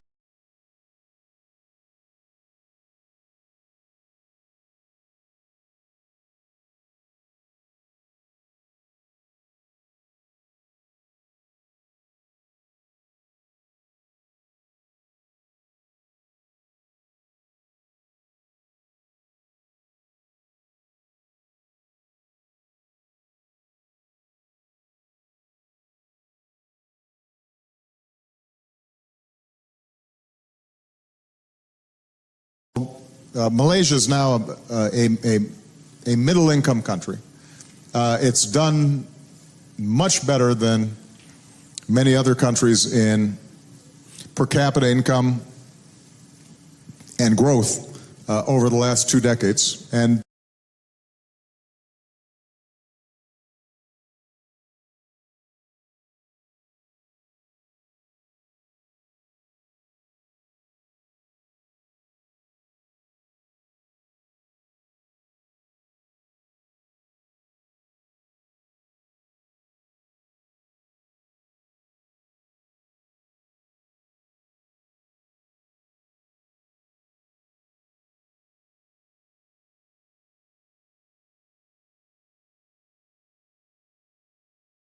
And growth over the last 2 decades. And there's been some wise leadership that has helped to promote Malaysian exports and helped to train its people. You've got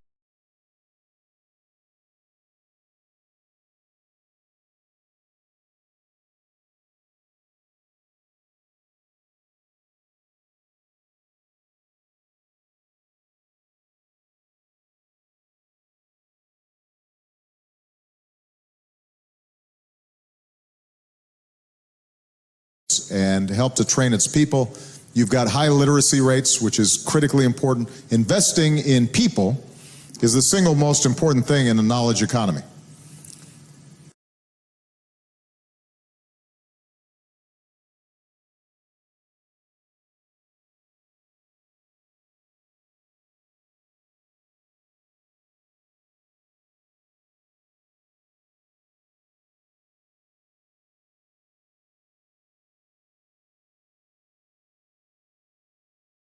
Economy. Right? Traditionally, wealth was defined by land and natural resources. Today, all the most important resources between our ears.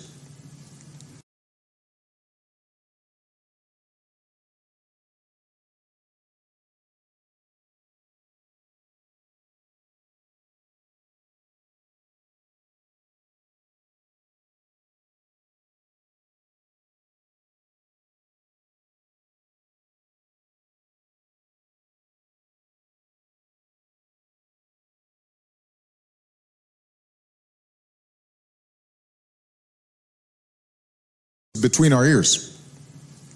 And Malaysia's made a good investment in young people.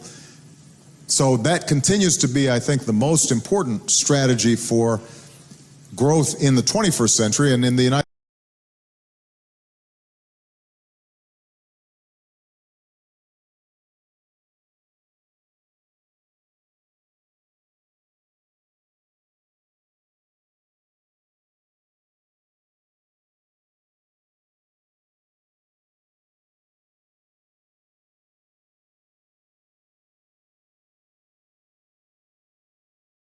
growth in the 21st century. And in the United States, my main focus is improving our education system and lifelong learning, because part of what's changed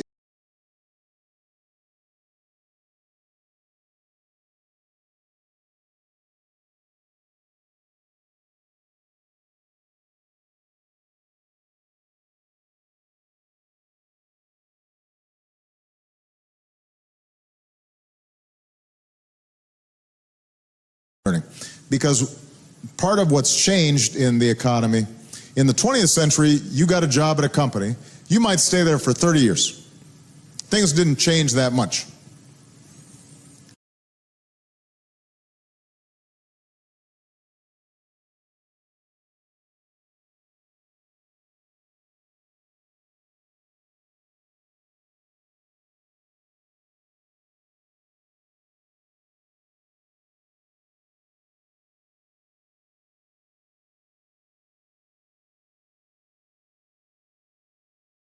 Things didn't change that much. Now, you may be at one company and that company may be absorbed and you might have to retrain for a new job because the thing that you were doing before has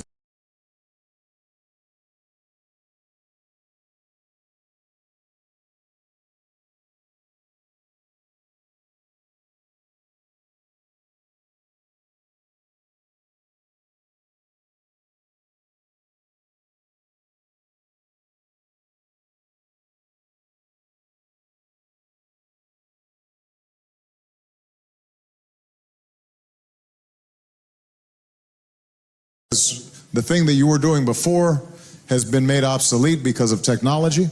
So we have to keep on investing in not only elementary school and secondary school,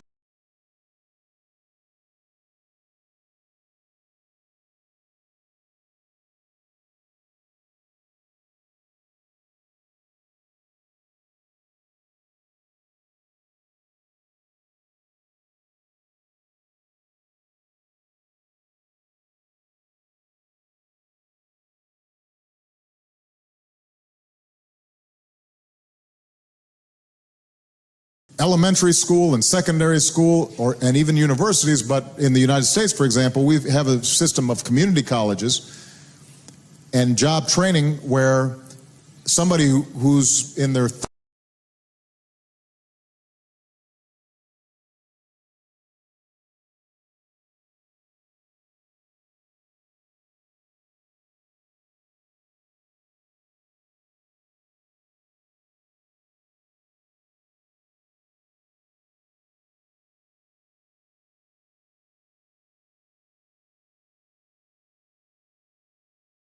and job training where somebody who's in their 30s or even 40s or 50s can go back, get retrained, get more skills, adapt to a new industry.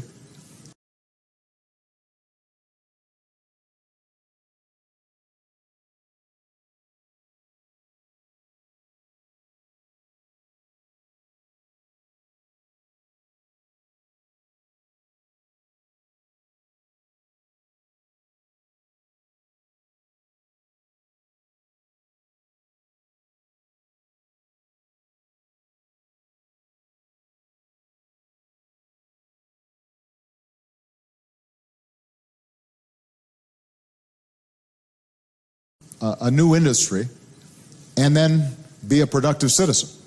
That's a critical investment that needs to be made. The second thing that I know Prime Minister Najib is focused on, and this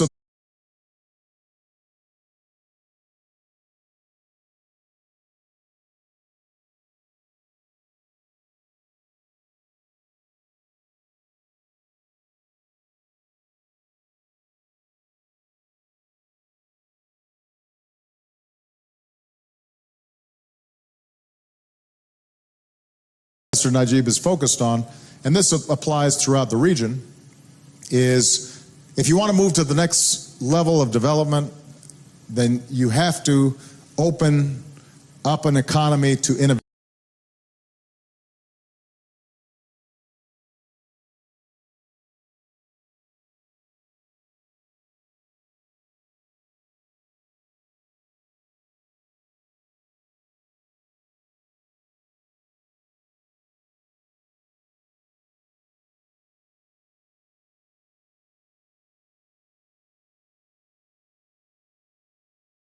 Then you have to open up an economy to innovation and entrepreneurship. The initial push for growth in Southeast Asia initially started with exporting raw materials and then shifted to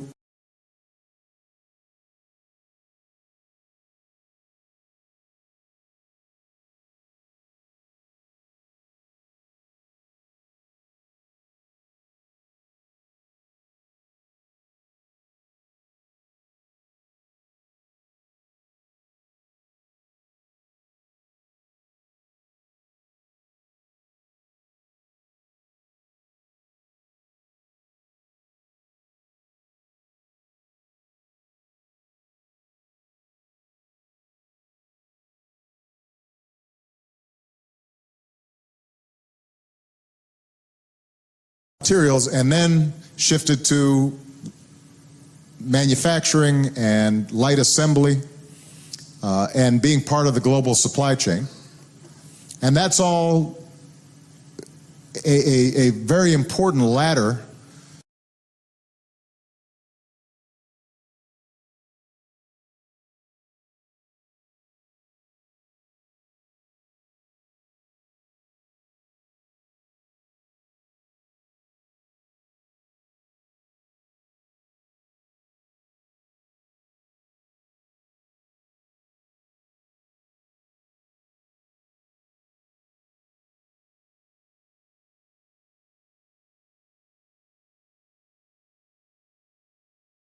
a very important ladder into development.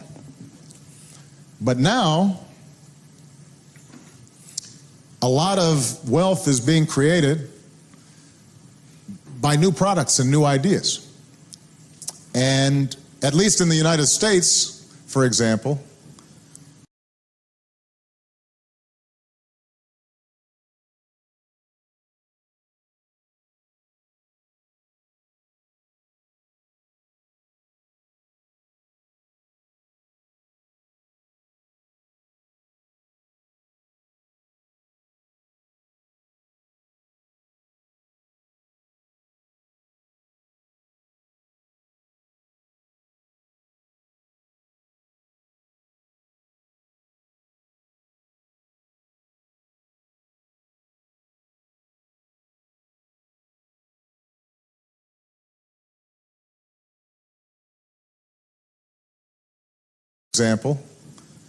we don't want to just assemble the latest smartphone. We want to invent the latest smartphone. We want to invent the apps and the content for those smartphones.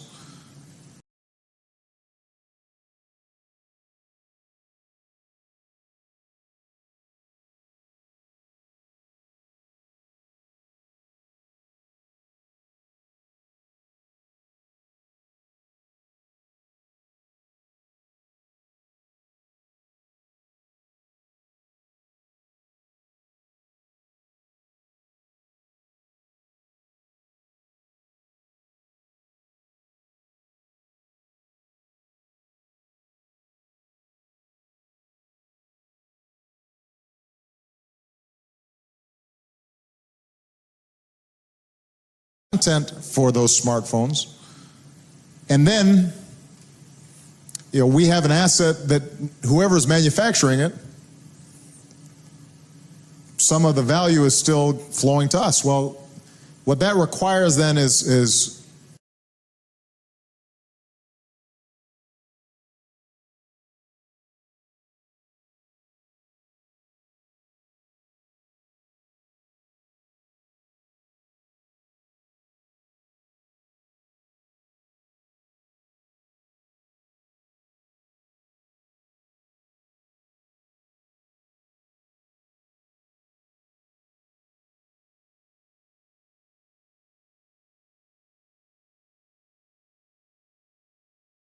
well, what that requires then is changes in the economy to make it more open, to make it more entrepreneurial.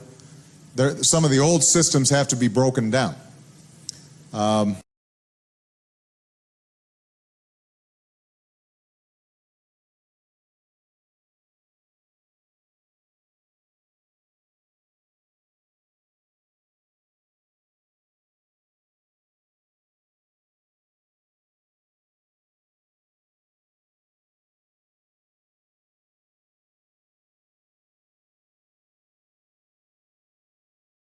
broken down.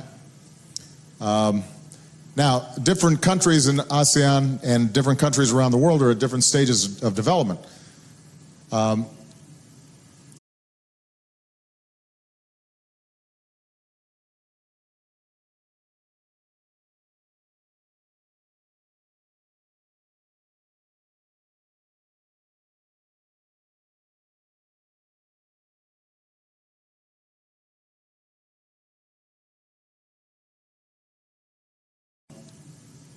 In some countries, the most important thing for development is just basic rule of law. And something that I said earlier, which is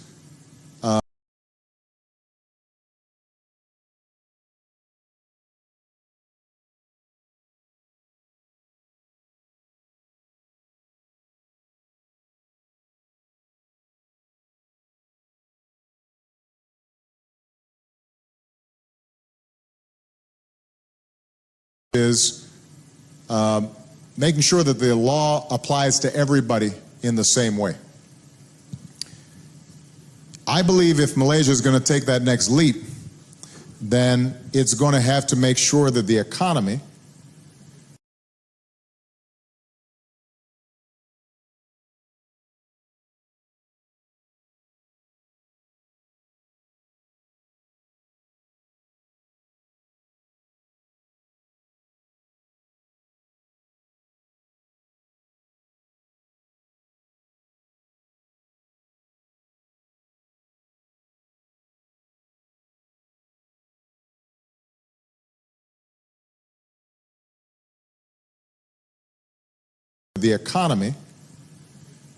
is one where everybody has the opportunity, regardless of where they started, to succeed.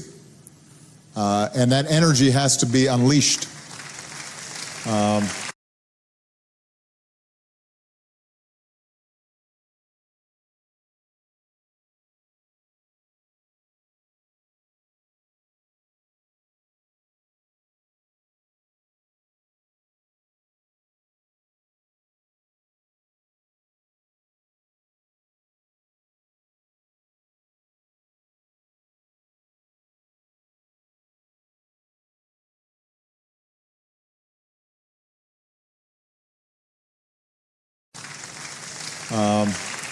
And I think Prime Minister Najib understands that. And you know the trade agreement that we're trying to create, the TPP. Part of what we're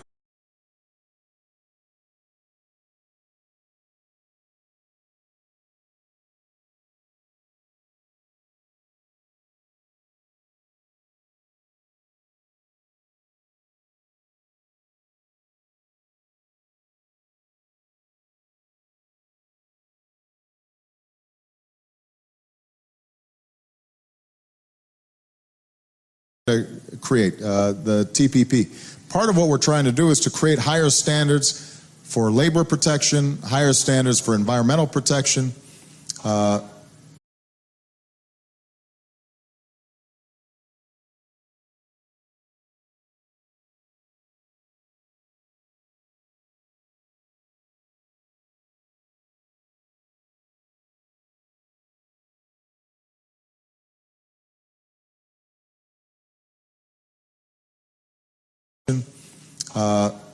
More consistent protection of intellectual property, because increasingly that's the next phase of wealth. All those things require more transparency and more accountability and more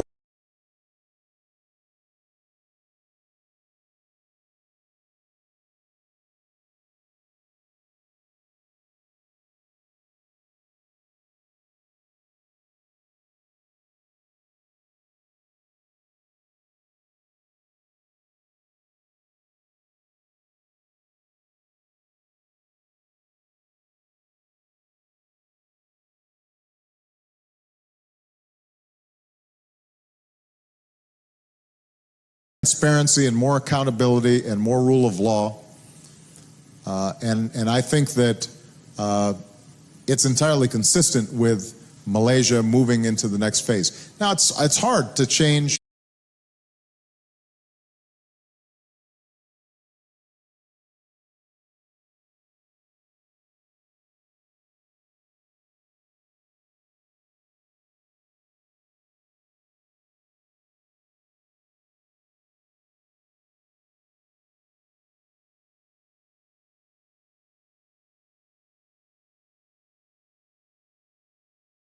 phase. Now, it's hard to change old ways of doing things. And that's true for every country. I mean, China right now, after unprecedented growth over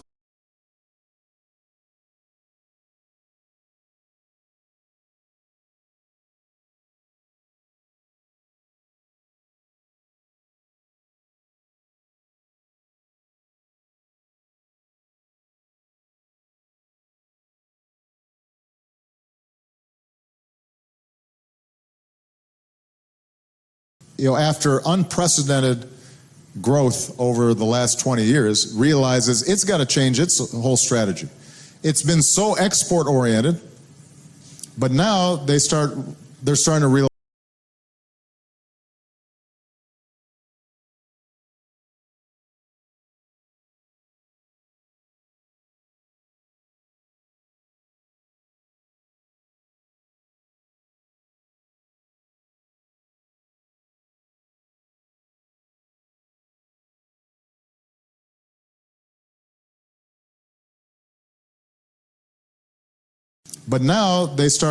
they're starting to realize that if they want to continue to grow, they've got to develop consumer markets inside their own country. And what that means is that they've got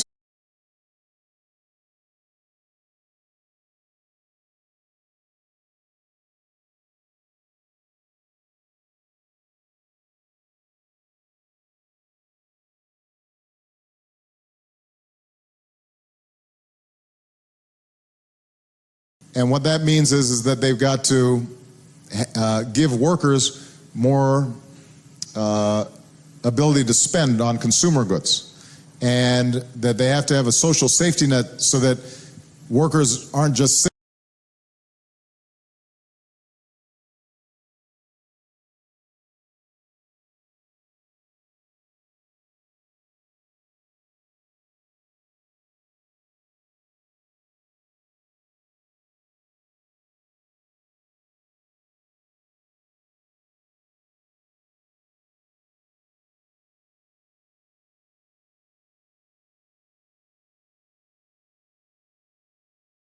safety net so that workers aren't just saving all the time, because if they get sick, they don't have any social insurance programs and they don't have any retirement programs. And so they're starting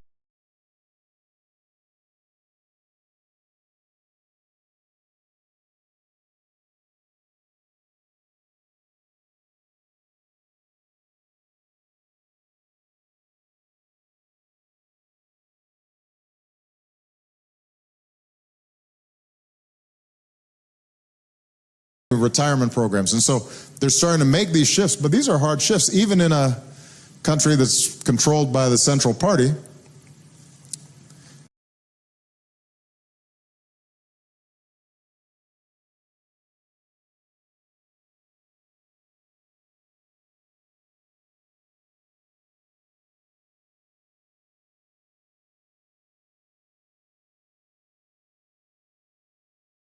Controlled by the Central Party, that's not democratic. It's still hard because certain people have gotten accustomed to and done very well with an export-driven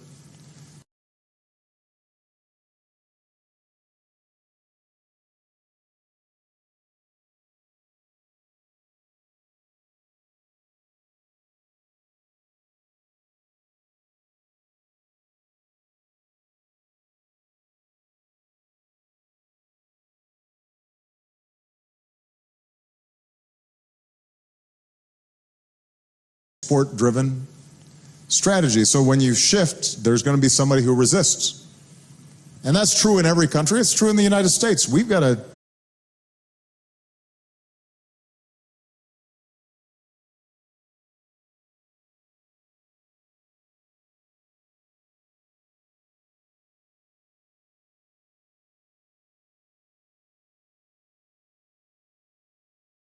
true in the United States. We've got to change how we do things.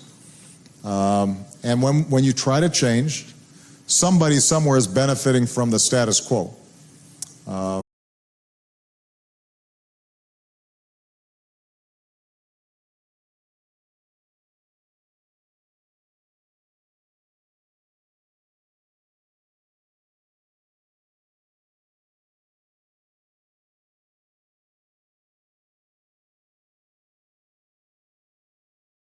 the status quo. Malaysia is no different. But I'm confident that you can make it happen. All right, I'll take two more questions.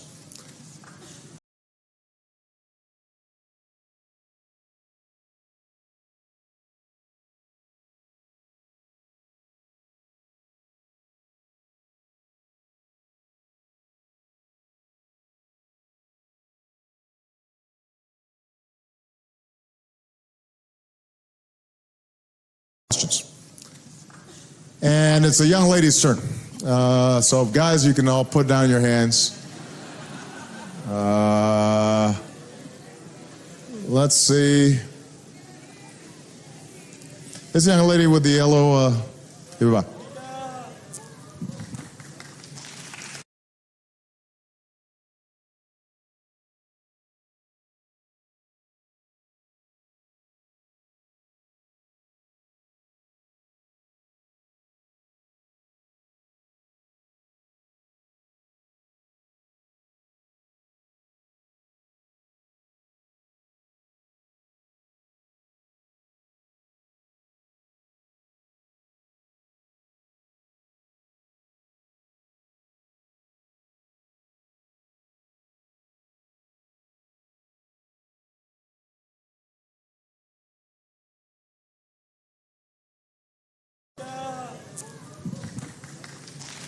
Good morning. My name is Rida from Indonesia. Apa kabar? Baik-baik saja. Baik. Well, okay. I have a very short question. What does happiness mean to you? What does happiness mean to me?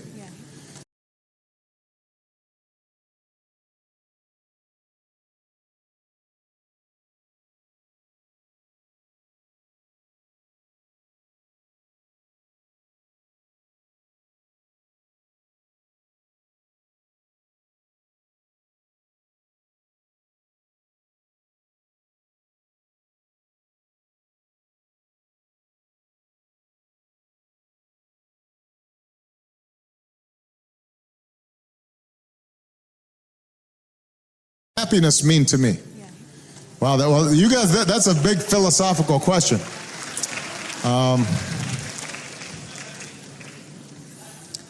Well, I mentioned earlier my family, and it really is true that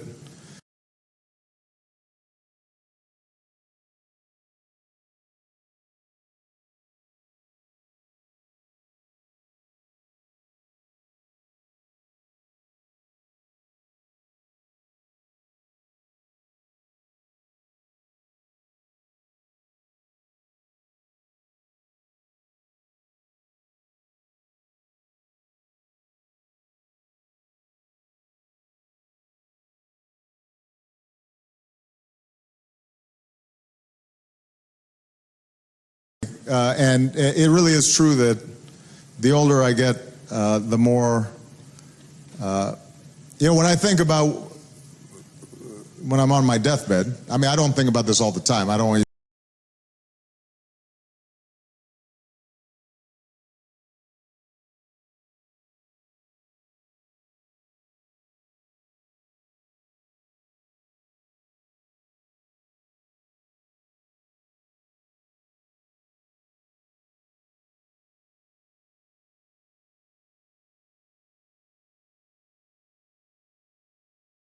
about this all the time. I don't want you to think. I'm still fairly young. But when I think at the end of my life and I'm looking back, what will have been most important to me? I think it's the time.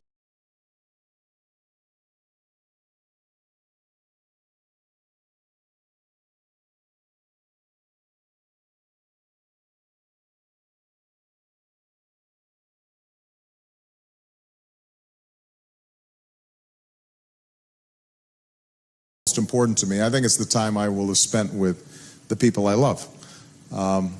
And so that makes me happy.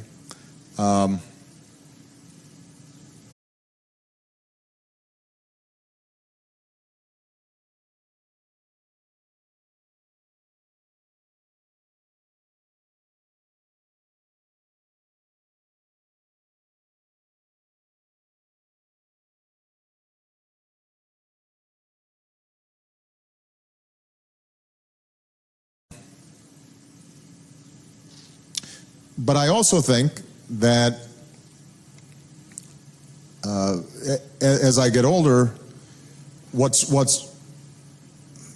most important to me is feeling as if I've been true to my beliefs and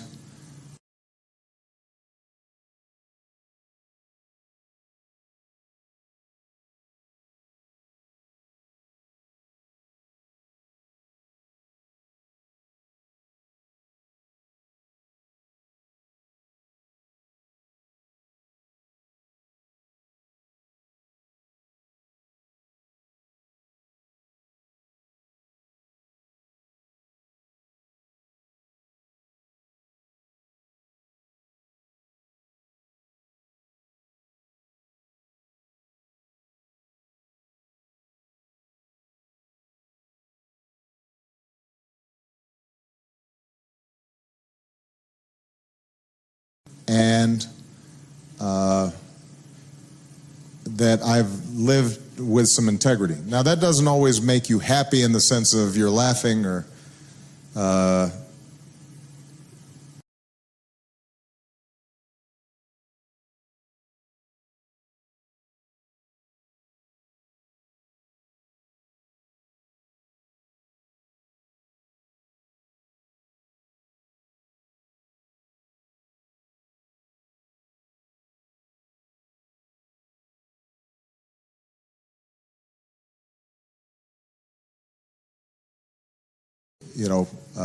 just enjoying life, because sometimes being true to your beliefs is uncomfortable.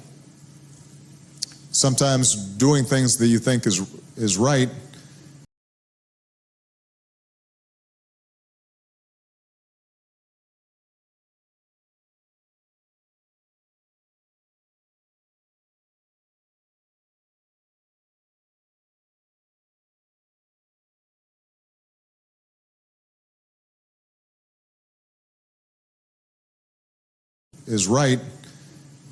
may put you in some conflict with somebody.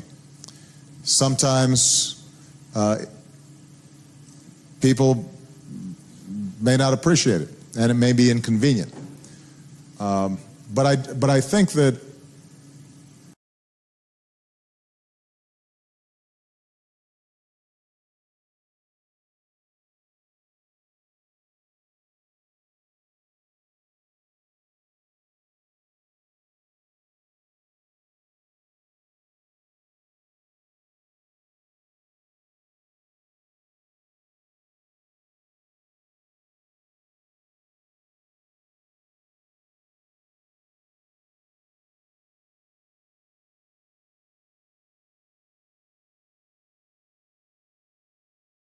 I think that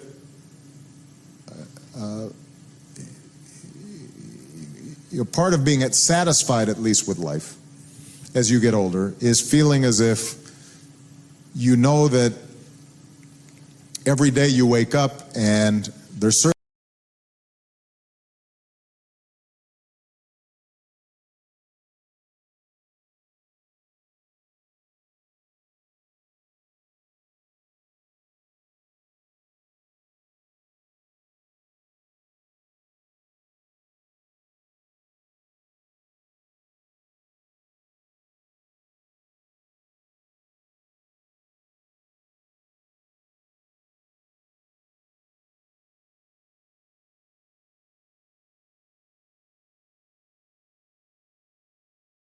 every day you wake up and there's certain things you believe in, for example, respecting other people, or showing kindness to others, or trying to promote justice, or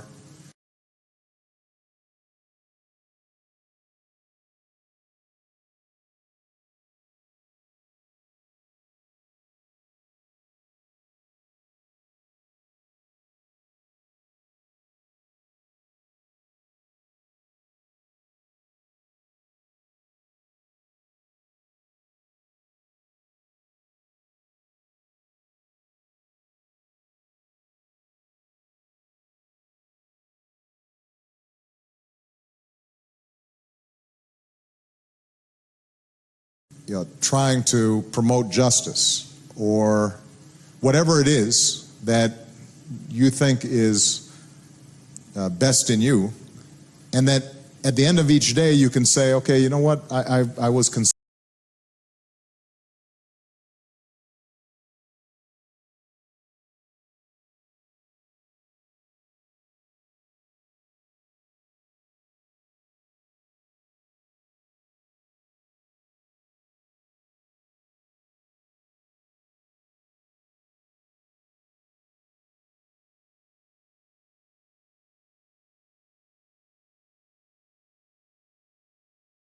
okay, you know what, I was consistent with what I say I'm about, what I say I believe in, the image I have of myself.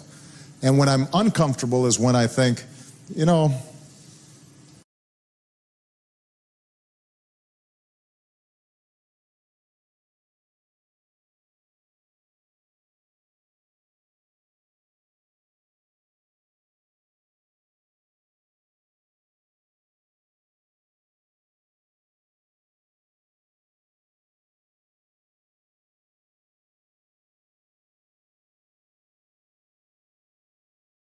uncomfortable is when I think,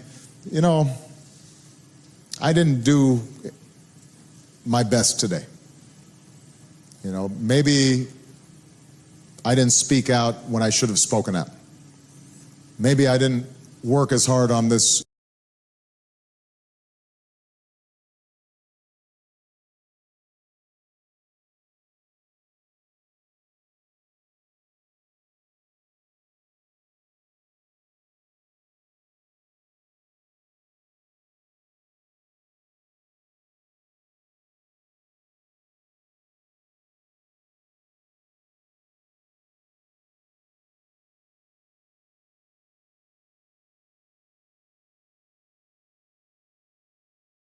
Maybe I didn't work as hard on this issue as I should have worked.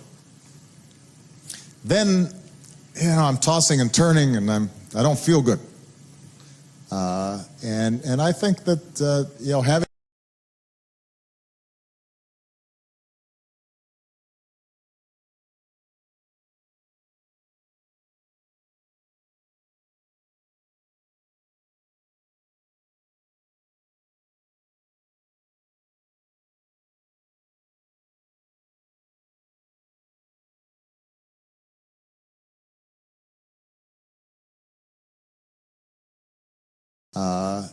and I think that having that kind of integrity is important.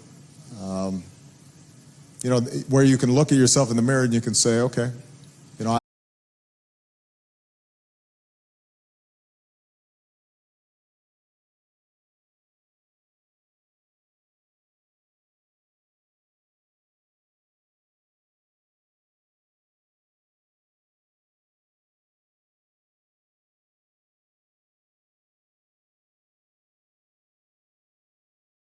in the mirror and you can say, okay, I am who I want, who I say I want to be.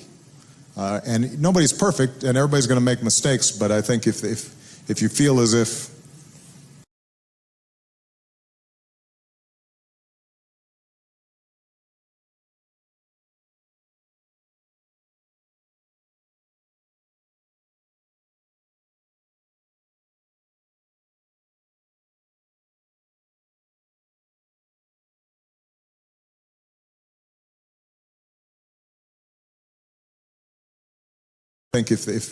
you feel as if you're always striving towards your ideals, then you'll feel okay at the end. All right. Okay. Last question, and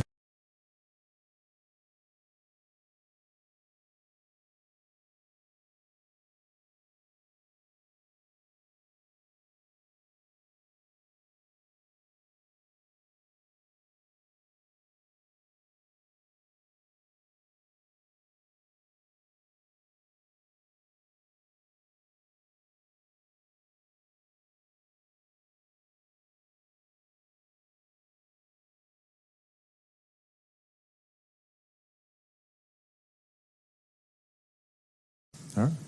Okay. Last question, and it's, let's see. No, it's a guy's question. Women, put down your hands.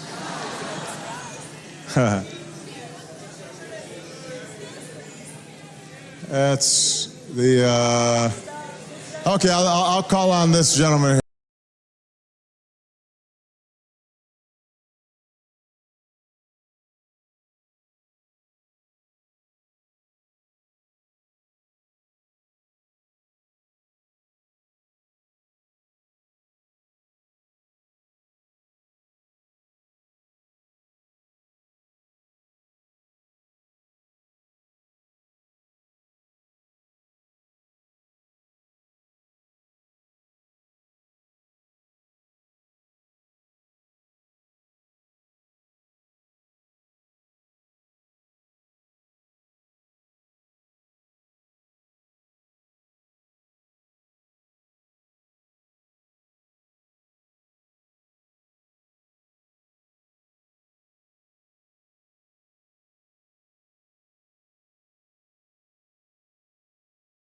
Okay, I'll call on this gentleman here because there you go, with the glasses.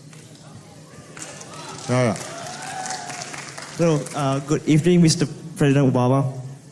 Well, my name is Karin Lichiwa from Malaysia.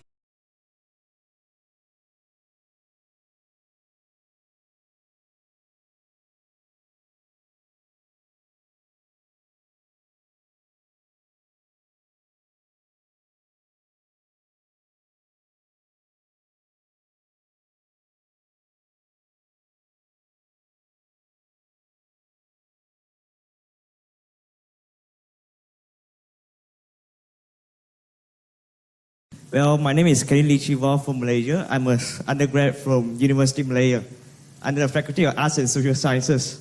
So my question is,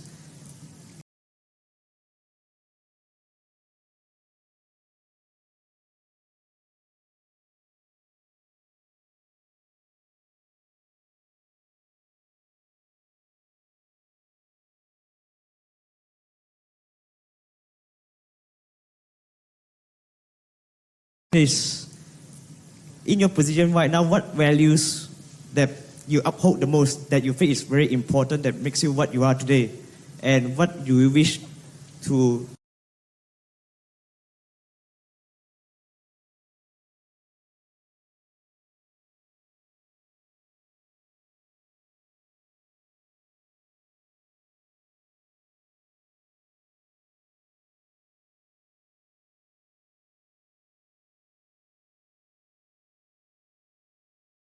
are today? And what do you wish to bring that value to the young peoples of today so that they can change the world to become a better world? Thank you. Well, thank you. I'm gonna.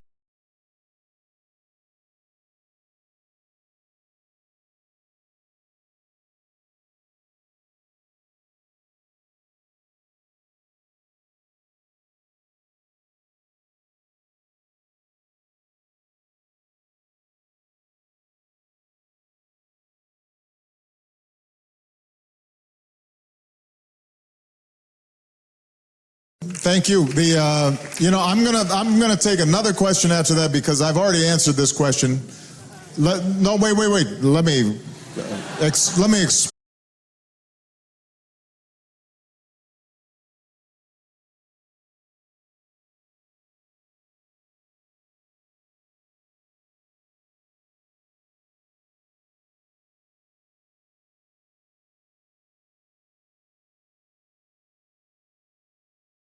Wait. Let me explain what I think is most important is showing people respect who you disagree with, right? And so for example, there's a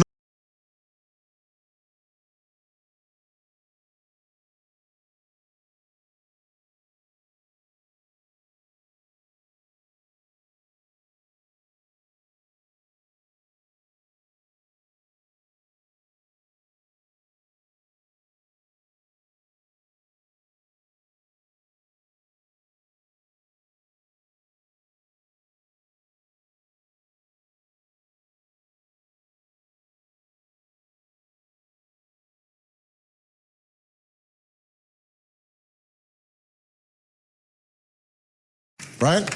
And so for example, there's a note over there. I don't know what those young people are putting a note about, but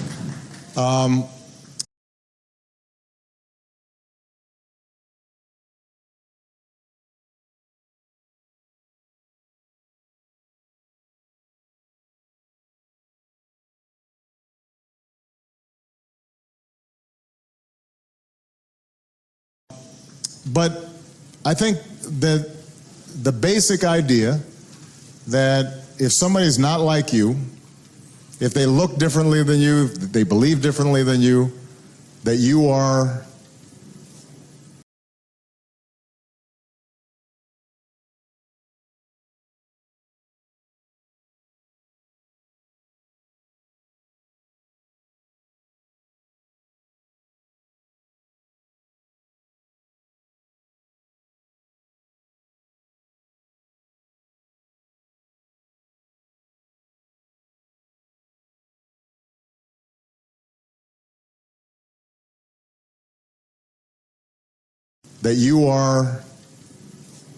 treating them as you want to be treated. If you are applying those ideas, I think you're going to be halfway there in terms of solving most of the world's problems.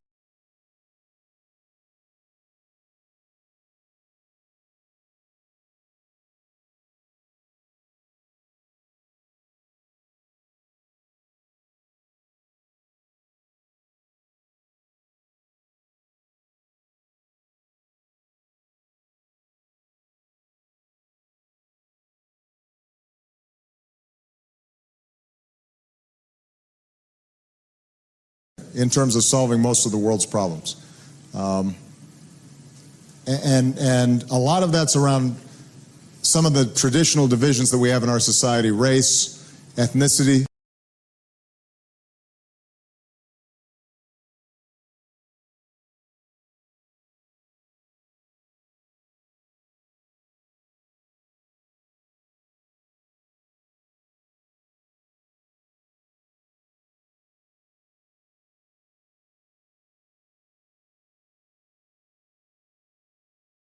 We have in our society: race, ethnicity, religion, gender.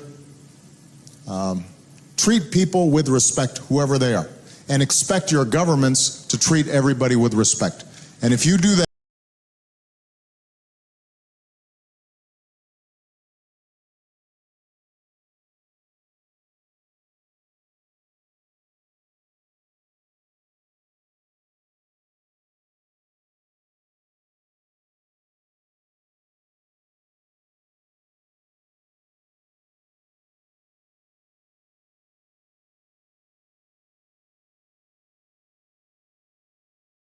everybody with respect.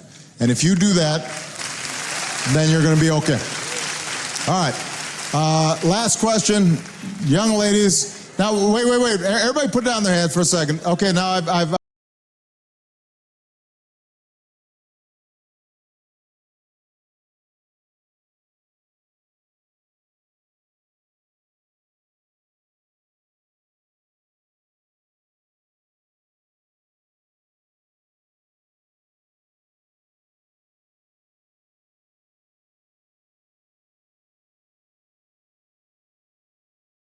for a second. Okay, now I've heard from I've had an Indonesian, a Malaysian, a Cambodian, Myanmar, Thailand didn't get called on. So I think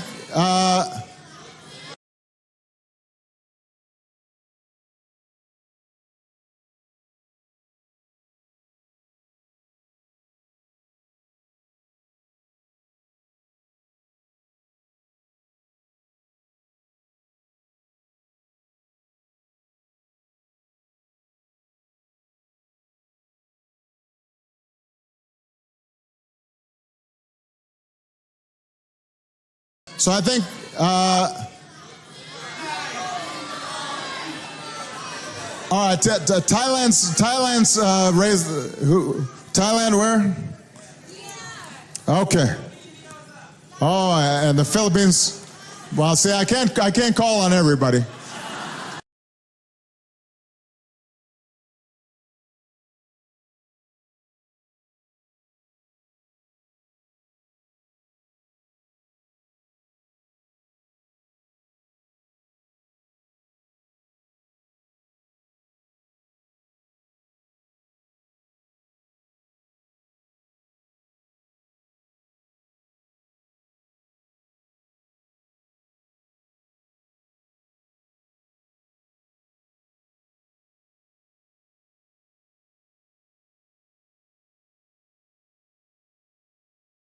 I can't call on everybody.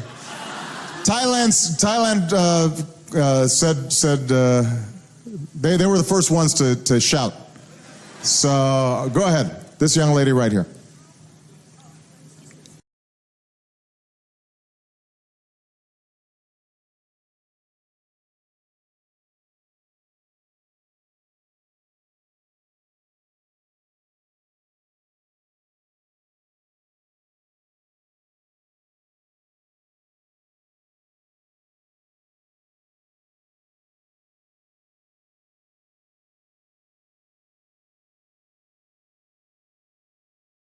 Hi, Mr. President. Very short question. What are the things that you regret nowadays, like you should have done in the past? What are the things that I regret? Oh, the list.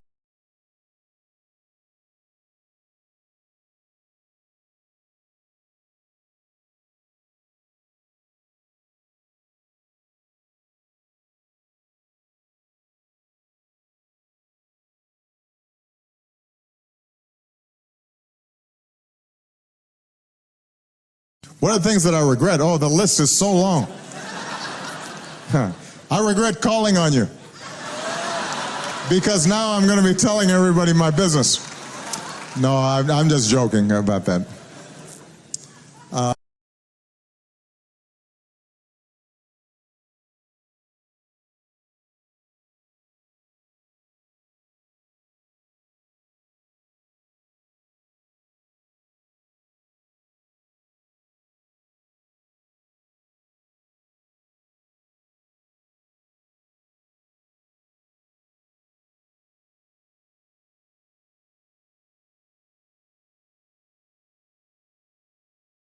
No, I'm just joking about that. I'm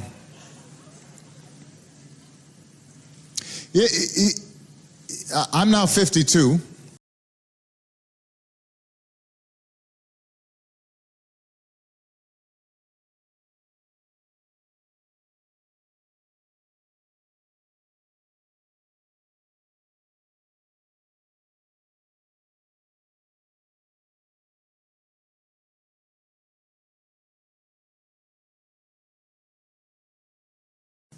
Two things I regret. One is very specific, one is more general.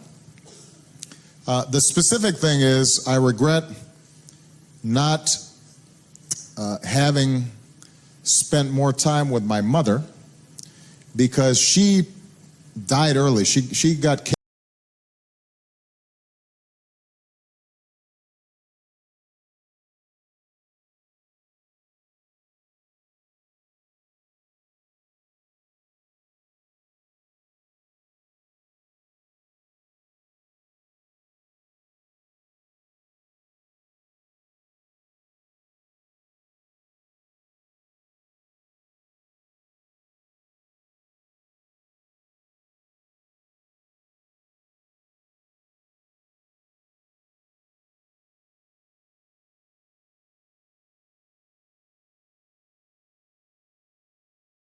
Because she died early. She got cancer, and right around when she was my age, actually she was just a year older than me, older than I am now, she died.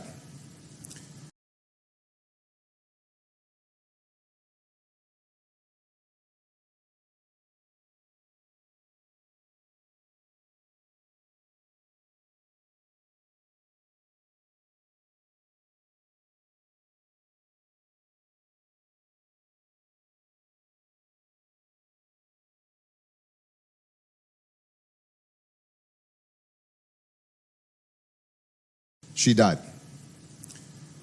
It happened very fast in about 6 months. And I realized that, there was a stretch of time from when I was, let's say, 20 until I was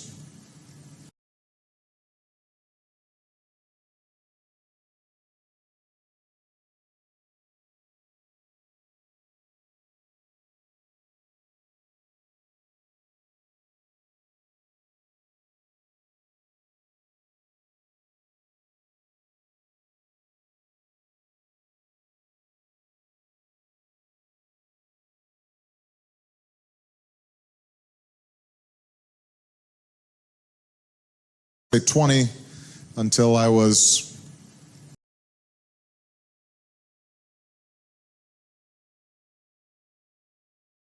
doing and tell her about things. I was nice and I'd call and, write once in a while. But this goes to what I was saying earlier about what you remember in the end, I think.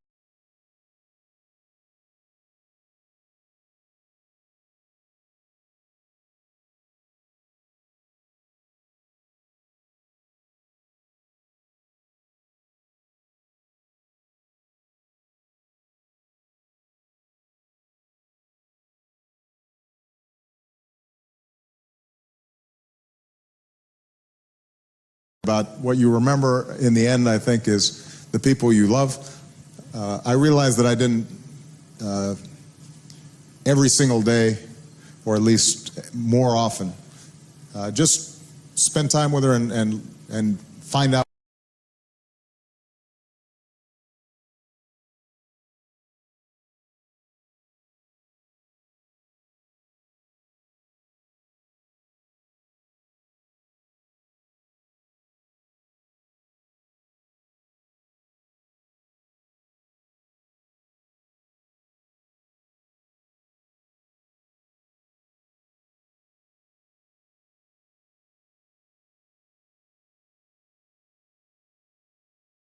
Just spend time with her and find out what she was thinking and what she was doing, because she had been such an important part of my life.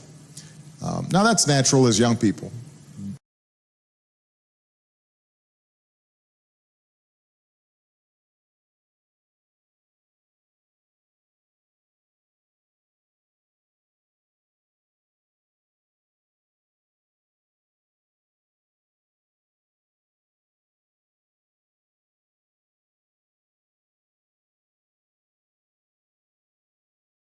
Now that's natural as young people. As you grow up, you become independent. But for those of you who have not called their parents lately,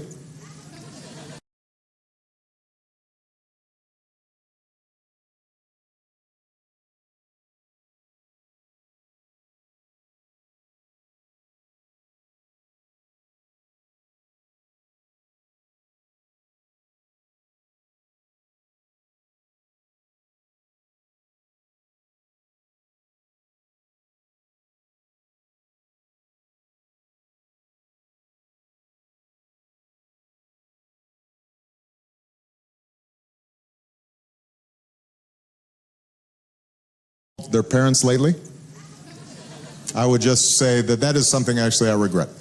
The more general answer is I regret wasting time. I think when I was young,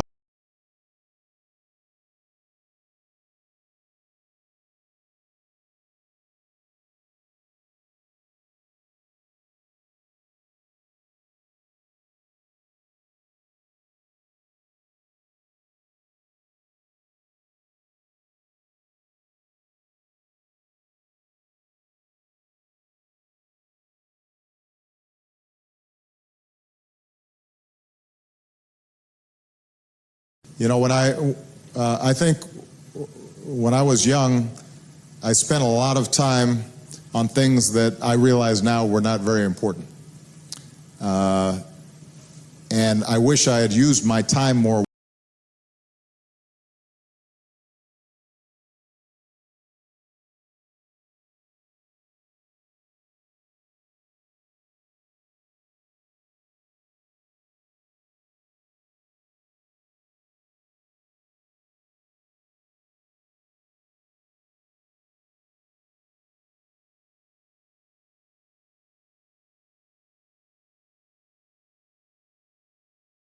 And I wish I had used my time more wisely. And so now I don't want people to spend every minute of every day working all the time, because you have to enjoy life and you have to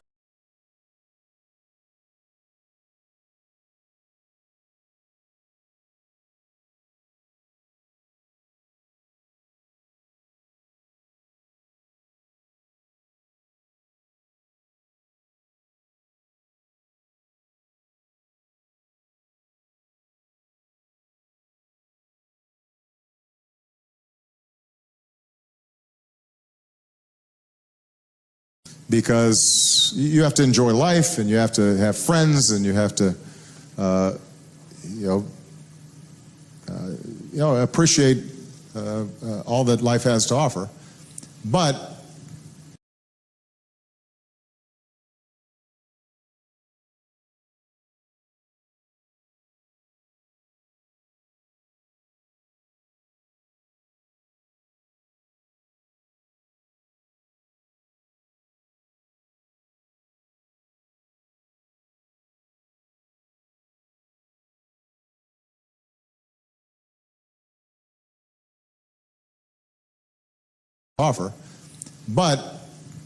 I do think that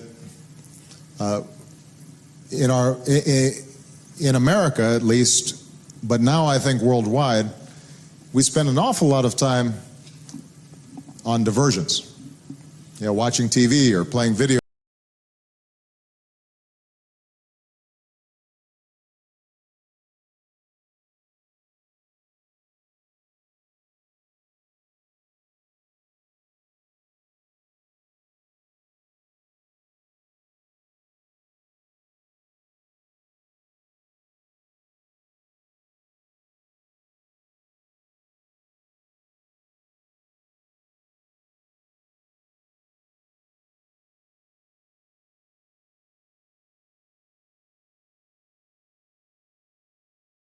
Watching TV or playing video games, or and all that time, when you add it all up, I say to myself, I could have spent more time learning a foreign language, or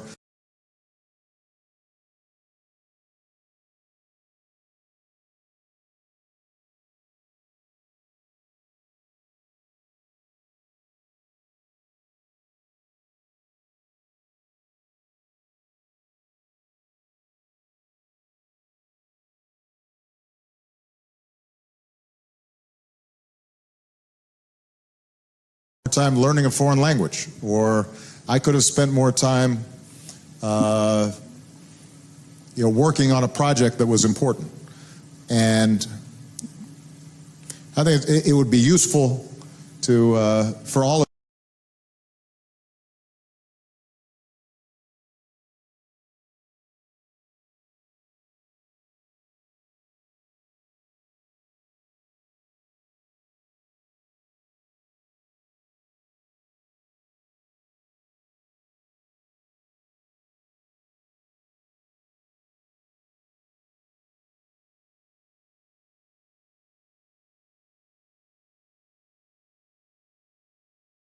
I think it would be useful to for all of you to consider how you're spending your time and make sure that you're making every day count.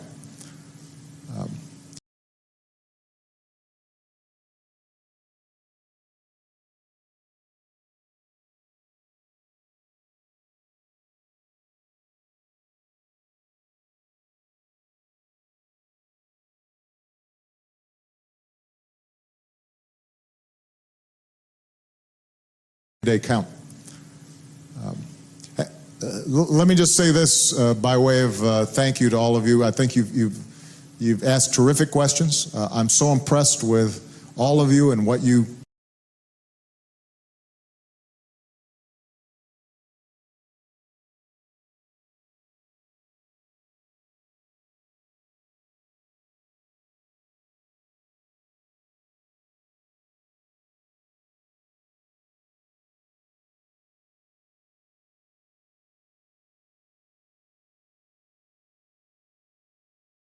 impressed with all of you and what you have done and what you'll do in the future.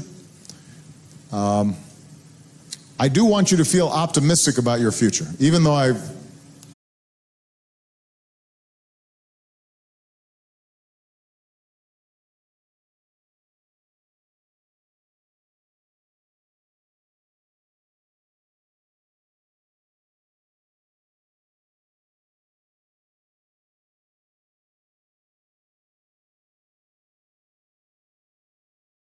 your future. Even though I've told you about some problems like climate change that seem so big now, I always say we get White House interns to come in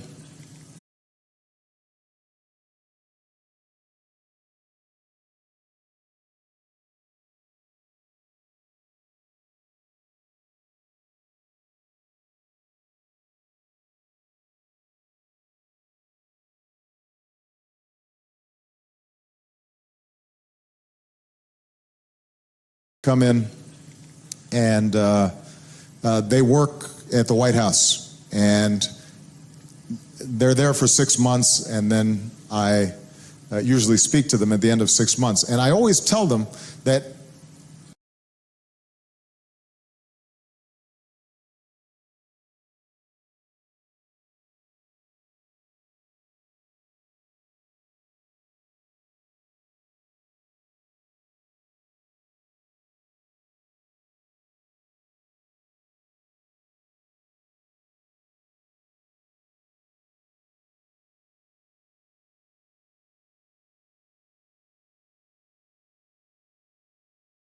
months. And I always tell them that despite how hard sometimes the world seems to be, and all you see on television is war and conflict and poverty and violence,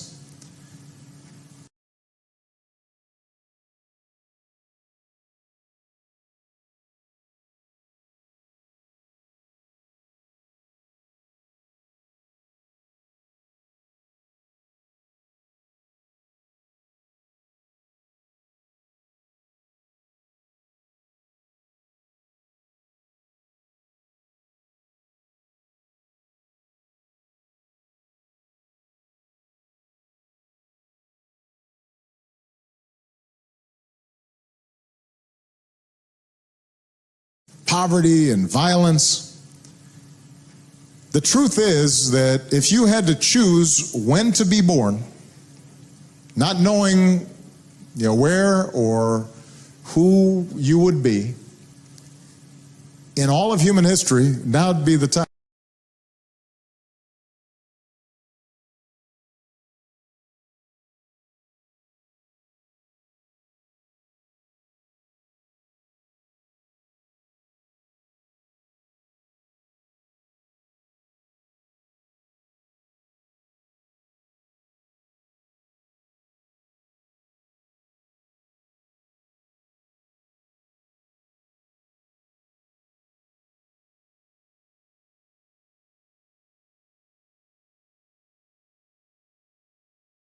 In all of human history, now would be the time. Because the world is less violent, it is healthier, it is wealthier, it is more tolerant, and it offers more opportunity.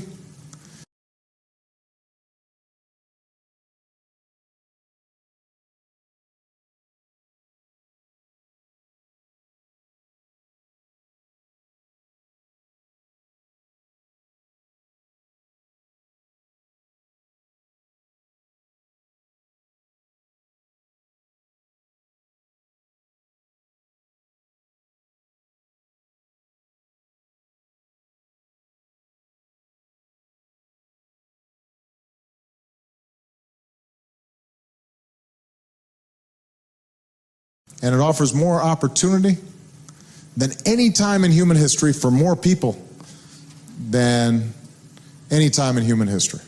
Now, that doesn't mean that there aren't still terrible things.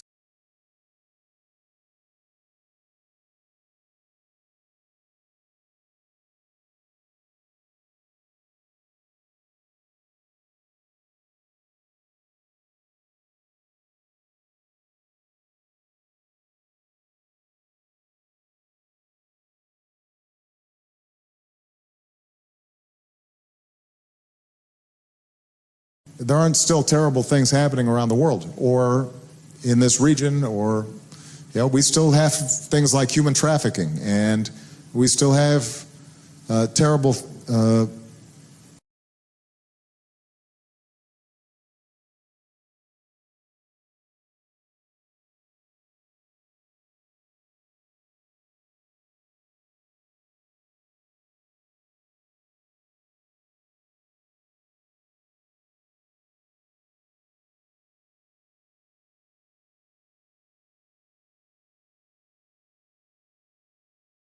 terrible abuse of children, and there are conflicts, and so there are all kinds of things that we're going to have to tackle and deal with.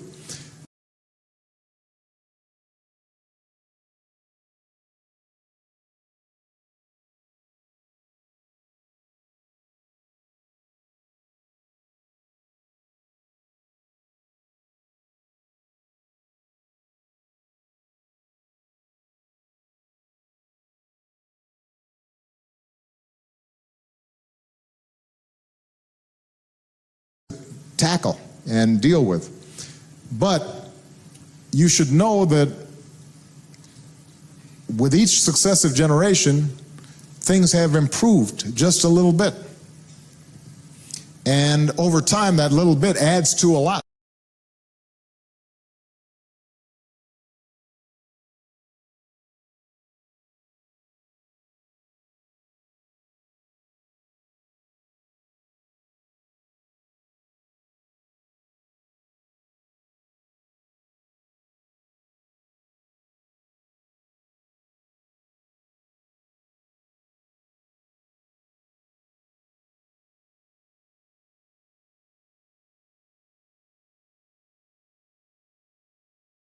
And over time, that little bit adds to a lot. And it's now up to you, the next generation, to make sure that 20 years from now or 30 years from now, people look back and say,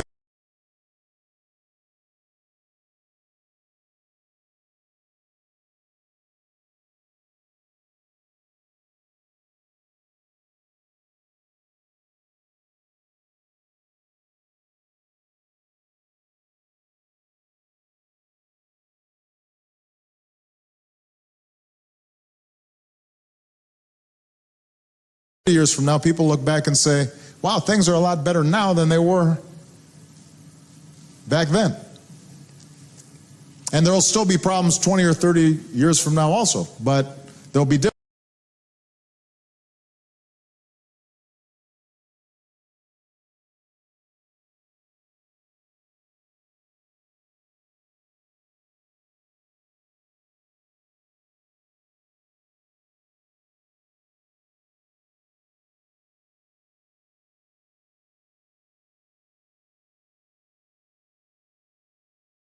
Years from now also, but there'll be different problems because you will have solved many of the problems that exist today. And America wants to be a partner with you in that process. So good luck.